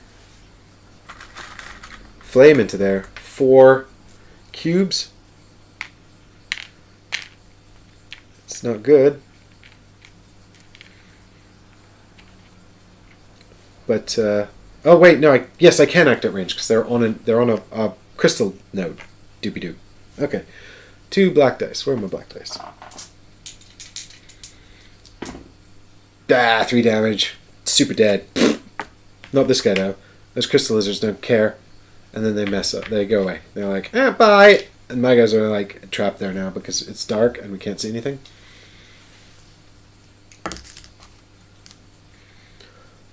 All right, so good. Back to the bonfire. Get out of here. Don't like this room anymore. Yeah. Okay, 8 souls. So we're going to equip this shield onto our guy here. These are all going away. Bye. I'm going to take this action cube back up here. So I'm going to have to take a wound on the pyromancer. So he's going to start the boss fight with 1 damage. Which is not great, but sometimes life be like that. And then what we need to do to get this Dragon Crest shield is upgrade our faith on the knight. And that costs 4 souls. And now we've got 4 souls left. And we've got an interesting choice here. Now you were suggesting maybe double shielding it on the mini-boss, Rowley, which is interesting. I'm also tempted by this fact. But I don't know. Because of this heavy armor special rule, that might not be as... It says, 1, heavy gear can be very effective at preventing damage. It can also be exhausting to use. Any block or resist roll that is greater than the value of the attack being defended against costs the difference of the values in stamina. And you may decline to roll dice if you wish. So, that's a sort of interesting consideration. I might keep the throwing knives just in case I need them. Yes, I think let us do that. So I've got my Dragon Crest shield, which is cool and good. Why have I not got anything that can have Titanite shards? That's what I want to know. So then we're going to... we've got 4 souls left, and we've got 2 options here, guys. We can either spend 3 to upgrade his stat on the Pyromancer to get him ready for his magic spell soon. We can also spend 1 to upgrade this. That would cost 3, so we'd have 1 left over. We could draw a card or something, I don't know. Or we can spend all 4 to summon a summon. So let me know in chat what you'd like to see. The summons are pretty cool, and I've only done it once, but he was quite good. He was quite powerful, actually. So he was enormously helpful, and I think it's probably a good idea. Although it would be nice to have the Pyromancer's reroll, and he's like super not upgraded. We've actually got another faith here on the Knight, so the Knight is now super duper upgraded in comparison to our Pyromancer, who's feeling a little bit left behind, I think, in terms of these stat rows. I don't know if this is going to make everyone seasick, but there you go. You can see the Knight's got lots and lots of upgrades, and the Pyromancer has none at all. He's got 1. Eddie says, go for summons.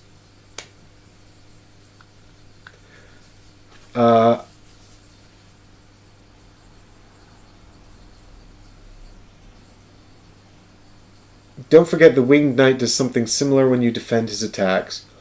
Okay, so if I over-defend, he does something bad? Well, oh yeah, he's probably got an ability. I haven't looked at his card. I like to be surprised and destroyed. Alright, where's my phantom box? Here we go. Phantom box. You can't see anything on the top of the screen. So, we're going to... So these are the invader tokens. We only need those when we're being invaded by the evil red guys.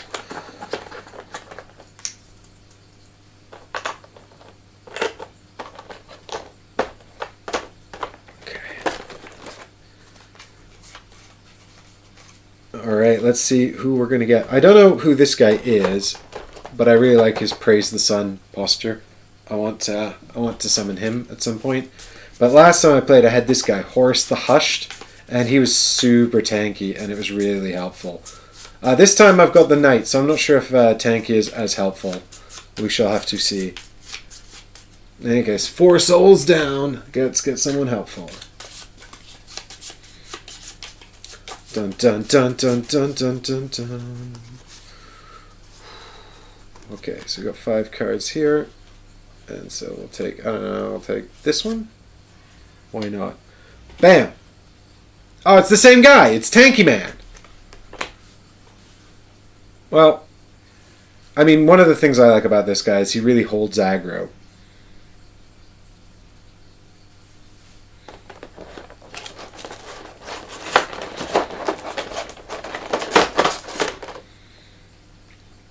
And he looks like he's just like kind of hanging out. He's just like chill.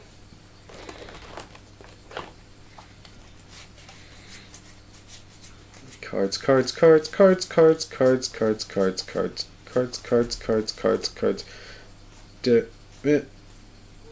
there's 4. It is just 4. He has 4. Yeah, you reckon this is Solaire? I don't know who that is. But I like... Oh, who's this person with a cool sword? And there's like a dragony man. I like this person. With a... like a jewelous sword or something. They look like they'd be good at dealing damage. You know, I don't think this person has quite enough hat. If I were them, I'd have a bigger hat.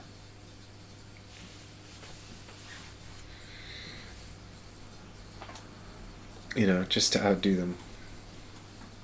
Is Black Iron Tarkus in the box? I have no idea, Heggers. Literally none. Is that a good person or a bad person?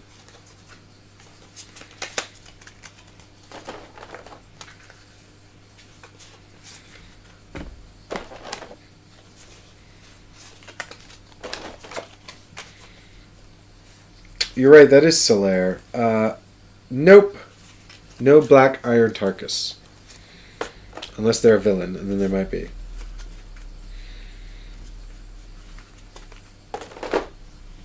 There's this person. Is there tape on this? Why is this stuck like this? There is tape on it. Oh, sorry team. This probably sounds terrible. Look at this person. I like this person, this model. Oh, I just want to show them a model and then get on with the fight. Oh my god, there's so much tape on this box, you guys. What was I thinking?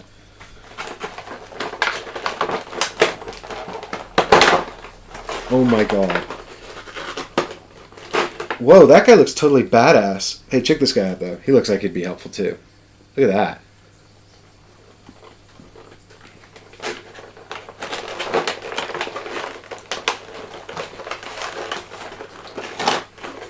Whoa. I don't know what's going on with this guy, but I don't want to fight him. He looks terrifying. He's got like some monster's head on his spear as well. It's like, oh my god. Yeah, this guy's this guy's posh triangle head.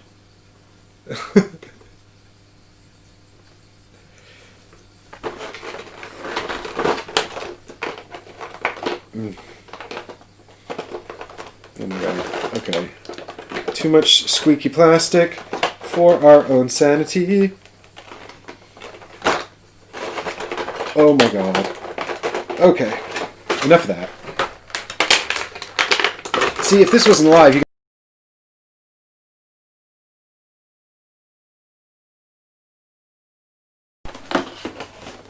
get out of here. Alright. We're at the fog gate with Horus the Hushed. And then we all fell over. And also, I need to set up the boss map now. God, I can't believe we didn't get a single treasure chest. No mimics. Sad times.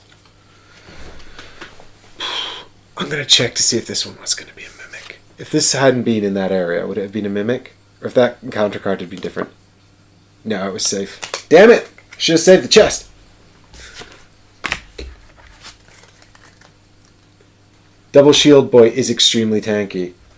Makes perfect sense. I do like Horace the Hush, though. Like, he just looks like he's like, yeah, what up? So what? Come get some. We do have 2 gravestones. Must remember that.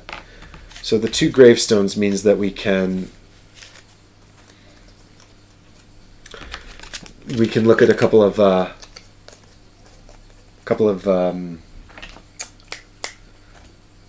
boss's behavior cards. Chris, did you just show up to sass me?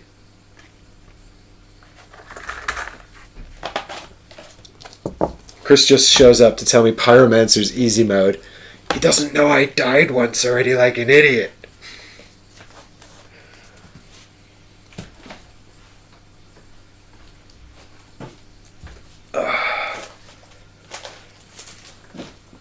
Okay. There we go. Getting this boss map out. Hey Chris, we're sticking to the lore. I'm fighting the Winged Knight in the Iron Keep. Okay, so... Oh, that's the wrong way around.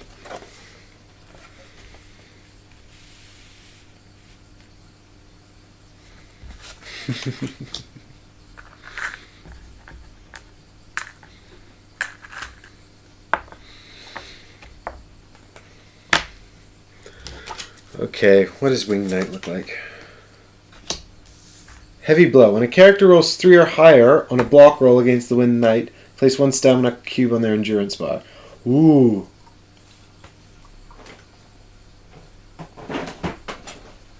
Okay. That's cool. That's cool, Winged Knight. I'm okay with it. I'm okay with your shenanigans. I've got Horace the Hushed. And he's gonna save me. Save me from your terrible bullshit.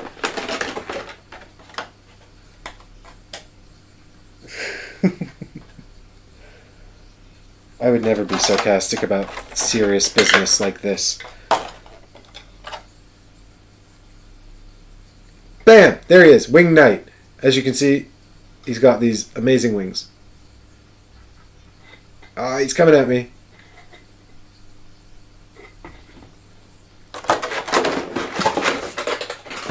Okay. And the Winged Knight goes up. Here. Bam! There he is. Okay, Winged Knight.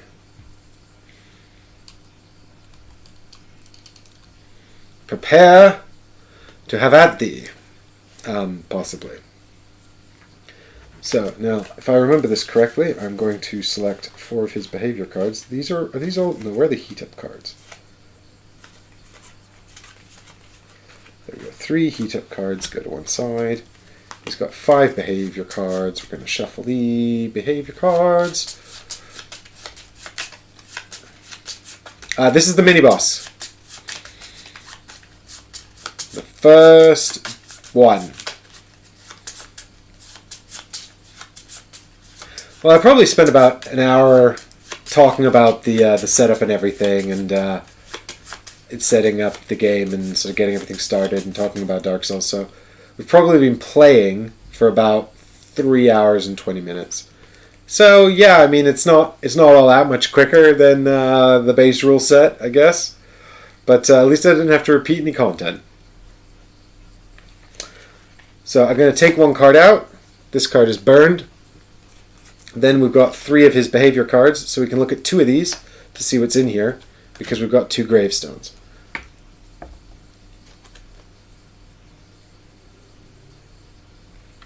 Rowley says he's got one of the best boss treasures.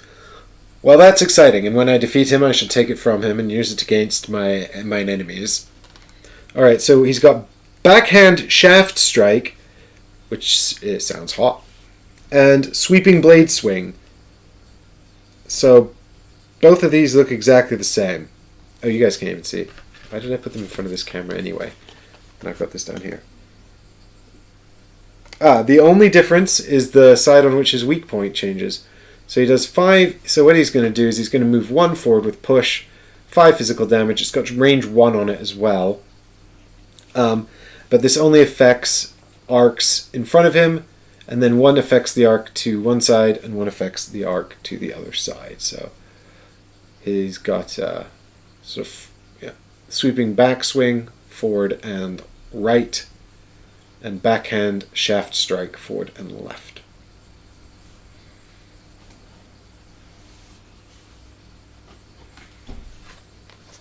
Okay, and 2 other things that we don't know about. And it says here he heats up at 12. Where's his dial? Here he is. Yeah. And he's got 24 hit points. Okie dokie. We've got his 3 heat up cards here.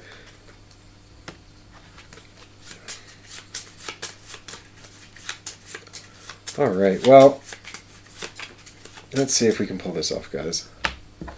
Now that I got Horace on my team, I'm feeling quietly confident. Oh, I forgot to get Horace's dial out. Sugar. That's annoying.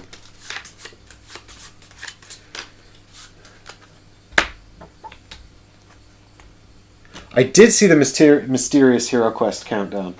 So if people don't know what Chris is talking about, Chris in chat says, Chris from the show in chat says, there's a mysterious Hero Quest countdown that's appeared on a site connected with Avalon Hill, and it's counting down towards Hero Quest in 9 days from now. And we don't know what it means, and there's not been an announcement. People have been speculating that it's a video game adaptation, but other people have been speculating it's going to be a Kickstarter for a reprint in conjunction with Restoration Games. I don't know personally, it's all pretty much rumors, so we're just going to have to wait and see. But here's one thing I do know. If they don't change the rules, I won't be getting it. Don't get me wrong, I like Hero Quest. I have 3 copies of it, but I like it as a nostalgia thing. I don't actually particularly enjoy playing it.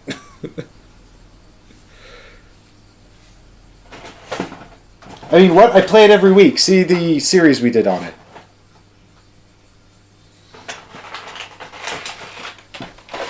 But I am interested to see if there's like some kind of sort of nice reprint with revised rules. I'd be interested in looking at that. Horace the Hushed is borrowing Sir Alon's dial because it's easier for me to grab right now. Alright, well I think Horace should start in the middle because he's a tank and that's what he does. Everyone in Horace's space also gains an additional defense. So maybe we'll just start everyone there? I don't know if the 2 behavior cards we did see actually had full node attacks. But if the Winged Knight, who must start facing this way like this, sweeps everyone, then that would be bad. But it wouldn't matter if we're here or here. So if the Winged Knight gets up to here, he's going to hit all of those nodes anyway.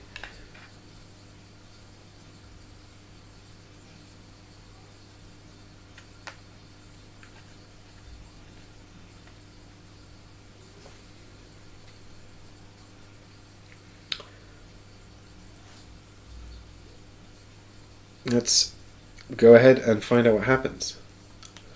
So the first behavior card for the Winged Knight. Bam. Okay.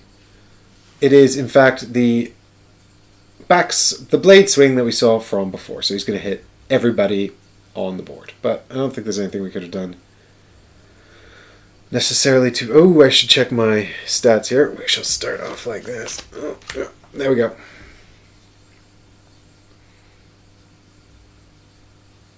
And the aggro token goes to Knight, obviously. So he's going to move forward. And then he's going to do a 5 damage attack to the entire node. But he's going to hit everyone in front anyway. So we're going to roll defense for everybody.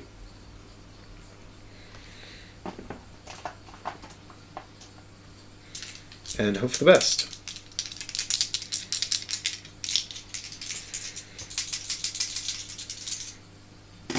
So that's for Horus, by the way. So Horus defends 4 and takes 1 damage.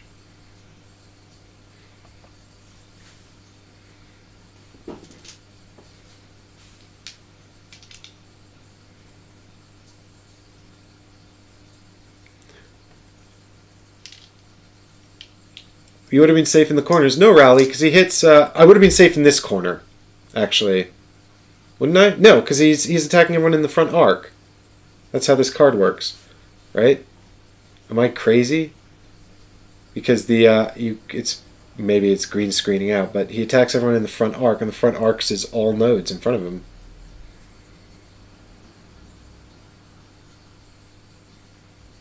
I mean, if I'd put the knight over here, I could have potentially got him to change his facing like that, which would have made this corner safe. What?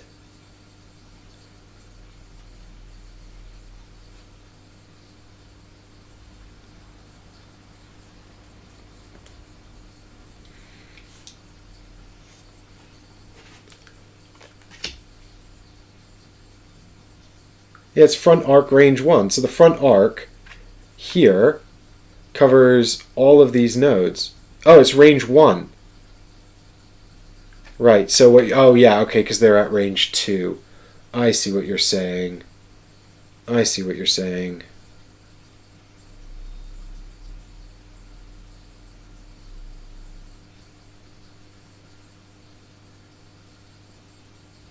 Yeah, okay. No, you're absolutely right. Because here it would have been 2 away, right? Yeah, corners are 2 away. Thanks, Raleigh. That's what I was missing. Now, that's what happens when you stream for 4.5 hours. You make stupid mistakes. I should have started them off in the corners.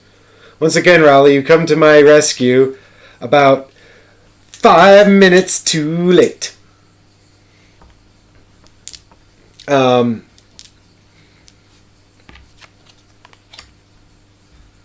Okay, so I've got... Let's see, where's the weak point? It's over here, isn't it? So... Oh, who won the last scenario? It was the Pyromancer, so Knight's going to activate first. Okay, let's think. Well, first I've got to do defense with the Knight, who's got to prevent 5, is it 5 damage? Yeah. Okay. Aha! Perfect. Okay. And then we got the... I mean, there was every chance it was a different kind of card anyway. But yeah, I should have started them off in the corners. That would have been way smarter. Just to sort of see what was coming up. And then we got...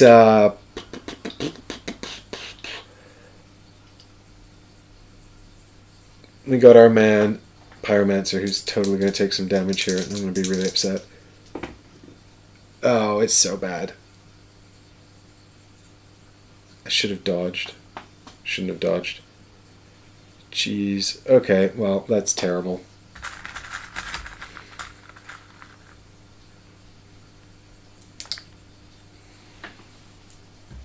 But what can you do, you know? Sometimes it just be like that.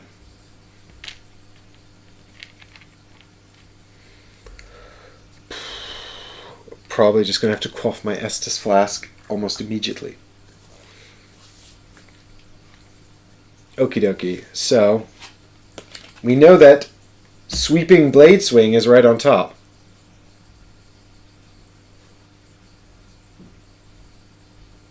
So, I'm going to now activate the Knight, who wants to go into the weak spot and smack it with a longsword. Yes, he does. So, I think we shall go 1, 2, Get in there. 3 block. Is this actually any point to this?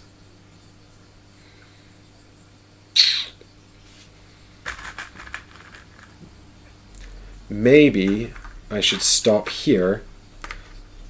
Get him in the weak spot with the poison, because at least then I'll do a poison. Don't forget the WK ability on Knight. It'll add up eventually. Oh yeah, 3 or higher on a block roll. Right, so that's 1 stamina on the Knight already.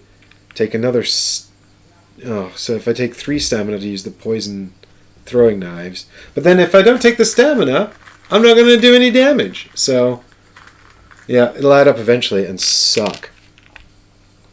But it's going to have to be done. So that's 3 black dice plus poison. At least we'll get some damage on there. Okay, and the sweeping blade swing is there. Oh, component camera's off. Okay, 4. That's good. So that's going to be 1 damage plus a poison.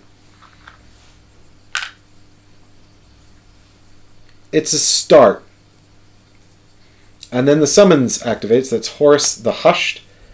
He's got he's going to do this twice. Stunning Strike. Oh, it's a big attack. This is cool. So he's going to go and he's got range 1 on this. So the 1 is the same shift as the enemies use. So I can move him into here with the Knight. And he can attack in the weak spot. And he'll do it twice. And that's probably the best thing to do. He also takes this aggro marker. And he just keeps aggro on himself. So he will draw the aggro of the enemy. Although, to be fair, he's in the same space with the Knight. But I could move him out of it. So I'm contemplating it. Oh yeah, that's right. I shouldn't actually have that stamina because he should have recovered it at the start of his turn. Thanks, Rowley. You're keeping on top of this. So we're going to go more... Yeah, that's true. I'm going to need to remember that for the future. So just to put us back down here, we got Sweeping Strike coming in from Horus for 4 damage, which is 1 onto the boss. Good job, Horus. And then we're actually, I think what we'll do is we'll actually move Horus around 1 more over to here. Because he's got aggro, so that'll turn the boss away. And I know I don't know what his other 2 behavior cards are in, but the one I have seen, if he turns to face Horus, at least he won't hit the Pyromancer.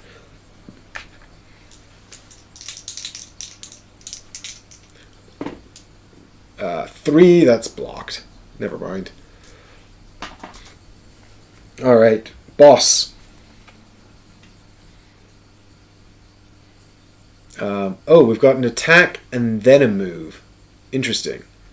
Alright, so this is called Diagonal Uppercut. Aha!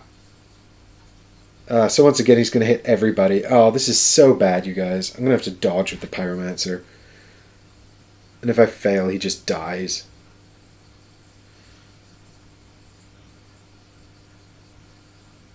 And then he's going to move away from the nearest enemy. I don't like this guy. I don't like this boss. Who came up with this idea? Okay, so he's going to do front arc attack. He's going to hit all of the characters again.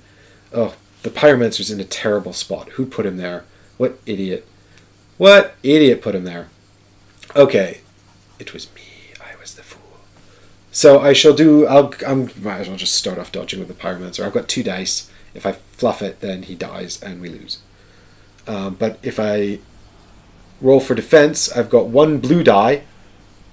Well, maybe I just roll for defense and then quaff the Estus Flask on my next turn. If I get a... Yeah, I mean, I can't die if I roll the blue die. I'm just going to take a ton of damage. I'm going to have to drink the Estus Flask eventually anyway. This is a tough decision. And I don't like it. I don't like it. Oh, one dodge die feels really bad. Yeah, okay. I guess I just roll the blue die, right? I take 4 damage. Start of my turn, I'm going to have to roll 4. Start of my turn, I'm going to have to roll 4. I'm going to have to drink the Estus Flask. Yeah, 4 damage. That leaves the Pyromancer with 1 hit point. Oh my god. Okay, and then it's the Knight, who's got 2 blue dice to defend. Okay, we got 5 again. That's awesome. And then it's Horus, who's got 2 black dice. Uh-oh. Poor Horus. He protects 2, takes 3 damage. He's down to 7. And our man here, our boss... Where's the attack card? I left it down here. He's going to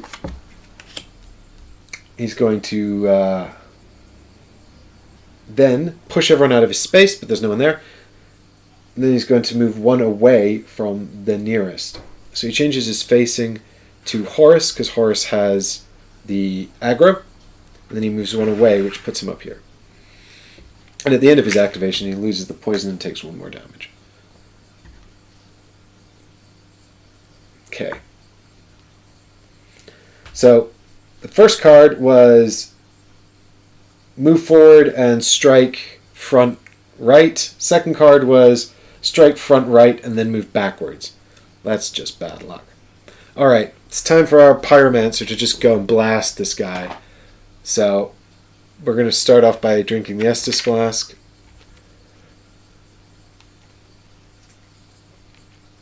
I think, so long as Horus is alive, I feel like I need to lay in the damage. So I'm going to equip the Flame, even though it's probably... I'll take this. And then we're just going to move 1 over here and just blast him for a bunch of damage. So I think we'll do just the 2 dice on Pyromancy Flame. We get 1 for being in the weak spot.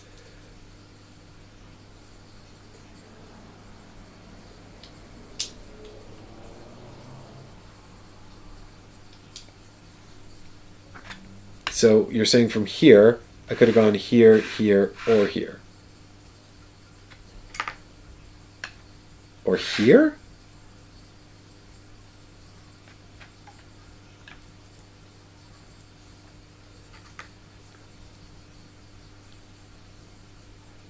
Probably better putting him here, actually.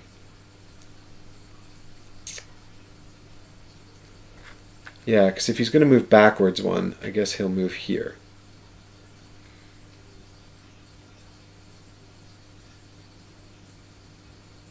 Okay, that's probably better. Pyromancer's still in the side arc, and he's got slightly more distance, which is for the best, because Pyromancer seems to be dying. And I don't like it. I don't like it! Alright, here we go. Still got range 2 with the Pyromancy Flame into his weak spot. 4 damage, so he takes 3, which is excellent. And that brings him down to 18 hit points. And then I'm going to use the Soul Arrow, which is going to be, I'm going to power it up, so I'm going to take 4 stamina, and that's going to be 4 dice, which is going to be sick. I mean, they're all black dice, but, you know, that's fine.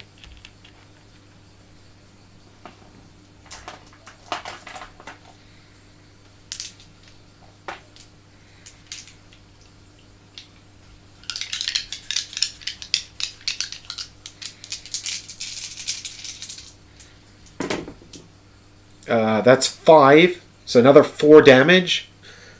You're right, Pyro is easy mode, Chris. This was the right decision. This helps my tiny brain. So he goes down to 14 damage. And then it's time for Horus to do Horus things. So Horus has got Shield Block. He's going to move 1, hold aggro, and get an additional defense die next turn. So, with that in mind... I know that one of the next two cards puts the weak spot over here and attacks here and here for 1 range. I'm just thinking, probably want to try and put this in such a way that this boss won't come out. Maybe go down here, I'm thinking, and get the boss to turn this way and move towards Horus in the corner. And hopefully protect my guys from some damage.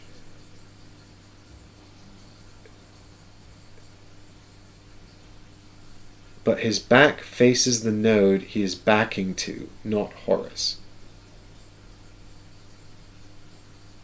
See, what you're saying is that he should have, when he backed up, he changes his facing to turn around? Is that what you're saying, Rowley?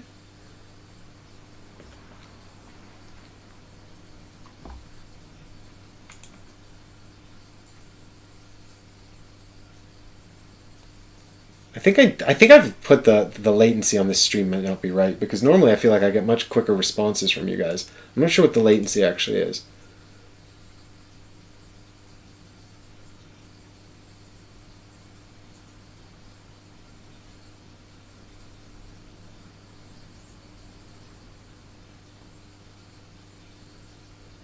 I spent such a long time reading the rules for how bosses move in this game. And you know what? It's actually funny. I found there was a lot of links to... There were a lot of links to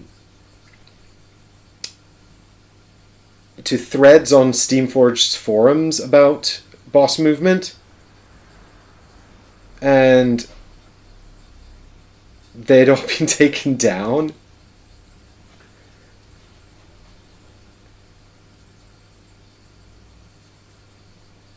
When moving away from a character, turn the boss so the center of its back arc faces an adjacent node that is further from the character. He then backs up onto the node without changing his facing. Yeah, so I'd done it more or less correctly, right? Because he had his front node facing Horus like this. Oh, and then he would have changed his facing like that. I see what you're saying. So now he's sort of facing the soldier. But that's fine, because it wouldn't have changed anything in the Pyro's turn anyway, because the Pyro's still in his side arc. So that's fine. Okay.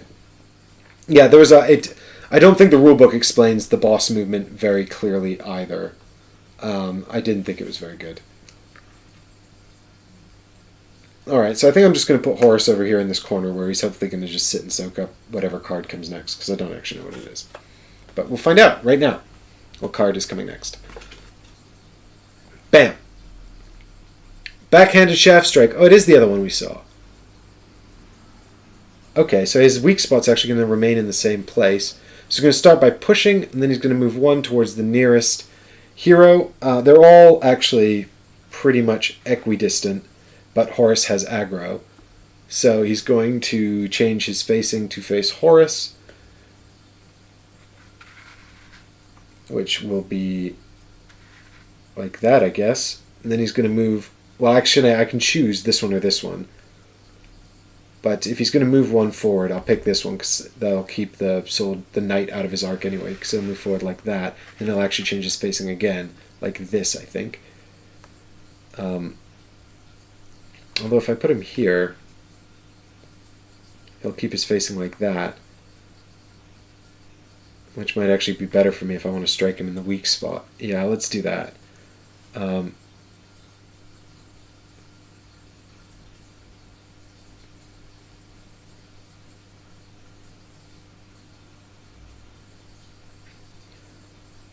So then he's going to hit his front arc and the side arc against the wall here for 5 damage, which is just Horus, who's going to defend with 3 dice, 3 black dice.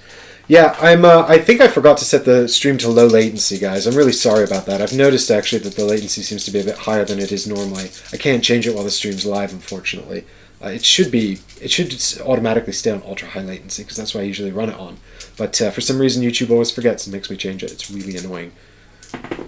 So he protects 5 damage and takes nothing. Good job, Horus. You are a hero among summons. So then we're back to the knight. He's going to take off 2 stamina here. And I guess what I'm thinking is I'm going to keep the poison throwing knives equipped here, and run up to here and then just throw poison into his weak spot.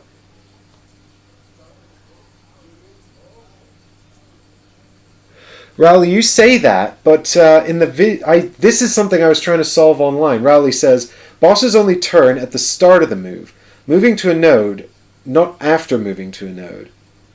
So do they turn at the start of every node movement, right? So you're saying they would only turn if they moved 2 nodes. Is that correct? I mean, I think I did this correctly in the end, because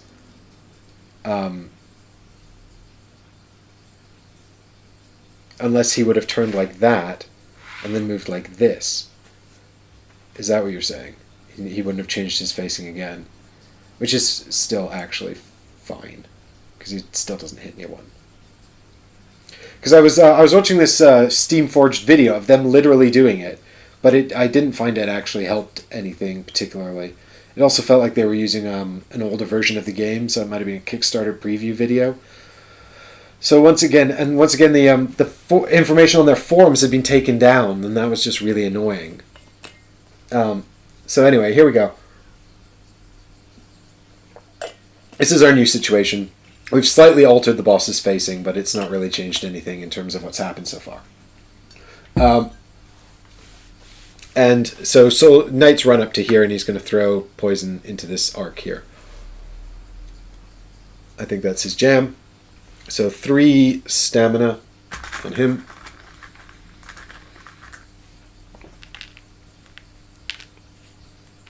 Oh, sorry about that, guys. I meant to cut back to that camera.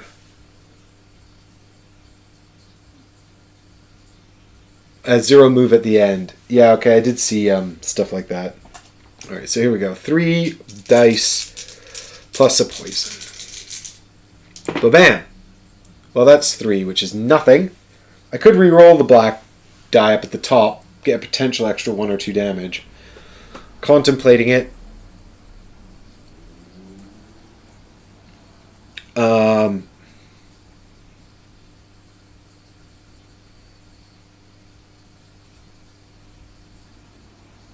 Just let the... yeah, let's do it. I don't want to... I was thinking I could save the luck token for like a defense roll or something later on, but it's like, you know, if I kill him faster, then I have to make fewer defense rolls anyway, right? The best defense is good offense. If you want to check out boss behavior rules, Nicholas Souza has a solid video covering base game boss behaviors. Oh, thanks for the heads up, Rowley. If you want to leave a comment on the video with a link to that one, that would be super helpful, and then everyone can check it out.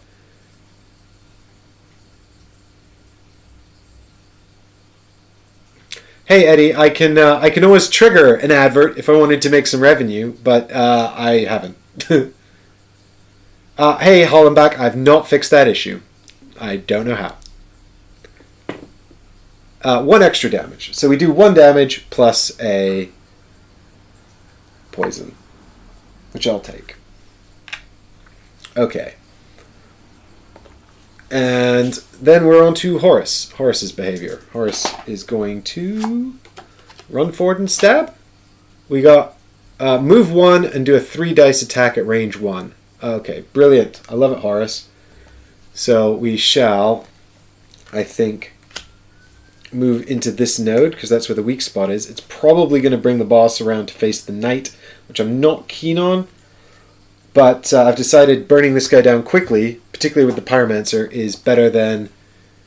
Hollenbach, well, just don't use the main camera then. But then I'm trapped in the corner, tiny, the whole time. Alright, here we go. This is Halberd Lunge from Horus. I don't think he did this last time I played with him, which doesn't make sense, actually, because he's only got 4 cards. He should have done this. This is awesome. That's 3 damage. Summons are the best purchase ever. So he's down to 10. He's going to heat up. So here are his heat up cards. So we're going to just shuffle these. He's angry. Angry boy now. Give him one. Burn the other two. And shuffle these up again. And go again. And so this is kind of what I was talking about earlier in the game when I was talking about the sort of the game and its flaws and all that kind of stuff. Because and the sort of the little exceptions and things like that. It's like I played this not what I think is not an unreasonable amount to play a game and to understand it, and yet I'm still learning all these wonderful new things on the stream with you guys, and you're recommending videos by content creators that are not working for Steamforged and things like that, and it's people who've basically, I imagine, had to curate the information then put it together. Oh yeah, Eddie. Some people have tons and tons of ad breaks, and it's really not a cool thing. I think what I usually do is I drop a couple into the stream if it's really long after I've done it, but I don't tend to put them in during the stream. All right, here we go. Heated up winged knight is now going to do a thing. Oh yes, do a thing, and he's going to do his heat up attack. Pillars of Light, infinite range. Targets every node around him at infinite range. 5 magic damage. Literally just hits everybody. This is terrible. Okay, so 5 magic damage. So we've got our knight here with a blue and a black die of defense. We've got 2 black dice of defense on the pyromancer, which I guess we'll have to use.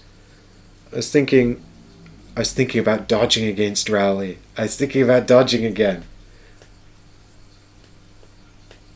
Yeah, Horus is absolutely destroying. This live stream says, let's play Shadow Raid Legends. No, I wouldn't do that. So, what am I doing here? Defense rolls, right. Let's start with the Pyromancer, because I'm really nervous about him. Actually, yeah, because the Knight's actually got more defense against magic now. Ooh, okay, well, I can always add an additional black die to this if I have to, but I'd prefer not to. 3! We can take 2 damage on the Pyro, that's okay. Look, he can afford to take 2 damage there. That's not the end of our world. Okay. Knight. Gets a blue die in here. Come on, buddy. Hey, you got the best heat-up card. Thanks, Rowley. Yeah, there's definitely, not the latency I'm used to. Knight takes 1. And Horus is only got 2 dice to defend against here with. That's a shame. Poor Horus. He's probably going to not like this. Fortunately, he's still got enough hit points that it won't kill him because he's been bossing it like a champ. 2. So he takes 3, goes down to 4 hit points. Okie dokie. Well, at least it's done now.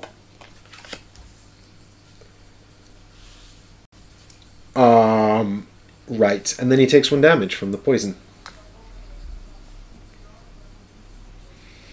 And it's time for Pyromancer. Pyromancer, please just do lots of damage. He doesn't have a weak spot, and that makes me sad. Well, pretty much all his attacks seem to be at his front, so I think I'm just going to continue trying to get behind him and not worry about that. So I think I'll just move up the Pyromancer to here, behind him, basically. And if Horus stays over here, the Pyromancer should stay safe for the time being. Unfortunately, he doesn't have a weak spot on this card, so we're just going to get whatever our basic damage is. But I'm thinking we should still do... we should still try and do some big attacks and just kill him quick. Yeah, this is the only card I worry about with the Winged Knight. Thanks, Rowley. It's the only card I worry about with the Winged Knight, too. So I'm going to hit him first with the Pyromancy Flame for 1 black die, and then I'll hit him with Soul Arrow for 3 black dice, I think. And hopefully the next time the Pyromancer's turn comes up, we will have a chance to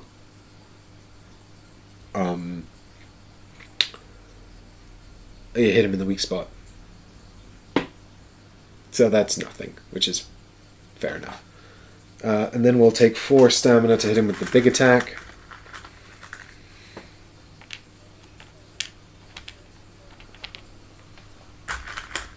That's not going to leave us with a lot of leeway here, but hopefully between Horus and the Knight we can keep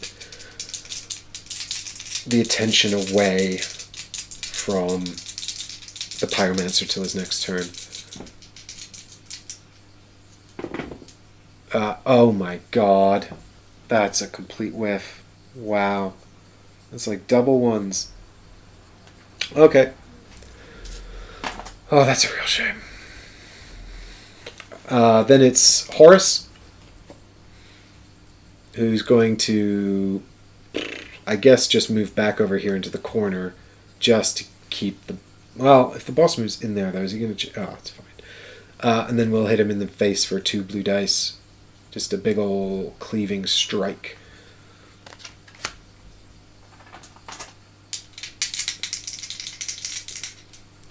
Bam. Nothing. That is super disappointing. I'm really, really disappointed. Okay, so he's going to move... He's going to push everyone out of his space. He's going to move 2 towards the person with aggro.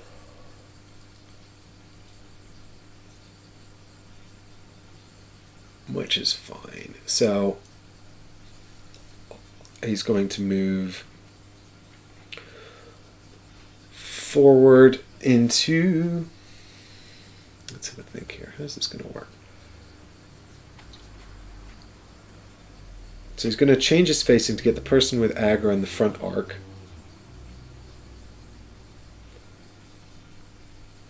And then he's going to move forward like this. And then I guess he stops because he's in a space with his target.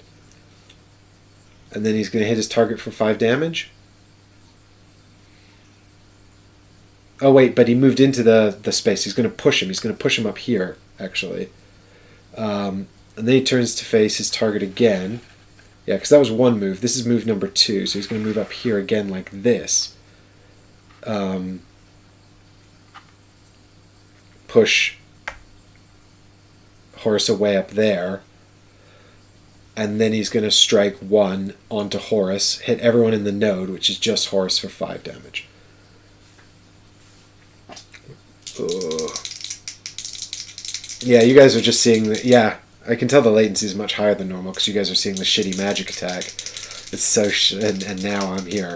So I've probably got about half a minute of latency, which I usually don't have because I messed up the YouTube settings.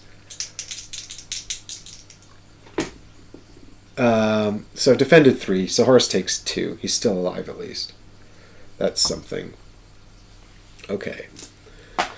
That's explaining why, Rowley, I'm experiencing this poor latency with you, which is a real shame because would have been good if it was my normal latency, which is very low.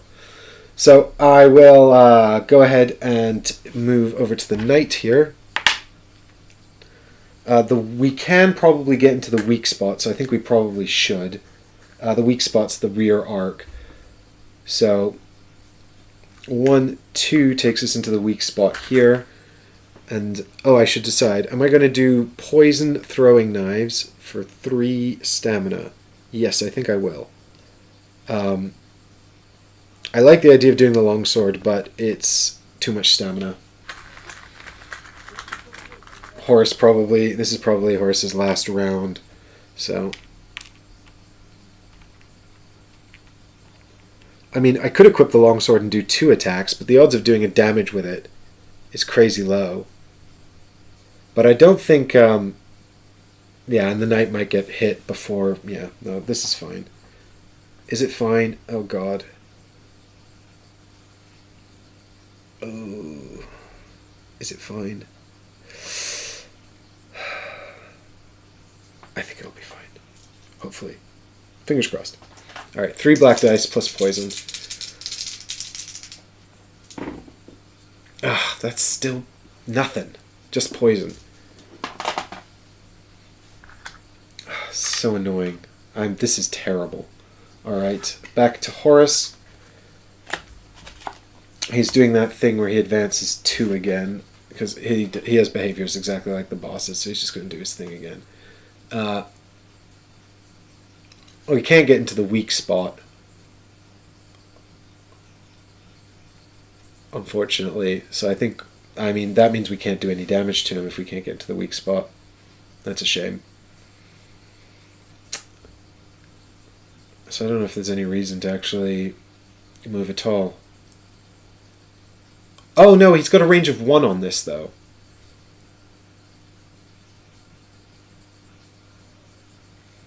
So I guess we can move up to here, hit him for nothing, and then move around here and hit in the back arc with a range of 1? That's probably legit, isn't it? Actually, if I was throwing poison, I could have left the knight there and spared myself a stamina, which I will definitely do. I'm giving myself a little backseat on that while I get preoccupied about latency issues. So I guess I can probably attack range 1 into the rear arc from here. So we'll do that.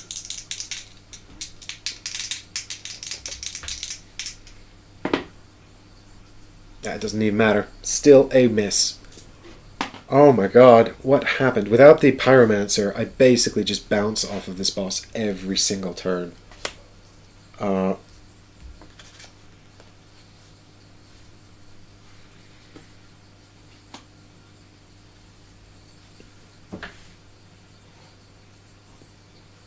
So he's going to push everyone out of his space. So Horus is either going to go this way or this way. I want him to go along the wall back to here, because then the boss is going to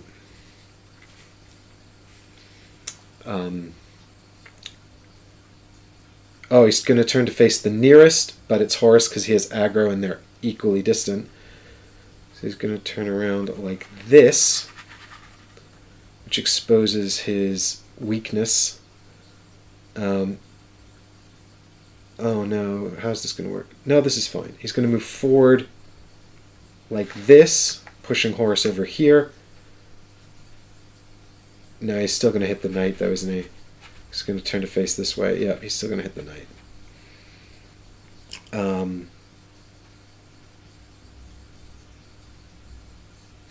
Way ahead of you, Rowley. I did manage to figure that out all on my own in the end.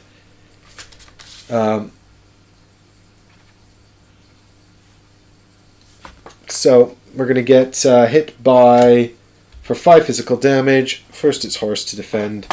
This is probably going to be the end of Horus, unfortunately.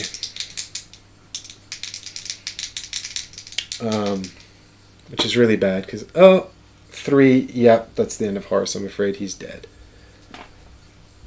Womp womp. And then it's 5 damage on the knight. We've got 2 blue defense dice. Hopefully we'll be okay. Fingers crossed.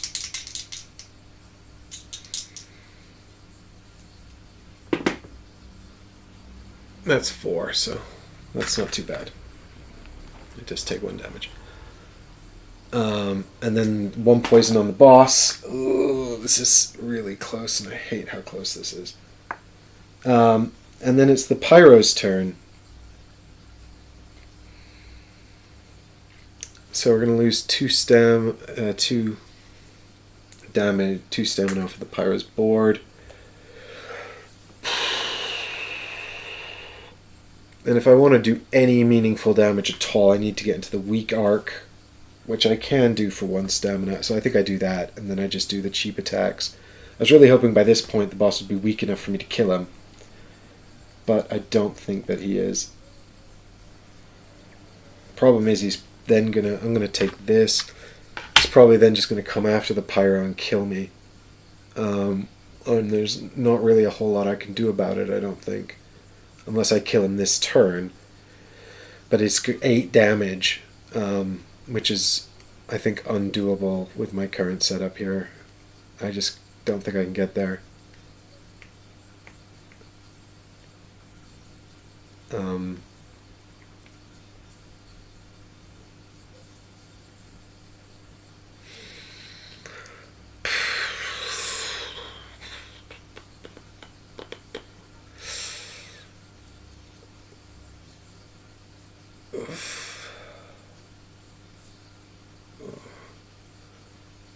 yeah, I don't think I can get to. I don't think I can get there because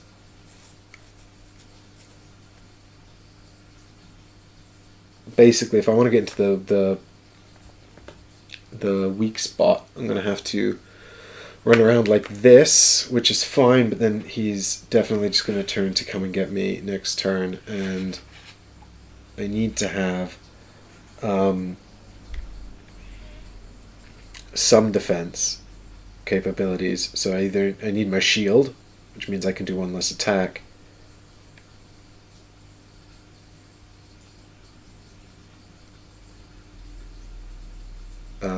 If I could only remember if his next attack was nearest, I could move one further away, hit him from back here. It might be nearest. I don't. It's actually, he's actually heated up. So, but I think the other two attacks are nearest. I think they are nearest. So I think actually, if I move back to here, where was I? Here?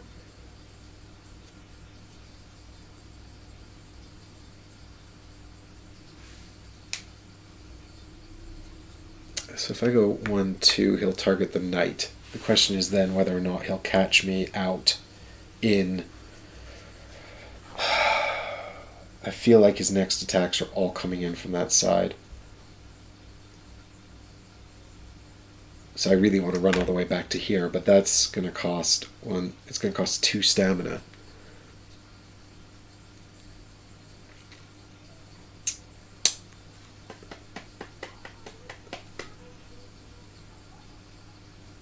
And it's banking on the fact that his next attack is nearest. I think I'm going to do it. I'm going to try this. Then we'll just hit him with a couple of low-level attacks. We'll get one more turn. Hopefully the knight can survive one more turn. Ugh, it feels implausible. He's got his Estus Flask, so he should be okay. So here's the Pyromancy Flame. 1 damage. Boss is down to 7. And the Soul Arrow. 4 damage. Boss goes down to 3. Alright, boss attack. Okay, well, at least it's nearest. In fact, he's actually just attacking. Well, he's going to hit the knight, but that's about it. So, fingers crossed knight can survive. I think he should be okay. So it's 2 blue dice for defense. Oh, what am I doing down here, guys? I'm so tense. It's so tense.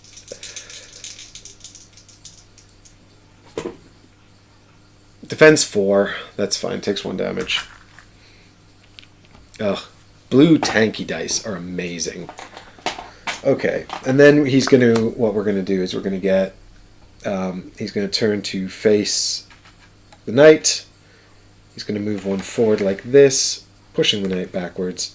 Like, oh no, he moves backwards. He turns to face the knight, the nearest target, and then he moves backwards. So he's just trying to back up, basically. But he can't because he's against a wall, so he just stays put. Interesting. Okay. Well, then it's Mr. Knight's turn. I wonder if there's a way to try and do the last 3 damage. I don't think there is because the knight sucks against this guy. I would need to roll a 6 to do 3 damage with single roll. That would be pretty special. I could equip the longsword, and I could roll a blue and a black. Chances are I'll do like a damage, and I could roll 3 with the poison knives, which so far I've done basically nothing. So I think what I'm going to do actually is maybe spend 1 stamina to move into his weak spot, hit him with the longsword in an attempt to do 1 damage, and then just sort of hope that he doesn't kill me and I can finish him off with the pyromancer. Because now that the knight's got aggro, I'm not too worried. But I need this to work, because otherwise I need the pyromancer to kill him next turn.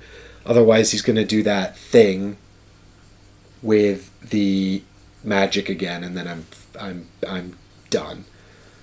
So I have re-equipped the longsword. I'm going to go 1-2 with the knight like this. I'll take a single stamina, basically to just stab him in his weak spot with a black and a blue. I'm hoping to just do a bit of damage. That's 1. Boss is down to 2. Then its final heat up card, final attack card of this before we go back to the devastating magic attack. So he pushes targets out of his space.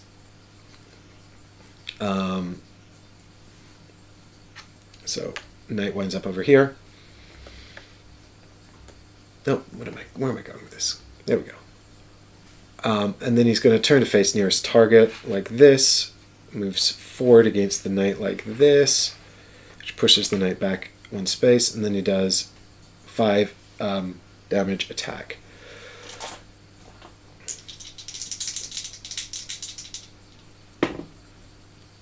Which we block entirely. So we're back to the pyro. He's going to gain aggro, heal 2 of these. We can easily get to the boss's weak spot here because it is... No, we can't. It's on the inside, so none of that. But hopefully we'll still be able to do 2 damage. Now I'm not so sure. I'm going to probably use my intelligence token here to up my damage by 1. Or else I could 1, 2... No, hang on. I don't think I can get into his weak spot. I think it's too far away. Yeah, I couldn't do it anyway, even if I tried. So I guess we're going to go and move 1 into here.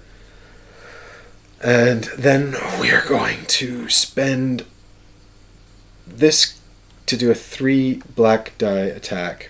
And oh my god, we need this to be good. Actually, maybe I should save this for dodge, just in case. Because I'm not going to be able to resist. Oh, I can't... this is terrible, you guys. This is agonizing. I might be able to survive the magic attack next turn. So maybe I should just play it safe. I can't do one of my big attacks anyway because I don't have enough stamina left. The knight seems to be holding his own. Like, he perfectly, which is amazing. He's still got his Estus flask. Yeah, okay, we'll play it safe and we'll just blast him with damage. Alright. Oh god. 2 dice from the soul arrow. That's 2 damage. Boss is dead.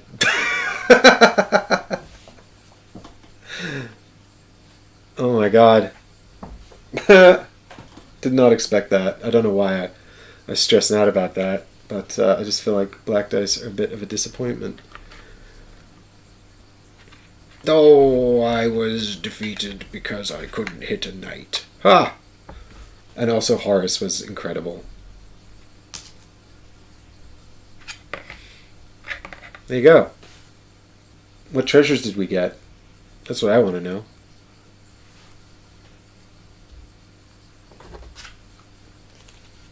Wow, loads of cool stuff. Do we get all 3 of these items? Well, I should put them down here. Or do I have to choose one? This is amazing. I like all those orange and blue dice. That's what I'm a big fan of. That's what I'm keen on.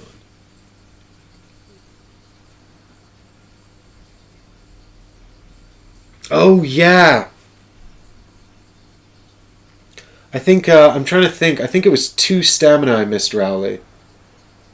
I think there was two block rolls that I missed, which is okay because the knight ended up with 3 gaps on his board. But I think I would have been I probably would have used my Estus flask if I'd been doing that correctly. I can check that back later on the stream. That is some nice equipment, though. Look at that.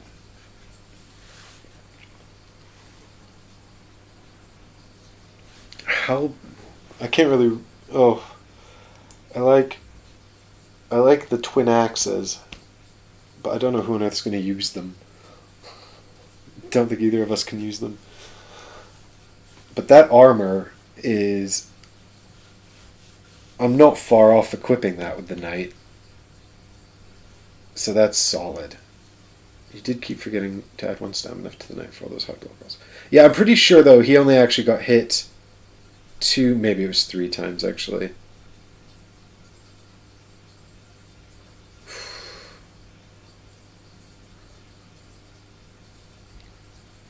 Right. This stream has gone on a lot longer than I thought it would, guys. It's now 8 p.m. my time.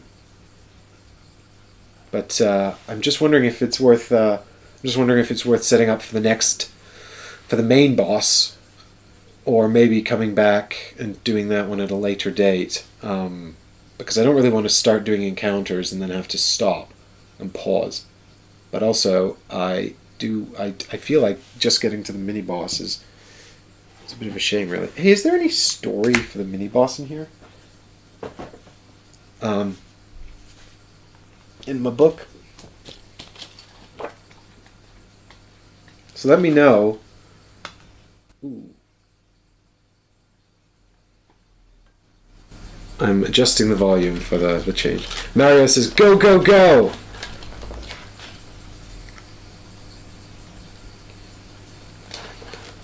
Do the next bit. We want to see the main boss. This one's actually. And you did kill off Horus at least a turn early. What are you talking about? Oh, I killed Horus off a turn early. But you think he should have lasted another turn?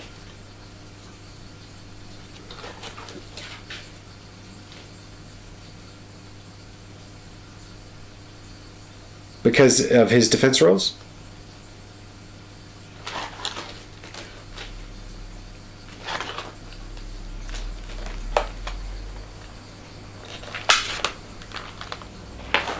These are scenarios.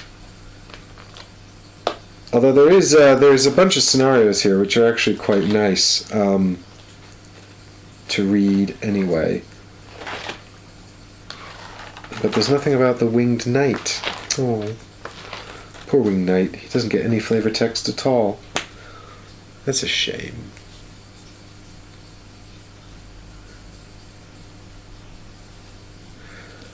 Rowley says he usually does 3 separate sessions. Well, Rowley, I've got a lot of games to play. I don't have time for 3 Dark Souls sessions. Not in my schedule. Okay, well, I'll tell you what. Let's. Myra says 8 p.m. It's still early, dude. Okay, well, I'll tell you what. Let me take a break for a little bit. I'm gonna. I'll set up the next one, and we'll come back. And what we'll do is we'll restart the stream with proper latency. So, let's say 45 minutes from now, which will be 9 p.m. my time. Raleigh's just explaining, you turned the winged knight after his move, which meant Horus got hit. If he hadn't turned, which he shouldn't have, I think Horus doesn't get hit. Well, and that's sort of one of these things about this game is I find that because there's quite a lot of these sort of little subtle rules, I often have to sort of double and triple check things, and I still make mistakes. Having said that, I I find the experience of playing this game still extremely compelling, you know? And on the one hand, I think that the boss fights in Kingdom Death Monster do a very similar thing, but I love the community management. I mean, don't get me wrong, I really like Kingdom Death Monster, even though I don't own it. But this is a sort of the rest of this experience is so entirely different because the encounters just don't exist in Kingdom Death, and you could argue in this one that the encounters are not the pinnacle of the gameplay, but I think that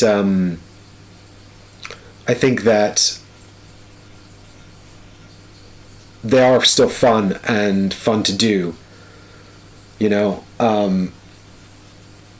But I do, so I always find I have fun and I find it compelling, even though I do wish that it was just a little easier to execute, even if it had just some player aids with the programming for the boss on it, like, you know, if he moves, move, or change facing, move, change facing, you know, if there's a push symbol, push, move, change. That just like that kind of thing, sort of like just a little track I could follow.